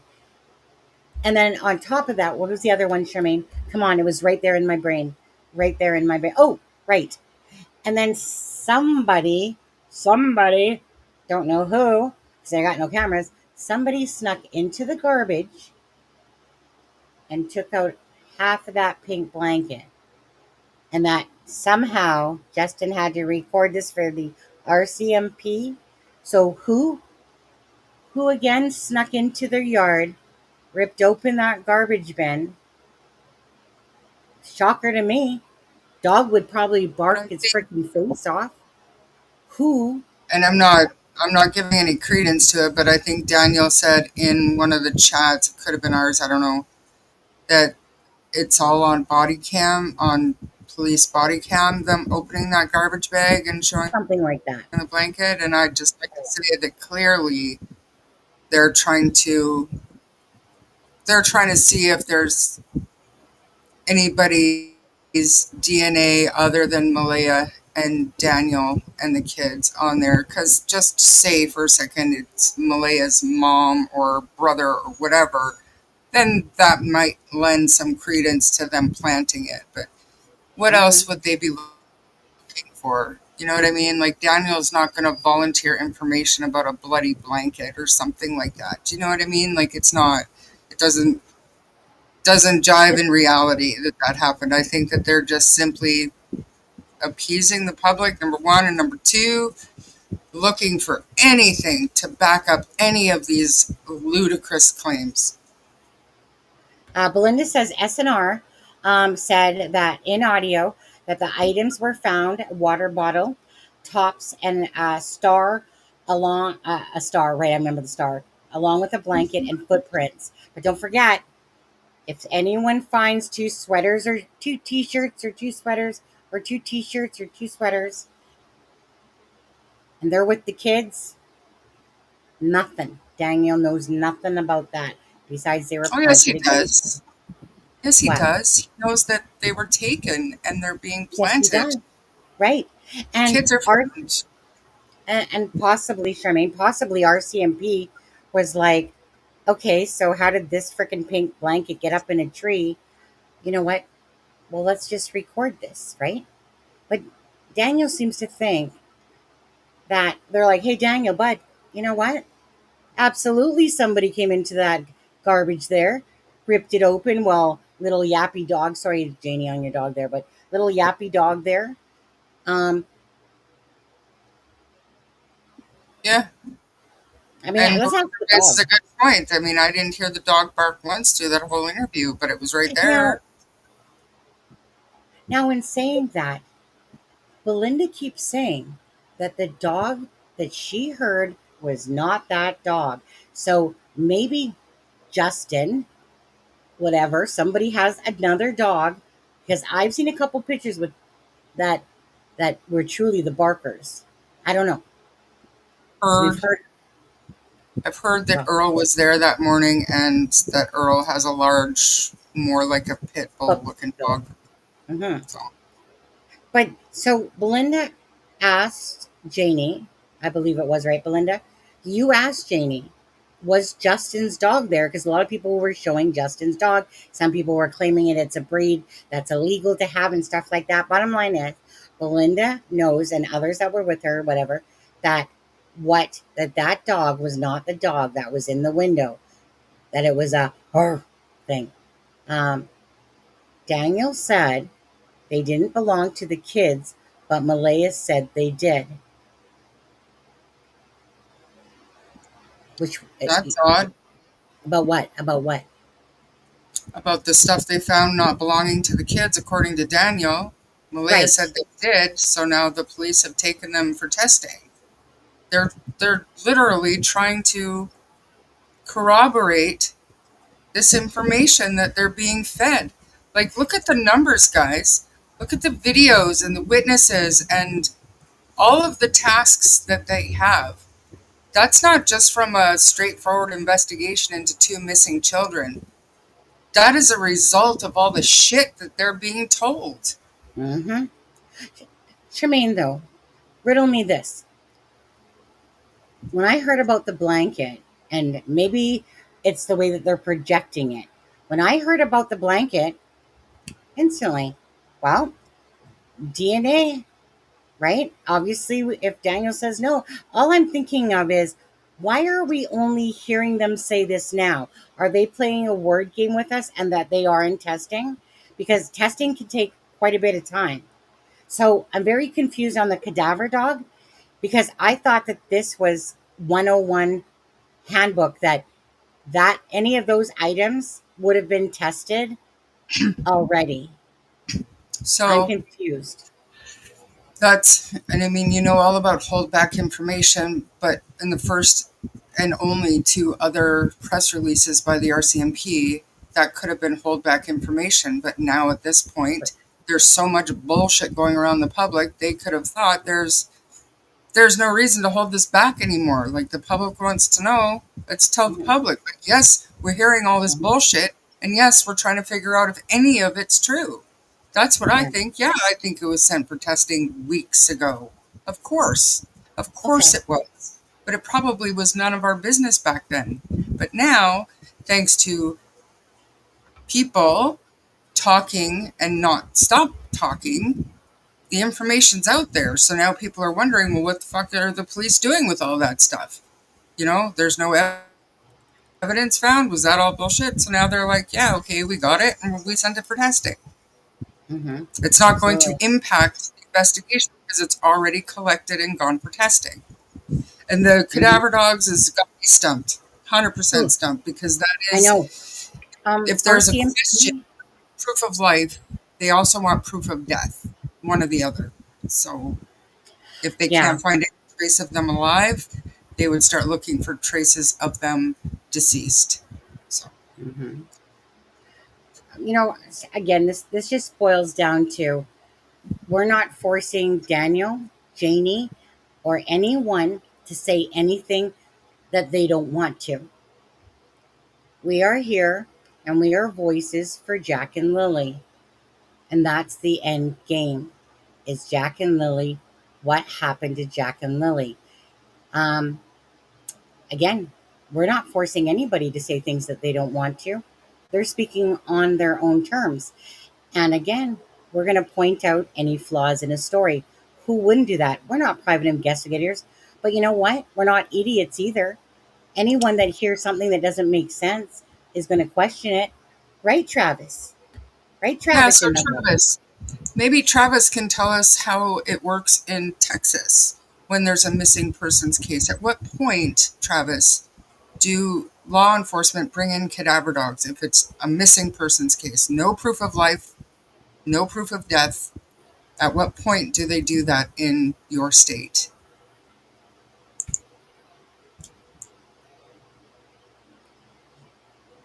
Mm. Travis is a lawyer, you guys, out of Texas. He was on our lives when we were covering the Delphi case.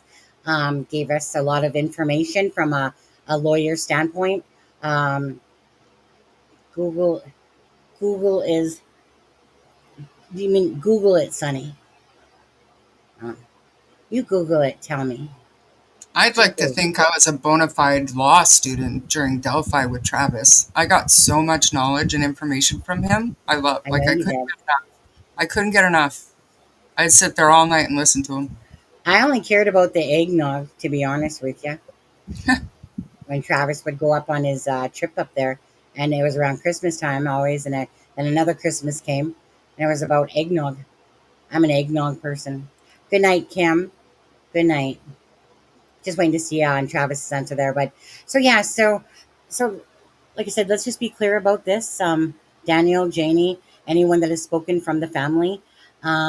Again, thank you guys all for speaking out. I'm sorry if your timelines don't make sense and it doesn't go to the narrative of Malaya hiding the children. Again, because of Janie's timeline is really like meaning in the essence of it all, Janie's timeline, whether somebody believes it true or not, um, put a lot more clarification because I don't believe Janie is lying about hearing the children that they were on the swing set, that she came outside and saw Malaya and da-da-da-da-da. I mean, however Daniel's trying to work his magic with his mother that way, we'll see. But it blows the whole missing thing out of the water. So again, now, if I had to ask you, Charmaine, and this goes to you guys all, if I'm asking you guys, oh, what did he say? Well, that's a great question. It depends on a little bit of facts of the case. I will try to use some documentary cases and examples, and people can follow it. Well, Dan, that's up to you there, Charmaine. That's up to you. My question to you I'm is all off this. it. Yeah. Night, Carol. Night, night. So my question to you is this, Charmaine, and to everyone in chat. So if we can blow the hidden out of the water, because there's no point in the timeline that would make sense to Malaya based on all of their words, including Malaya's, okay? Based on Daniel's and based on Janie's, okay? Either they're all freaking ass lying and Malaya, Janie, and whoever else, Justin and Daniel, they're all in this big cahoot, or the fact that Malaya and Daniel, right, we're trying to tell the same story, but they can't get past, say, his own mother's timeline, but when she heard the kids. So we blow that one out of the water about the hidden thing, which leaves it to that possibly Malaya isn't saying anything because she already knows the truth. So I'm asking you then this. What time would you say something happened to those children? Because we can only start at 4 o'clock and work our way till the best of our knowledge, the scanner, when they told about 8 o'clock, 8 to 8:30. So at what point in this time frame between when 911 was called at 10:01, but from 4 o'clock the day earlier, where do you guys think these children just disappeared? Because the hidden one's just blown out of the water. After, in my opinion, Yep. with all respect and kindness and allegedly,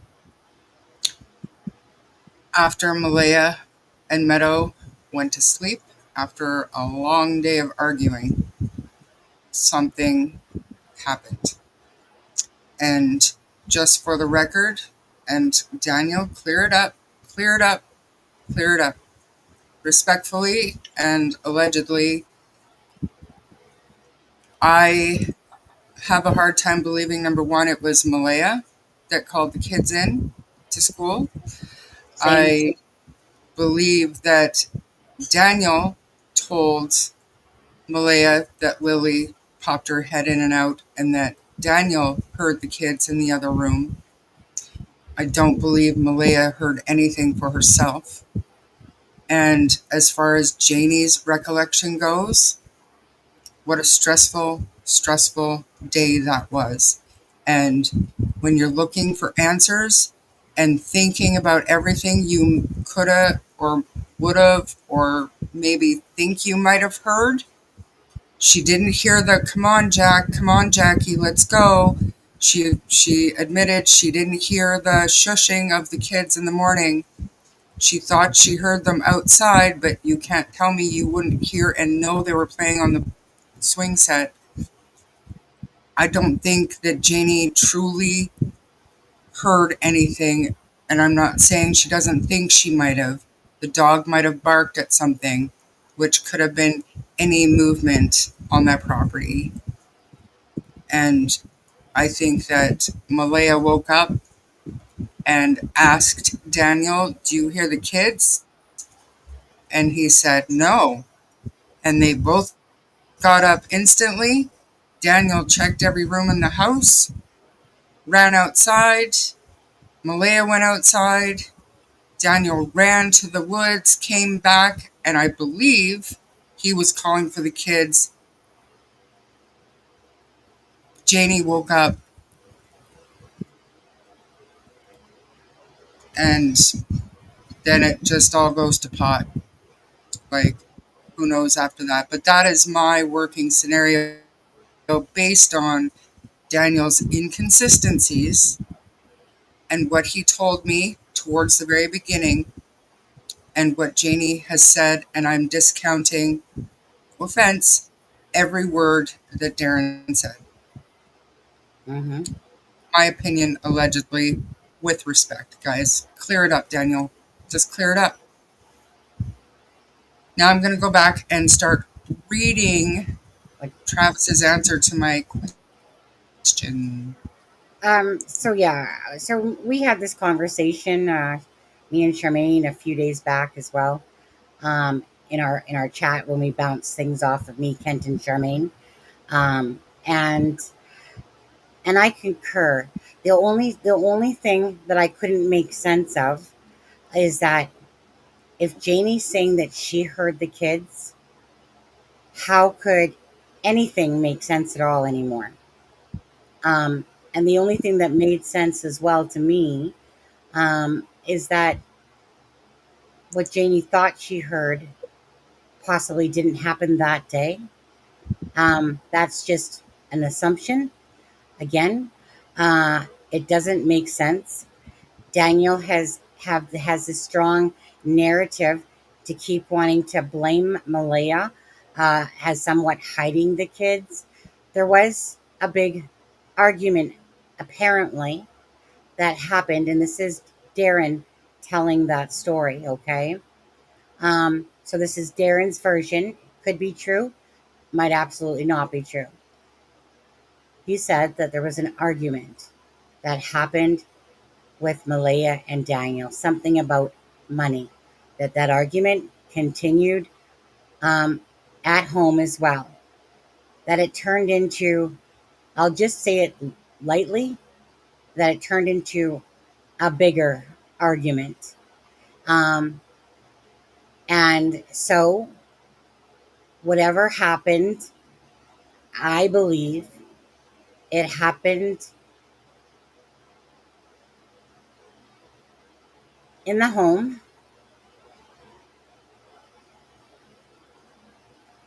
Now, this is where me and Charmaine, I have to think about this, because I have to think about what Malaya said to what Daniel said. And you guys remember it sounded very scripted what Malaya was saying. So I feel like both of them had knowledge. I could be wrong. Both of them had knowledge, and that Meadow was at risk, that there was a cover up that happened. But I have to, again, go with the fact of Malaya's actions and to what Haley said. So it's either, in my opinion, did the children wake up and get into some drugs, and ended up something happening to them? Is that a possible scenario based on Haley's information? Is it possible? Well, if it is true, then it is possible. Um, and that, again, not that it was intentional, that it was simply, I don't want to say simply, that's the wrong word, that it was an accident and a cover up, hence why the lying is going on. There's a reason causing this lying. Daniel, for me, you're at the end of my rope when it comes to believing anything at all you ever say, because there's too many things that I can throw back at you that you're saying, that you're contradicting yourself so many times. When two children are missing and there's lying going on, the bottom line is this: you're hiding something. What that is, not quite sure yet. But two children are missing. You're lying. Okay, sorry. Charmaine doesn't like that word so much. You're not telling the truth. You're inconsistent. You're constantly saying that it's Malaya, Malaya, Malaya, and that these sweaters, if they're found, I told the RCMP, so if they're found, I'm just going to. Now, I think you personally passed a polygraph test because you're a pathological liar, and that watching you, what you're doing in these chat rooms, in here and everywhere else, dude, like, to me, you're so blatantly obvious of what you're doing that it's not like, it's so ridiculous that this is happening while two children are missing, and you're trying to persuade us to believe that, about why you lied about the blanket, about why, if two items are found, two sweaters or two t-shirts are found. Remember, guys, the blue shirt and the white shirt, that those are the same shirts that Daniel was wearing. You're making me have a hard time believe that somebody got into your garbage and took out a piece of the blanket. You're having a hard time making me believe that Malaya's side of the family went in there, went, let me just take Daniel's water bottle. Let me just take a few of these things. You're making me have a hard time believing this when the truth isn't being told. Why would I even be sold on any of that? Me and Charmaine at first gave you the benefit of the doubt, until time went on and you couldn't keep a consistent story if your life depended on it. So those are your words. I'm not the one that's putting the words into your mouth. You're putting these words into your mouth, Daniel. Don't try to deflect on me again, because it's pointless. It's pointless with me, okay? And it might be pointless with a lot of other people. He's the only one projecting all these things that have nothing to do with him, and that he's this heroic person that almost died 2 times. That Malaya's da-da-da-da-da. He's the one inconsistent, right? And he keeps trying to project Malaya, Malaya, Malaya. It's the most narcissistic thing that I've ever watched. Somebody actually truly believe in their own shit and try to keep selling it to us. That he keeps coming into here. He keeps coming into the private messages, and he keeps trying to ignore certain questions and keep propelling that the detectives don't believe. Everything that Daniel's saying is that the detectives don't believe he did it, that basically they give him all these updates, that he provides all this information, and yet he can't tell us the truth, and he has a different version on the news versus the different version in here. Again, how many times do I have to keep saying these things? about all your inconsistencies and this projection of Daniel good, Malaya bad, Malaya hid the kids, and you're trying to get people to buy this timeline. So I fully believe that either Daniel, in my opinion, Daniel himself, or Daniel and Malaya are very much culpable of lying, um, perhaps to project a cover up. I'm not exactly sure what. So that's my opinion. That's what I'm seeing, because nothing Daniel's doing is abnormal things that a true person would do in the case of two missing children. That's in the best way that I can say that without having it all jotted down. Yeah. Um, so if I was to say anything, I would say that it happened um,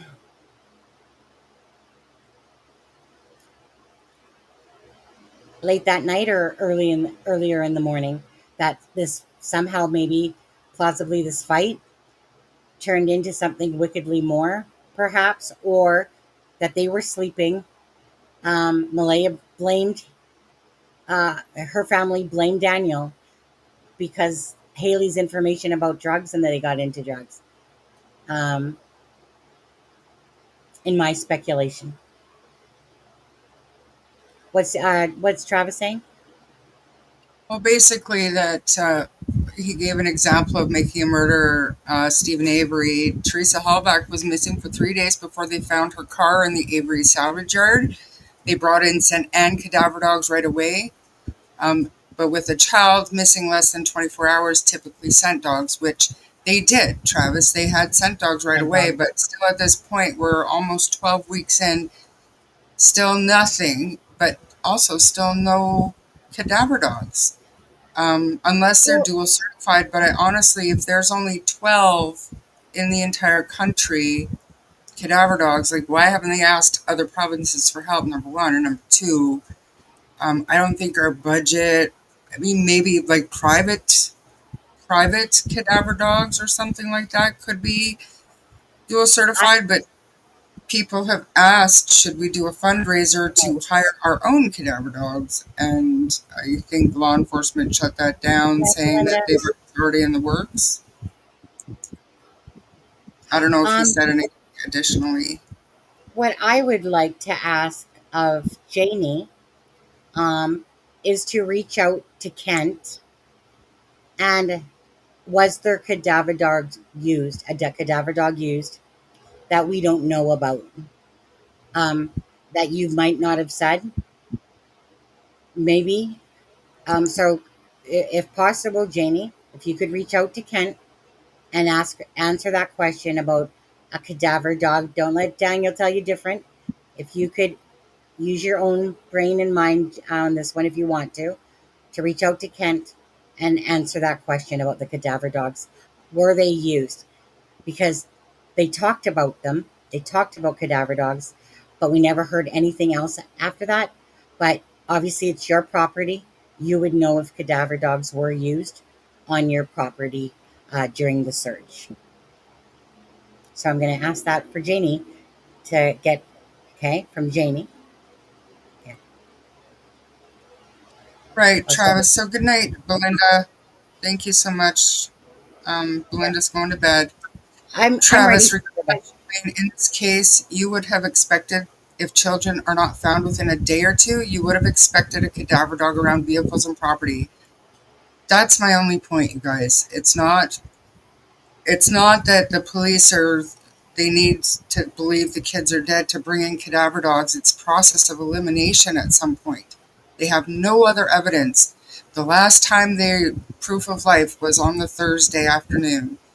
They should have and could have and just not told the public, I guess, that cadaver dogs, they should have had them in already. But if they did have them in, then that means the cadaver dogs didn't hit on anything because they're still considered missing persons. Mm-hmm. So it's very concerning to me that they haven't been brought in yet. because I do believe with the list of all the resources that they've brought in, that they include in almost every press release, Cadaver Dogs is not in that list. And a cadaver dog organization is not in that list. Yeah.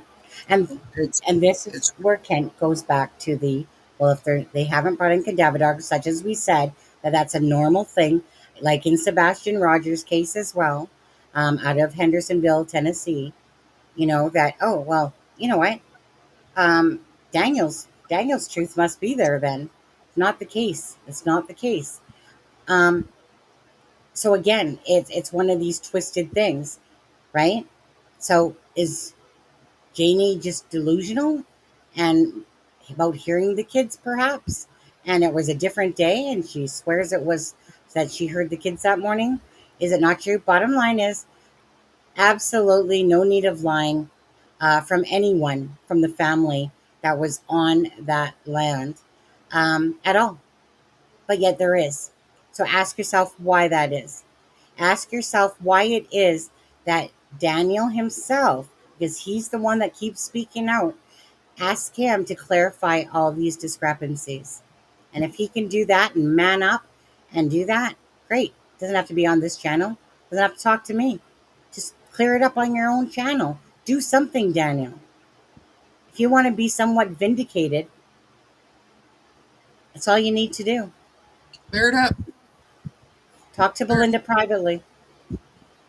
If the truth is the truth and you keep wanting to put out the truth, then you have no problem talking to Belynda at all.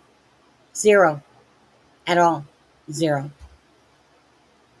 Anyone that plays games is not telling the truth. So stop playing these games with us, right? Because we're not your judge and jury, but you owe it to Belynda to talk to her. You owe it to Belynda. You don't owe it to us, no. You owe it to Jack and Lily to tell the truth. That's all you need to do, Daniel. But you keep refusing to. Saving it for Netflix? I don't know. KFC bucket? Don't know. That's all I gotta say tonight, myself. I've done 2 lives today. Thank you guys for being on here. Charmaine, was there anything else you needed to say, or can we wrap up? No, we can wrap up. I mean, I've said more tonight, I think, that I've said in the last 2 years on your show. So it was a very emotionally charged one for me. I usually don't get that way, but there's something about a grandmother finding out that her grandchildren were abused and looking back on all the things that she feels like she should have done or could have done to save them, that, and come to the realization that if that was true, that was their normal life and they did have happiness, that's a sad story. Any way you slice it, it's a sad thing.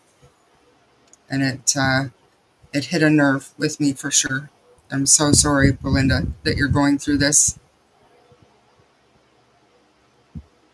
Absolutely. So again, thank you for all my fundraiser items that I received. Thank you for talking about that, Belynda, and being again a voice for Jack and Lily and the awareness and all the beautiful things that people are doing to contribute to Jack and Lily's awareness, whether it be through the fundraiser, whether it be through this channel and other channel content creators that's covering the case as well. Thanks to everyone for that. Thanks to you guys for doing your part. Thanks for caring enough to understand. I hope some people won't, but for the people that do come to this channel, thank you for respecting, what we say and what we do on this channel. Hopefully, most people should know now that because this case has been going on for 2 months and 16 days, that we just seek answers as a case happens, regardless, truth. And Belynda's been the only one to be a warrior for Jack and Lily from the get-go, from about a week after when I requested a friend request. Thank you, Belynda, for choosing this channel to trust in us and what we are trying to do to bring some answers and keep the case out there, put their faces out there, talk about them. You know, like I said, bless Bree and Alana for working so hard on this. Thank you, you guys, Shanna and Daphne, for the timeline. I haven't shown it again. I will show it again. I need to. It's been a long live already. I've done 2 today and stuff like that. We're not here to try to embellish this case, to try to misrepresent this case. You know, facts are facts when it comes to this family speaking out. They're their words, and they deserve the truth. It's that simple. Wait, one sec. Now, this is important. Cadaver dogs are what you want to try to locate a body. You run into problems if you try to say it alerted on the trunk of a car. You have to be pretty careful if it isn't evidence. I mean, yeah, but with the case of 2 missing kids, and like I said, last proof of life on the day before, very little evidence, so much rumor and speculation saying that either the kids have been put somewhere or that they were taken and hidden somewhere. The process of elimination, Travis, in my mind, would cause the RCMP to bring cadaver dogs in relatively quickly to rule out anything nefarious happening in the trailer or transported on the quad and all the crazy speculation that's out there. That's just how my mind works. And I'm pretty sure, like, don't get me wrong, I didn't take any classes when I was in criminal justice about cadaver dogs or search dogs, only about investigations. So, like I said, they have to eliminate all possibilities when there's nothing else to look at. So the reason why they didn't have cadaver dogs in yet is lost on me, completely lost on me. I'm a complete loss. It's clear as day to me. So it boils down to this. If Janie's timeline is accurate, there's no possible way that Malaya could have put the kids in the car. That's what Daniel and Darren are trying to project out there, that these kids are being hidden.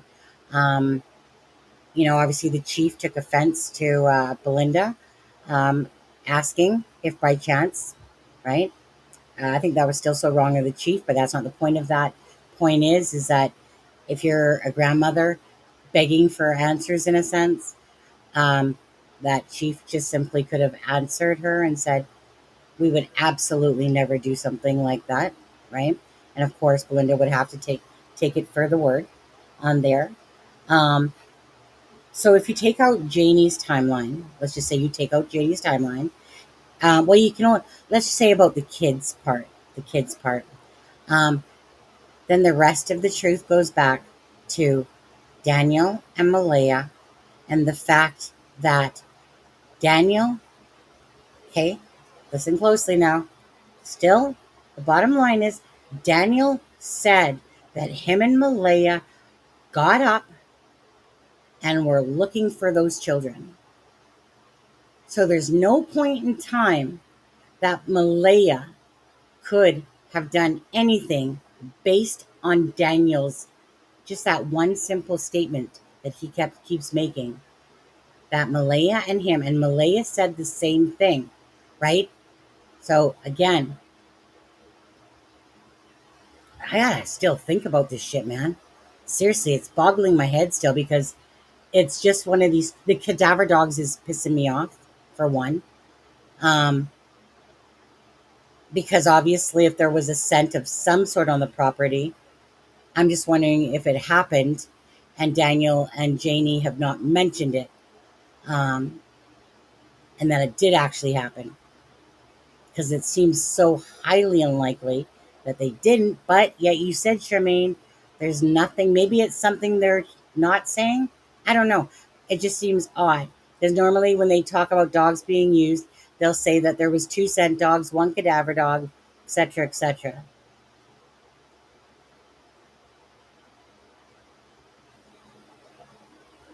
Yeah.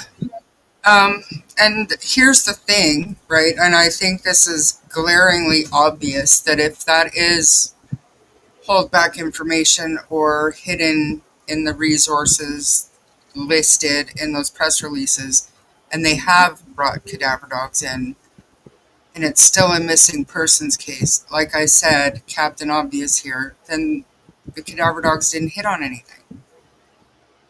So, I mean, that leaves us with the scenario that Darren and Daniel are pushing to be viable, which at this point, like I said, week 1, week 2, maybe even week 3, I would have been like, maybe.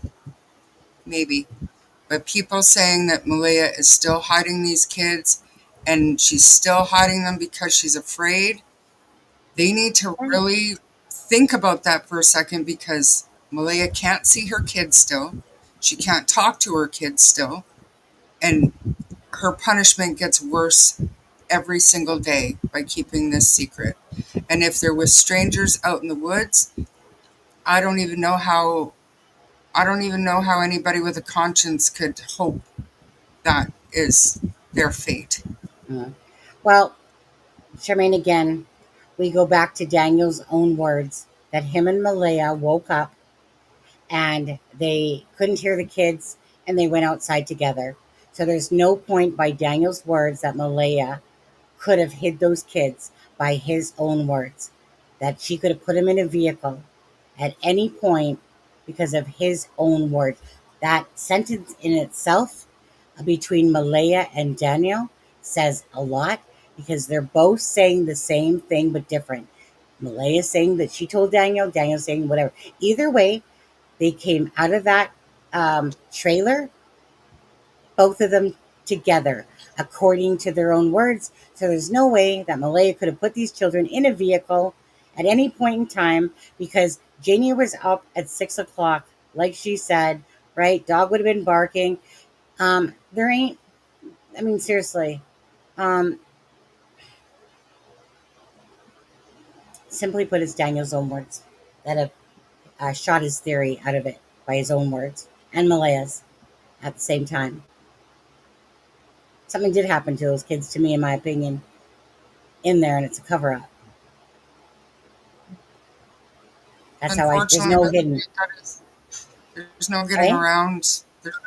There's no getting around the facts mixed with the inconsistencies. And because they only picked up the scent to the end of the driveway, that to me could be one of the reasons, or that could be something that fed into the theory that's making its rounds now. But like I said, guys, in reality,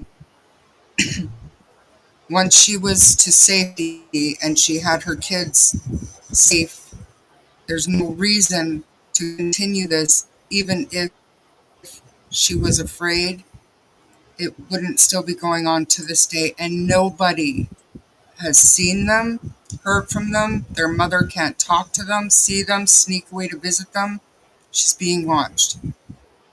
We all saw her today in Walmart. She's not hiding her kids, guys. Oh yeah, the video clip of her at, somebody took a video clip of Malaya, didn't they? Yeah, they did. Shopping. They did. Yeah.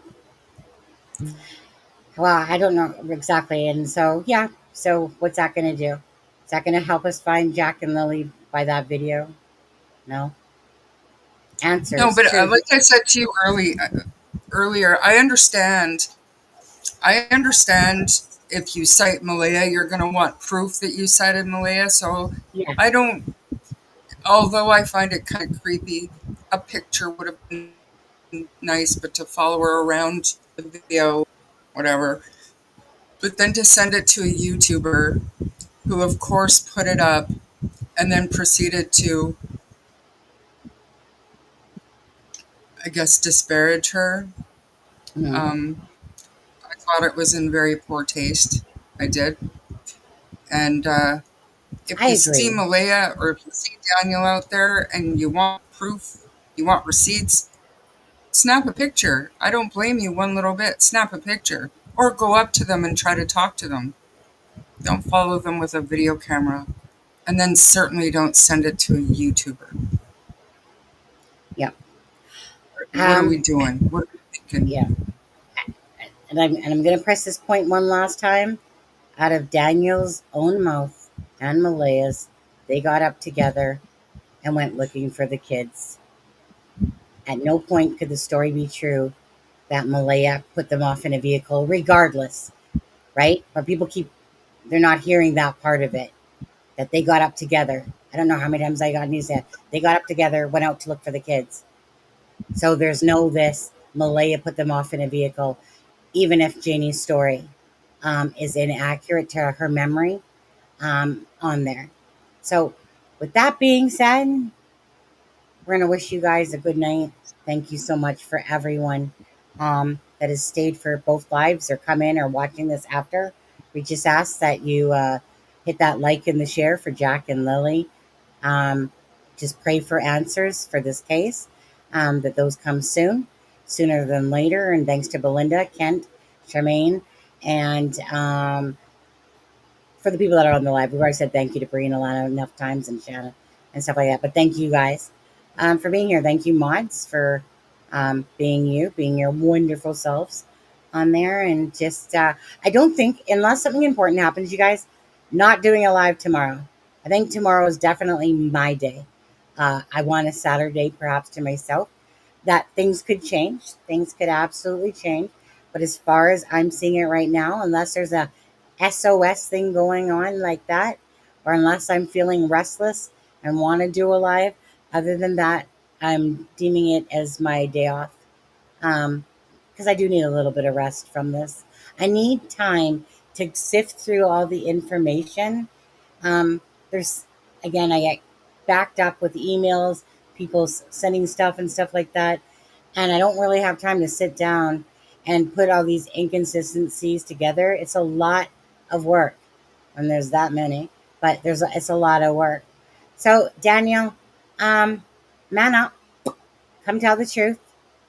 However you want to do it, but to sit there and try to do it in channels, it's not going to work for anybody, right? Stop playing the games and just tell the truth. Tell Belynda. You don't even have to tell us here. Tell Belynda the truth. Yeah? That's what I got to say there. And we actually also have a certified, licensed criminal defense lawyer in the house, and I will guarantee you, Daniel, he would advise you to stay the F out of YouTube. That's a really good question, Charmaine. Travis being a criminal defense lawyer, Travis, knowing that Daniel goes into Kate, he tells a different story online to the news than he does online. Now, in your expert opinion, would you tell that man, like, you just need to shut up? Like, he just keeps talking and talking and talking. What would be if this was from the start of the case, Jack and Lily go missing, what would have been your advice to Daniel? And the fact that he is talking so much, do you think it's to his detriment with his inconsistencies? Those are the things that actually, if you wouldn't mind, expert criminal defense lawyer, I want to know how Travis would feel about yappity yap. And never once the same story twice. Yeah, just remember that too. Like, the stories are inconsistent. I mean, like I said, he's a criminal defense lawyer. Has spent how many He could be times in the gone, court? though. He did say goodnight. Did he say goodnight? Oh, maybe next time, good news or no answers. All right. Maybe he is gone. Watch him. Watch one the live, and then he'll pop up saying something. Yeah. It's true. But I mean, we already know what he's going to say. I mean, it is what it is. If There he even if is. oh, there he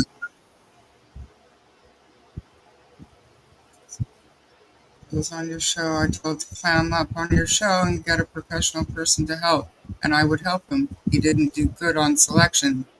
Yeah, TikTok Tony for sure. Is he even involved with Seth anymore? I keep seeing No, Seth. he's not. Yeah, no, Tony is gone in the wind. What happened to that? Can I ask? Do you know? Nobody knows. Okay. Well, I shouldn't say that. I don't know. According to Dolly, nobody knows. So it could just be Dolly being a smartass, but no, TikTok Tony is gone. Okay. I mean, it could be as simple as his life was getting swallowed up by it, and he had to make a choice. Who knows? Who knows? So I don't want to speculate there, but and I mean also, and I hate to keep Travis, and I don't want. Sorry. No, what did you say? You cut out. I don't want to keep Travis, and I don't want the live to go longer, but I also want to know that is it typical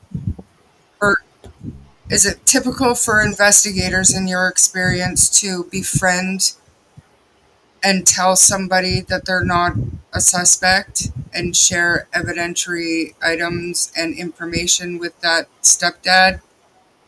Or is it unheard of that they could be buddying up with him to gain his trust and keep him talking? Maybe we should just have Travis come up on a live and and just talk about his own as a defense lawyer. Regardless, doesn't matter if you're in Canada or not. Even if he doesn't know the exact rules of Canada, it's about the fact of still, all Due these process is due process, but an investigation is an investigation, and law enforcement is law enforcement. So to me, even though like Big Brother and stuff like that is perfectly legal here and it's entrapment in the States, that's not what they're doing. According to Daniel, they're including him in the investigation. Like they sit down and they share evidence with him 3 times a week. Like I don't buy it. And nobody's been cleared. Everything is open. Every scenario is open to investigators. So Daniel has not been cleared. So I find it really hard to believe that. Doesn't, because Janie said that they hadn't spoken to any of them in pretty much almost a month now. Yeah. That's what Janie said. So is Daniel embellishing himself again? Or is he clueless and he thinks that because he calls law enforcement and they give him a little, because he said today he doesn't get a lot of information when he calls them, but we know one blood relative is getting updates, regular updates. So it's clearly not Daniel. It's clearly not Janie. Who else would it be? The person not talking to everybody?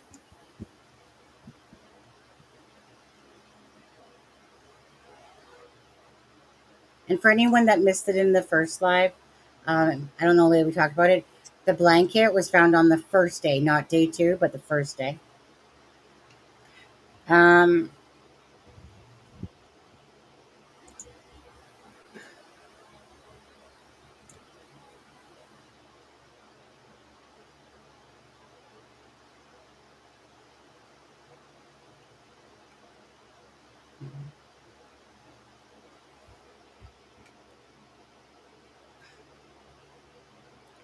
Just gonna say this. My one leg is about to fall off. It needs a couple minutes of walking time. I could lose it, Charmaine. I could get impaled by a stick. By walking through my bedroom, it could happen.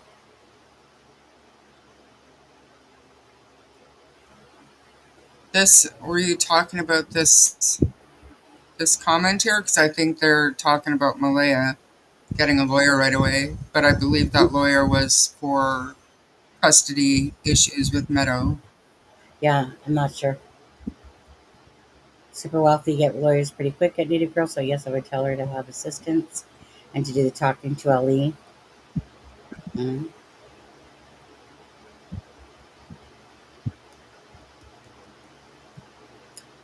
Native Girl, that's for a low fee of only $100 instead of the typical $250 that Travis charges for her question. We're kind of free. We get I think free. it's $400 an hour. Is that? I was lowballing, to be honest with you. Like, yeah, $400 an hour for Travis's services. But if you come through this channel, yeah, different. We can get it he gives for freely, free. Yeah, free. Yeah, and some eggnog. Travis is a sucker for eggnog.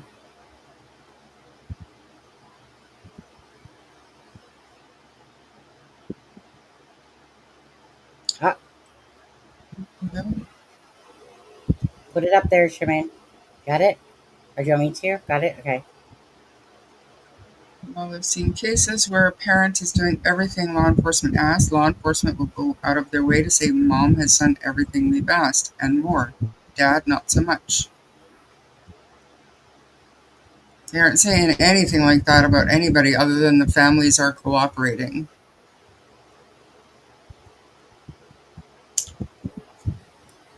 That's typically what they say. The family is being cooperative. They always say that shit, eh? Same thing. Family is being cooperative. Yeah, that's a very standard cookie cutter, we're not going to tell you shit answer. Yeah. Yeah.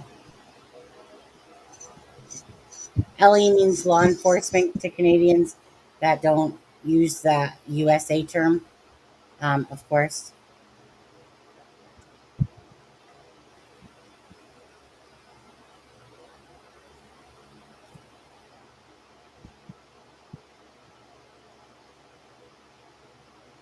Well, we definitely know he didn't finish off with a period. You have seen. Yeah, he's got more. It's okay. Travis. He has more. I know. My ass hurts. Yeah, I'm not gonna lie, this is my longest live yet. Oh my goodness, but I'm pretty sure I've gained a hemorrhoid during this live. Oh boy. Not even kidding. They do not have an RCMP liaison for Daniel. He is the one blood relative they have admitted to CBC to talking to. He is not the one blood relative they have admitted to CBC to talking to. I know. What are you? Drippy. Oh, hi, Drippy. They do not have an RCMP for Daniel. He is not the one blood relative they have admitted to CBC. Oh, yeah, so let me ask you about that. Where did that come from? I know Belynda said it. The reporter. Ah. So probably the same reporter that had the CPS inside information. Okay, so think about this, right? Think about this, guys. So they're not talking to Daniel's family over there. It's blood relative, right? Not talking to Daniel's family, Mackenzie's family. Huh. I wonder whose family they would be talking to that's a blood relative. Someone that would Travis, never. What? What did he say? Our trials televised in Canada generally. Never. You're not even allowed to. You can tweet from inside a courtroom, but they don't even allow cameras to take pictures inside a courtroom. We still have the old school sketches. Very, very, very, very, very broad, far-reaching, strict Privacy Act here. Publication bans in every case.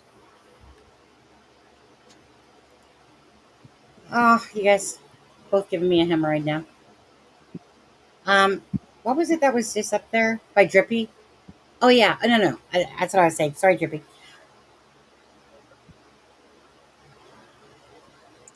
One That one? person, one relative, one blood relative that's not on that piece of land. Blood relative. Okay? It's not going to be some freaking Yeah, side that's freaking pretty man. key. Eh? That is pretty key for sure. Well, I think that it says a lot. And I know Belynda said it in here. And so my thing is this it's a blood relative, right? To the children. And it's not Belynda. And it ain't Cody. It's the mother's side. So So that leaves who? Malaya or her mom or her dad. Yeah. Yeah. And we don't think that it's the dad for sure. Let's just chalk him out of there. So it's Malaya Strangely, the side of or the Cindy. family that everybody bitches isn't talking. Patty. Yeah.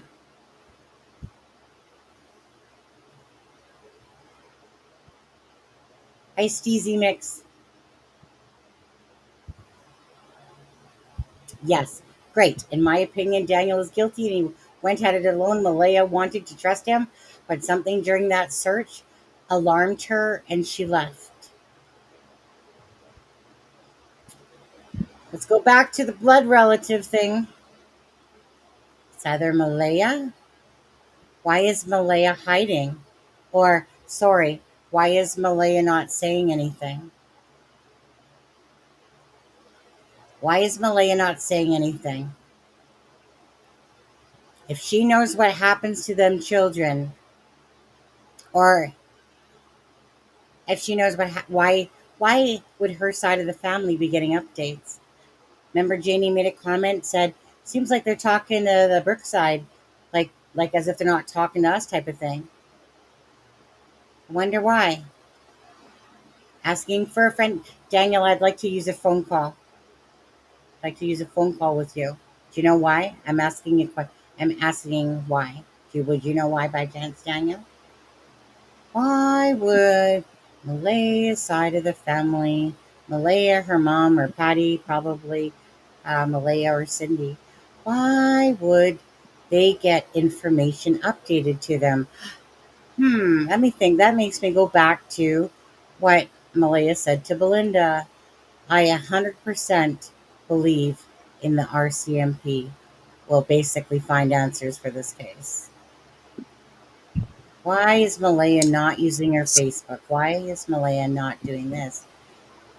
All right, we got it figured out, Shemaine. Come on, So Travis RCMP. says, like, our federal courts, 100%. That's exactly what it's like here, but for everything. And so RCMP has said that everyone has been cooperative. They said that the family is cooperating very early on, don't typically say anything like that, and have not since very early on. And I should even point out that very rarely in press conferences do we get to ask them questions. They have their information that they're giving out. That's what you get. You might get a couple of questions, but typically we're the opposite of transparent here. Fully got a hemorrhoid now.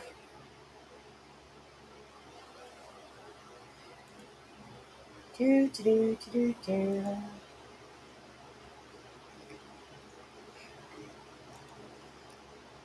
Now,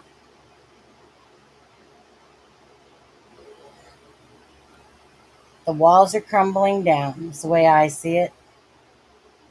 And they keep crumbling and they keep crumbling. But why has there been no action yet? What do you think the reason is? Because Charmaine, because. Yep, go for it. they might know They might know what happened. They might have the information that they need, but what they don't have is enough proof to stand up in court or for the Crown to approve charges. They need to gather evidence. And the reason why I am confident in saying that is because now they're asking YouTubers for our voice clips, for our phone calls. Yep. They are putting together a case, guys, and make no mistake, we don't know who the case is coming together against, but they're on to it, and they need the proof. They can't just decide to charge these people. They have to have the Crown approve charges. If they show them their evidence and the Crown says, that's not enough, I'm not charging them, then they got to go back to the drawing board and get more evidence. They can't just think, Daniel, you're guilty, or I think you're guilty. It's not about what they think, it's about what they can prove. And like I said, a lot of people are saying, oh, get Jim Smith in. He was great with Russell Williams. The difference is Russell Williams left footprints. He left DNA. He left tire tracks. He had tangible evidence, physical evidence, direct evidence that they could put in front of the table, in front of his face, and say, what do you got to say to that, Russell? Why don't you just tell us what happened here? And that is the pressure they need with these people, and they just don't have it. They just don't have it. So that's why no charges. And they're not going to waste a neglect charge if they're having a hard time collecting evidence to keep them where they belong. The negligence is such a small part of this in the big picture.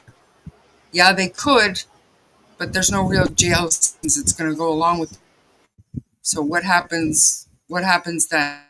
And they still can't collect the evidence to charge anybody with this or find out what happened to Jack and Lily. To me, that's why they haven't charged them with negligence, because it's a nothing charge. That would be to appease the public, which is not on their priority list, in my opinion. My leg cramps up. It's your fault. No, it's not. This is your channel. Fucking end the live, man. Rude. Trying to boot you, block you? Rude. It's 5.5 hours. What are you talking rude? I've been enjoying the last 45 minutes. We're getting free legal advice again.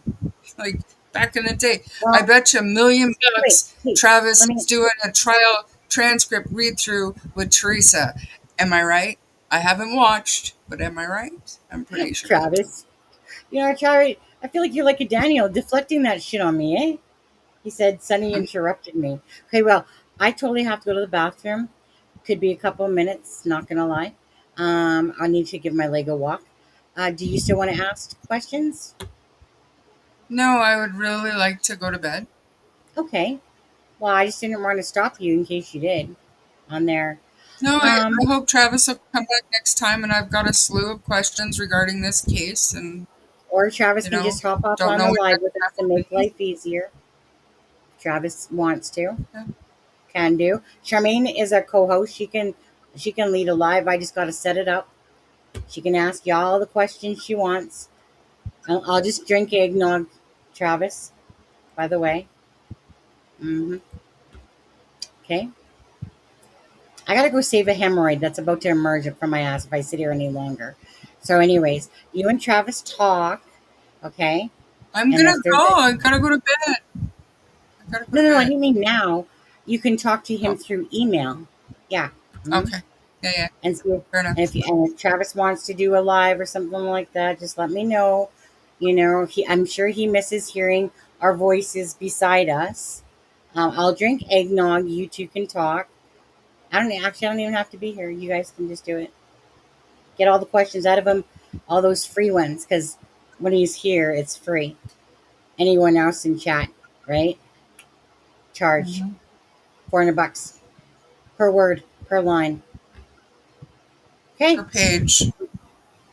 All right. Thank you for subscribing. So, you guys, I think that we've given any one person that didn't watch this live or the last live, I feel like we just expanded any bath time, any freaking lazy Saturday time. You guys pretty much we got you covered, okay? Don't worry about it. You're welcome. Thank you that we could have said. Oh, Travis has something more to say. Go ahead. Asking me to do. Oh, they're asking you to do Nick again. Tight pants. Planning on tomorrow's show. Happy to come on and answer questions anytime. You guys know. Yes, Yeah. and I will see you over on Teresa's tomorrow. If you're doing that and we're not doing this, I will be over there in Right. Teresa's chat. Right. I'll do a live if I have to do an emergency live. Other than that, yeah. Other than that, Charmaine, if you and Travis did want to do a live, I just got to set it up for you. You got the co-host abilities to do everything that I can pretty much do, and that's what I used to do with Aspen. Same thing, right? He would just come and set up the live. Well, once he knew how, but I would just have to set up the YouTube studio and get it ready. And other than that, you guys would be good to go. Okay. So Okay. just know that that option is there tomorrow. If at any point in time you want to do a live, just let me know. Talk with Travis. Okay. All right. Thank you guys so much. Okay. My husband's probably did he even message me going, I'm tired, but maybe not yet. I'm looking like a hot mess. Don't even care anymore. Thank you guys. Thank you. Jack and Lily will get the answers, guys. They will get the answers. We just got to be patient, but they will get the answers. I'm telling you, in this case, there's going to be answers. It's not going to be one of those cases that goes unresolved or unsolved for a long time. The answers will come. All right. Too many slip ups, too many mistruths. They'll come. They'll come. All right, guys. So we're out of here. Thank you to everyone again for the gifting of the memberships, the super chats, and that's about it, Charmaine? That's it. Have a good night, everybody. Enjoy your weekend. Be safe.